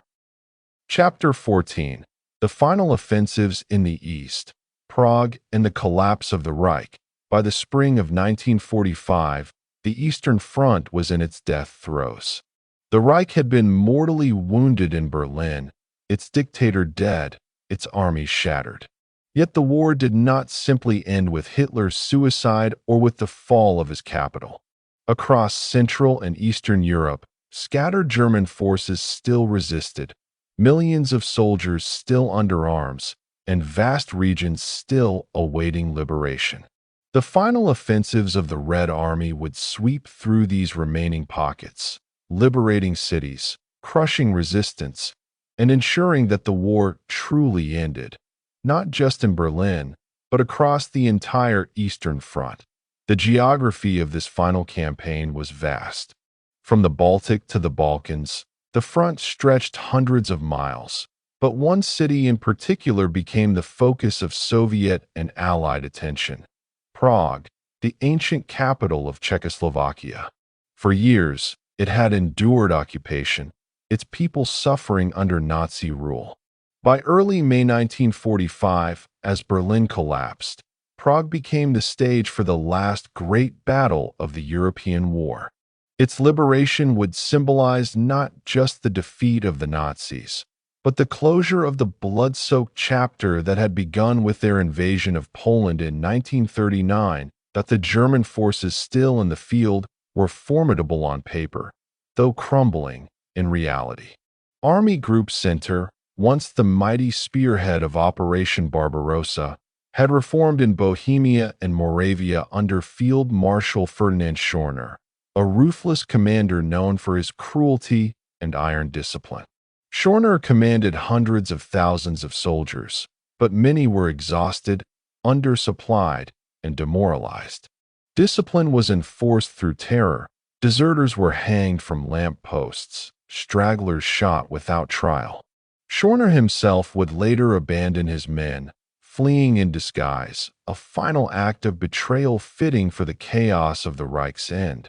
Yet in May 1945, those troops still represented a threat. As Soviet armies advanced through Poland, Hungary, and Austria, Stalin turned his gaze toward Czechoslovakia. He intended not only to crush the remaining German formations, but also to assert Soviet influence in Central Europe before the Western Allies could move too far east. The race for Prague was both a military operation and a political maneuver, the first taste of the coming division of Europe. Inside Prague itself, the population stirred restlessly. The city had seen years of repression, executions of resistors, censorship, and Nazi brutality. But as news of Berlin's fall spread, hope surged through the streets. On May 5, 1945, the people of Prague rose in open rebellion. Czech resistance fighters seized weapons, erected barricades, and launched attacks on German positions. Church bells rang out across the city, calling citizens to arms. Radio Prague broadcast appeals for help in Czech, Russian, and English, begging for Allied assistance. The uprising was both an act of courage and desperation, for the Germans still occupied the city with tanks, artillery, and troops ready to crush dissent. The battle for Prague was ferocious. Resistance fighters armed with little more than rifles, pistols, and Molotov cocktails confronted German armor. Barricades made of trams, paving stones, and furniture sprang up across the city. Street by street, house by house, the Czechs fought, hoping that Soviet forces were near enough to save them. The Germans responded with ruthless firepower, deploying tanks and heavy weapons against civilians. Casualties mounted quickly. Entire blocks went up in flames. Still, the resistance held, knowing that each hour bought precious time for the Red Army to arrive. Meanwhile, the Soviet advance surged forward with breathtaking speed. From the north, Marshal Ivan Konev's First Ukrainian Front drove relentlessly into Czechoslovakia. His tanks and mechanized infantry moved day and night, determined to reach Prague before the Germans could crush the uprising, or before American forces, advancing from the west, could occupy the city. The race was on. Stalin had given explicit orders. Prague must fall to the Red Army. The speed of the Soviet advance astonished even their own commanders. After years of grinding, attritional battles on the steppe, now the German defense collapsed in a matter of days. Columns of prisoners streamed eastward, hands raised, exhausted, while Soviet tanks rolled west without pause. Villages and towns welcomed them as liberators, though beneath the relief lay a new uncertainty. What would Soviet occupation mean? For now, However, the priority was liberation. By May 8th, Soviet vanguards were on the outskirts of Prague. Inside the city, resistance fighters clung desperately to their barricades, low on ammunition and food. German forces, though aware of the Reich's surrender sign that same day at Reims, continued fighting, unwilling to yield until the last possible moment. The irony of war was bitter. Even as peace was declared in the West, men and women still died in Prague streets. When Soviet tanks finally entered the city on May 9th, the effect was electric. Crowds surged into the streets, cheering, embracing the soldiers, draping them in flowers. The nightmare of Nazi occupation was over. For the Czechs, the arrival of the Red Army meant survival. The uprising had not been in vain. For the Soviets, it was the final triumph of their long, bloody journey from Stalingrad to Berlin and beyond. Prague was free, and the Eastern Front was at last closed. Yet the victory was shadowed by tragedy. The Prague uprising had cost thousands of lives, civilians and fighters alike. Entire neighborhoods bore the scars of battle. The German surrender, though signed, had come too late to save them. Moreover, the liberation of Prague marked not the beginning of peace, but the dawn of Soviet dominance in Eastern Europe. The Czechs had fought for freedom, but they would soon find themselves within Moscow's orbit, their dreams of independence postponed for decades. Still, in May 1945, the sense of relief was overwhelming. After nearly 6 years of war, after millions dead and nations devastated, the guns finally fell silent in Central Europe. The Eastern Front, which had begun with the thunder of invasion in 1941, ended with the roar of Soviet tanks in Prague. It was an ending soaked in blood, but also heavy with history. The war was over, and the world would never be the same. The liberation of Prague was the most visible symbol of the war's end in the East, but it was not the only battle still raging in those final days of May 1945. Even as the Red Army entered the Czech capital, remnants of the Wehrmacht, SS units, and scattered formations of the once proud German army were still fighting, retreating, or surrendering in piecemeal fashion. The collapse of the Reich was chaotic, a disintegration rather than a neat conclusion. And in this chaos, countless thousands would die in battles that, to history, might seem unnecessary, but to the men fighting them, were as desperate and deadly as anything before. Die in the rugged mountains of Bohemia and Moravia. German units attempted to hold defensive lines, not to protect the Reich, but to buy time for their men to escape westward. The dream was to reach American lines and surrender there, hoping for better treatment than what they expected from the Soviets. This hope spurred frantic retreats, columns of vehicles clogging the roads, soldiers abandoning heavy weapons, and chaos spreading through the countryside. For the Soviets, the mission was clear: encircle and annihilate these remnants before they could flee. One of the final major clashes occurred around the city of Brno, where German troops made a stand against advancing Soviet forces. The fighting was bitter, though the outcome never in doubt. German soldiers, weary and outnumbered, resisted fiercely in hopes of negotiating surrender to Western forces. But the Red Army pressed forward relentlessly, overwhelming pockets of resistance and capturing thousands. The fate of those taken was grim. Many would perish in captivity, lost in the vast machinery of Soviet camps. Further north, in the Ur Mountains and the Sudetenland, scattered SS units fought fanatically. For them, surrender was unthinkable. Indoctrinated in Nazi ideology, they preferred death to capture. Skirmishes erupted in forests and villages, with civilians often caught in between. For local populations, Czech, German, Jewish survivors, and others, the closing days of the war were both liberating and terrifying. Revenge attacks flared as Nazi rule collapsed. Collaborators were hunted down, sometimes executed in the streets. The rage accumulated over years of occupation burst forth in chaotic vengeance, another reminder that the end of war does not immediately bring peace. Meanwhile, across Austria and Hungary, Soviet troops continued their push, securing territories that had once been part of the Axis alliance.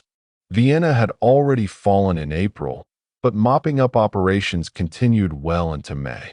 In Hungary, remnants of the German Sixth Army, resurrected after Stalingrad only to be shattered again, fought hopeless battles. By the time surrender orders came, entire formations had ceased to exist, swallowed by the relentless Soviet advance. One of the strangest and most tragic elements of the war's final days was the fate of the so-called Volkssturm, the civilian militia raised by the Nazis in desperation. Old men and young boys were thrown into battle, often armed with little more than Panzerfausts or obsolete rifles. They fought alongside regular troops in these closing operations, many dying without truly understanding the scale of the Reich's defeat. Soviet soldiers who encountered them were often struck by the absurdity of it. Children trying to stop tanks, grandfathers shot down defending a cause already lost. The final German surrender in the East was not a single moment, but a series of capitulations. On May 8th, the official instrument of surrender had been signed in Reims, effective at midnight. Yet for Stalin, this was not enough. He demanded a second, more formal surrender in Berlin itself, before his generals, to underline Soviet primacy in the victory. And so, on May 9th, in the shattered suburb of Karlshorst, Field Marshal Wilhelm Keitel signed another surrender document before Marshal Zhukov and other Allied representatives. For the Soviet people, May 9th became Victory Day, a national holiday marking their triumph over fascism. But even after this, fighting continued in scattered pockets. In Czechoslovakia, resistance fighters and Red Army troops still exchanged fire with German holdouts as late as May 11th. In Yugoslavia, battles raged between retreating German columns and Tito's partisans. The war in the East did not end with a clean break. It dissolved into fragments of conflict, each leaving more dead even after the Reich itself had ceased to exist. The human toll of these final offensives was staggering. Historians estimate that tens of thousands of German soldiers and civilians perished in the last week of fighting alone. Refugee columns fleeing westward were bombed from the air, shelled by artillery, or massacred in chaotic clashes. For many, the war's ending was every bit as lethal as its fiercest battles. The irony was brutal.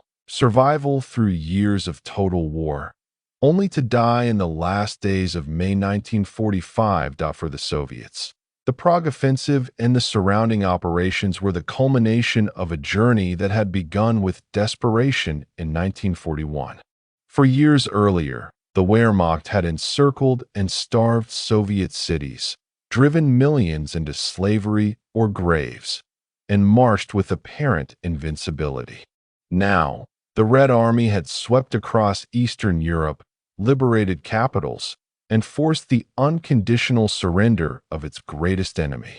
The symbolism was immense. The Soviet Union emerged not only as a victor, but as one of the two new superpowers shaping the world to come. Yet victory carried with it a heavy burden. The Eastern Front had consumed more than 27 million Soviet lives, soldiers, and civilians alike. Entire cities had been erased, entire generations scarred. Villages lay in ashes, populations displaced, economies shattered. Liberation often brought with it new forms of hardship, occupation, political repression, and the beginning of the Cold War. For Poland, Czechoslovakia, Hungary, and others, Soviet victory meant the end of Nazi terror but also the start of decades of Soviet dominance in Prague. However, the mood in May 1945 was one of overwhelming relief. The uprising had survived, the occupiers were gone, and the Red Army's arrival meant the guns finally fell silent. For ordinary people, that silence was priceless. Children who had grown up under Nazi banners now watched Soviet tanks roll past, their future uncertain, but their nightmare ended. The liberation of Prague thus became one of the most poignant moments of the war's end, a city saved at the very last moment, a people emerging from darkness into a dawn clouded by the storm of geopolitics. The collapse of the Reich in the east was total. Its armies annihilated, its leaders dead or captured, its ideology discredited. Germany itself was a ruin. The map of Europe was redrawn in the rubble, with Soviet power stretching from the Baltic to the Balkans.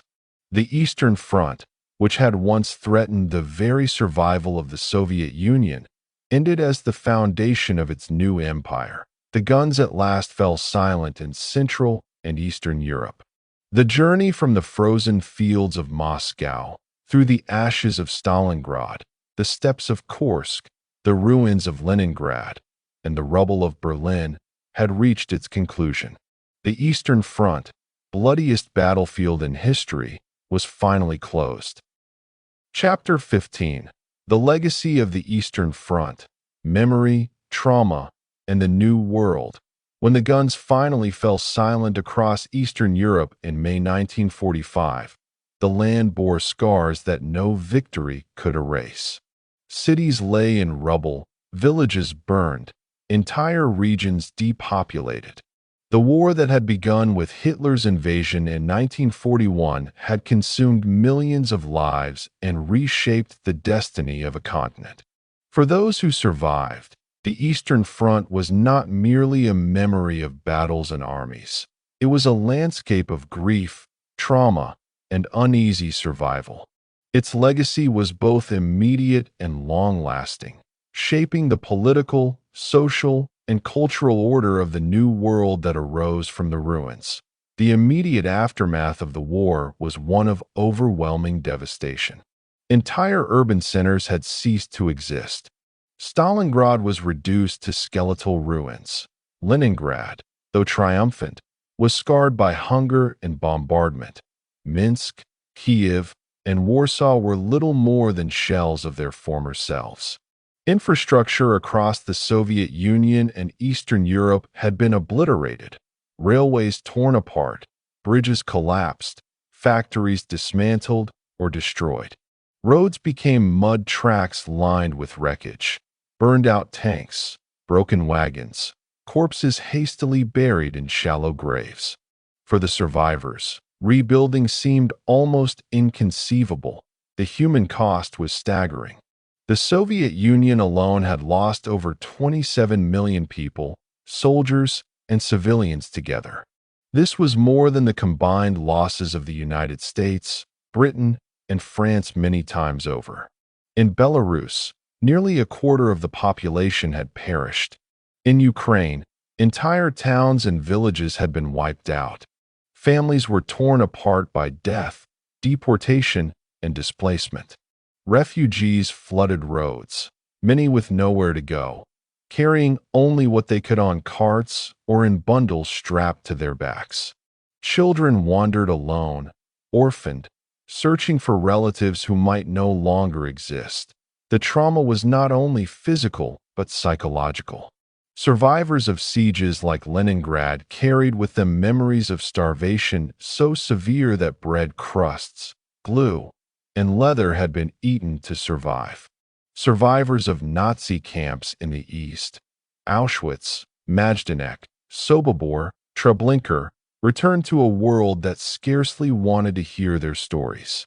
For them, the liberation of 1945 was not an end to suffering, but the beginning of another kind of struggle, to find homes, to reclaim stolen lives, and to process horrors that language could hardly capture.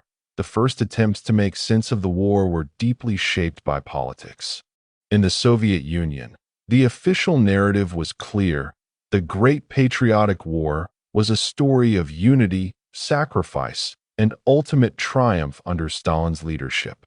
Propaganda emphasized heroism and collective endurance, downplaying or ignoring episodes of chaos, terror, and repression within Soviet ranks. The role of Western aid was minimized, while Soviet sacrifices were magnified, and indeed, they deserved magnification, though the narrative was one-sided. Stalin's regime sought to frame the war as both proof of socialist superiority and justification for the Soviet Union's new dominance in Eastern Europe. For survivors in occupied countries, however, the picture was more complicated. In Poland, the war's end was bittersweet. Liberation from Nazi terror came with Soviet control. The Warsaw Uprising of 1944, crushed while the Red Army waded across the Vistula, remained a wound. In Czechoslovakia, Hungary, and the Baltic states, memories of Nazi brutality fused with fears of new subjugation under Moscow. The legacy of the war in these lands was thus not only one of victory, but of betrayal, ambivalence, and lost independence. One of the most immediate expressions of justice after the war came in the form of the Nuremberg trials. Beginning in November 1945, they sought to hold Nazi leaders accountable for crimes of aggression, war crimes, and crimes against humanity. For the Soviets, Nuremberg was both a stage and a weapon. They pressed for recognition of Nazi atrocities committed on Soviet soil, mass executions, starvation policies, the systematic extermination of civilians. Yet even here, memory was shaped by politics. The Soviet role in atrocities, such as the massacre of Polish officers at Katyn, was denied and concealed. History, even as it was being recorded, was already subject to manipulation. For ordinary people, the war's legacy was felt not in tribunals, but in daily survival. Rebuilding meant clearing rubble with bare hands, planting crops in fields still strewn with mines, repairing homes with scavenged bricks. In the Soviet countryside, women carried much of the burden, as so many men had been killed. In Eastern European cities, survivors rebuilt cultural life as best they could, reopening theaters, re-establishing schools, and reviving traditions that had been nearly extinguished. Yet the shadow of loss hung over everything. Entire generations of men were missing. Families kept photos of sons, brothers, and fathers who would never return. Cemeteries filled faster than new houses could be built. The war also left a profound cultural trauma. Diaries and memoirs emerged slowly, often censored or hidden. Works like the testimony of Leningrad survivors or the recollections of soldiers circulated in limited form, shaping how memory was passed on. Music, literature, and art struggled to capture the immensity of what had been endured. In the Soviet Union, composers like Shostakovich encoded both triumph and mourning in their works, his Seventh Symphony forever linked to the siege. In occupied Europe, poetry and song carried memories of both resistance and sorrow. Perhaps most haunting was the silence that followed. For survivors of the Holocaust, of Soviet repression, of famine and siege, words often seemed inadequate. Many chose silence rather than reliving their pain. In that silence, the trauma was passed down indirectly through families and communities, shaping the psychology of generations to come. Children grew up with parents and grandparents marked by memories they rarely spoke aloud. The legacy of the Eastern Front was thus not only in history books, but in the quiet grief of homes across Europe and beyond. The war's end also reshaped international politics in ways that would define the 20th century. The Soviet Union emerged from the conflict both devastated and immensely powerful. Its armies occupied vast stretches of Europe, its prestige bolstered by the defeat of Nazi Germany. Yet its relationship with its Western allies quickly soured. The very victory that had united them became the foundation of rivalry. The Eastern Front, in ending, gave birth to the Cold War. But that belongs more to the second half of this chapter. For now, what remained in 1945 was the raw immediacy of devastation, survival, and the first fragile attempts at remembrance. Across the ruins of Berlin, Warsaw, Stalingrad, and countless smaller towns, people began the long work of piecing life back together. They carried with them memories of hunger, fire, terror, and endurance. Memories that would shape nations for generations. The Eastern Front was closed, but its shadow remained if the immediate aftermath of the Eastern Front was rubble, mourning, and survival. The long-term legacy was far more complex. The war had not only destroyed millions of lives and entire landscapes, it had reordered global politics, reshaped national identities, and carved memory into the bones of entire peoples. In the decades that followed, the Eastern Front became a central reference point for both the Soviet Union and the nations caught between East and West. Its legacy lived on in parades, monuments, censored silences, and whispered memories. The Soviet Union, above all, made the Eastern Front, its great patriotic war, the foundation of its post-war identity. Victory was presented as proof of socialism's superiority, of the people's unity under communist leadership, and of Stalin's indispensable role. Propaganda films, literature, and school curricula hammered home the themes of sacrifice and triumph. The red banner over the Reichstag became a sacred image. Annual Victory Day parades on May 9th reinforced the narrative. The Soviet people had borne the brunt of the war, and through their suffering and strength, they had saved humanity from fascism. This narrative was not untrue. Soviet losses and contributions were beyond measure, but it was also selective. The horrors of Stalin's purges before the war, the initial disasters of 1941, the executions of deserters, and the suffering caused by forced deportations or famine were rarely mentioned. Nor was there much recognition of Allied aid, such as Lend-Lease supplies that had bolstered the Soviet war effort. Memory became both an instrument of pride and a tool of control that in Eastern Europe, the war's legacy was more contested. For Poland, the story was bittersweet. The Germans had been defeated, but Polish independence was again smothered, this time by Soviet dominance. The uprising of Warsaw in 1944, abandoned to destruction as the Red Army waded across the river, lingered as a wound. The memory of Soviet liberation was clouded by the reality of new occupation, mass arrests, and the imposition of a communist government. Similar patterns unfolded in Hungary, Czechoslovakia, Romania, and Bulgaria. To many, the end of the war did not bring true freedom, but only a different kind of subjugation. The Holocaust added another layer of legacy. Much of the extermination of Europe's Jews had taken place on Eastern Front soil, in ghettos, mass shootings, and death camps in Poland, Ukraine, Belarus, and the Baltic states. Soviet troops liberated camps such as Auschwitz and Majdanek, revealing horrors to the world. Yet in post-war Soviet discourse, the specific Jewish suffering was often downplayed, subsumed into a narrative of Soviet citizens murdered by fascists. For survivors, this erasure deepened the trauma, leaving many without acknowledgement or justice. For civilians across Eastern Europe, memory of the war often lived in silence rather than public commemoration.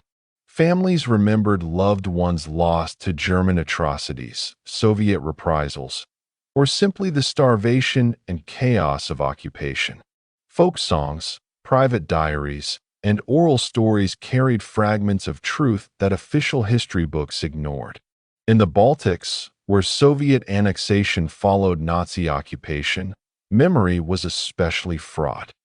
People who had suffered under the Nazis now faced decades under Soviet rule. Their war story became one of double occupation, of survival in the crossfire of empires. The Cold War hardened these divisions of memory. In the West, the Eastern Front was often overshadowed by D-Day, the Battle of the Bulge, and the liberation of Paris. Popular imagination highlighted the Western Allies' victories, while the Soviet contribution, far larger in blood and scale, was sometimes minimized. In the East, the opposite occurred. The Soviet Union presented itself as the sole vanquisher of Hitler, minimizing Western aid and victories. Between these competing narratives, the true scope of the Eastern Front often remained obscured, yet the trauma could not be hidden. Veterans bore wounds both visible and invisible. Millions returned from the front missing limbs, disfigured, or broken in spirit. Others returned only to be imprisoned again in Stalin's gulags, accused of collaboration or cowardice simply for having been captured. The war had saved the Soviet Union, but it had also given Stalin new tools of repression. For families, the line between heroism and victimhood was blurred, the cost of survival measured in silence. In art and culture, the Eastern Front left indelible marks. Soviet films such as The Cranes Are Flying or Come and See depicted both sacrifice and horror, resonating deeply with audiences. Western literature later revisited the front with more nuance, though often through fragmented or fictionalized accounts. Memoirs by soldiers, survivors, and witnesses emerged slowly, sometimes decades later, when political climates allowed.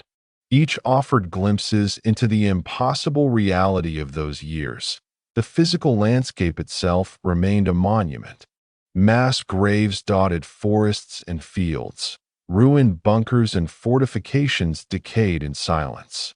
In villages across Belarus and Ukraine, memorials marked sites where entire communities had been wiped out.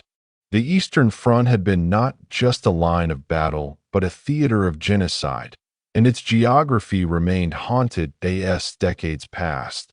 The memory of the Eastern Front became central to identity in post-Soviet states. Russia continued to celebrate the Great Patriotic War as its defining moment of pride, using it to foster nationalism and unity. Victory Day parades remained sacred, the war a moral touchstone justifying sacrifices past and present. In Ukraine, Belarus, and the Baltics, however, memory was more contested.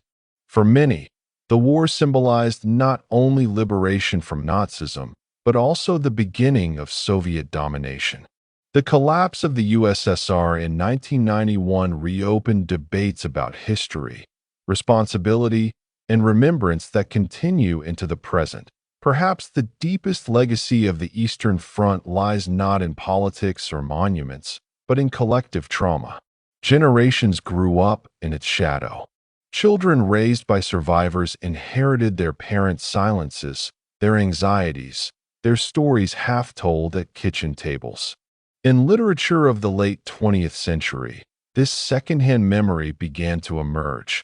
The realization that the war's scars were not only physical but psychological, etched into the minds of those who had never seen the front themselves. The Eastern Front reshaped the world. It destroyed the Nazi dream of empire, ended the illusion of German invincibility, and catapulted the Soviet Union into superpower status. It also redrew borders, created refugee crises, and set the stage for the Cold War division of Europe. Its battles, Moscow, Stalingrad, Kursk, Leningrad, Berlin, became symbols of endurance and destruction on a scale beyond imagination. And its cost, tens of millions of lives, remains the ultimate measure of its legacy. Today, when we look back, the Eastern Front can feel almost unreal in its scale. The numbers, Armies of millions, casualties in the tens of millions, cities reduced to rubble, are so vast that they defy comprehension. Yet behind each number was a life. A soldier freezing in a trench, a mother weeping over a dead child, a prisoner clutching hope in a camp. The legacy of the Eastern Front is not only in grand strategy or geopolitics, but in these human fragments, carried forward in memory, silence, and sorrow that as the 20th century gave way to the 21st, the Eastern Front remained a touchstone. Politicians invoked it to stir patriotism. Historians studied it to understand both victory and atrocity. Families remembered it as the moment that defined their fate. It was not simply a chapter of World War II. It was the crucible in which modern Eastern Europe was forged and from which the post-war world order emerged. And so the story closes, not with the thunder of artillery, but with echoes of memory, of silence, of generations shaped by a war too vast to ever be fully told. The Eastern Front ended in 1945, but its legacy endures, written not only in history books, but in the very lives of those who came after.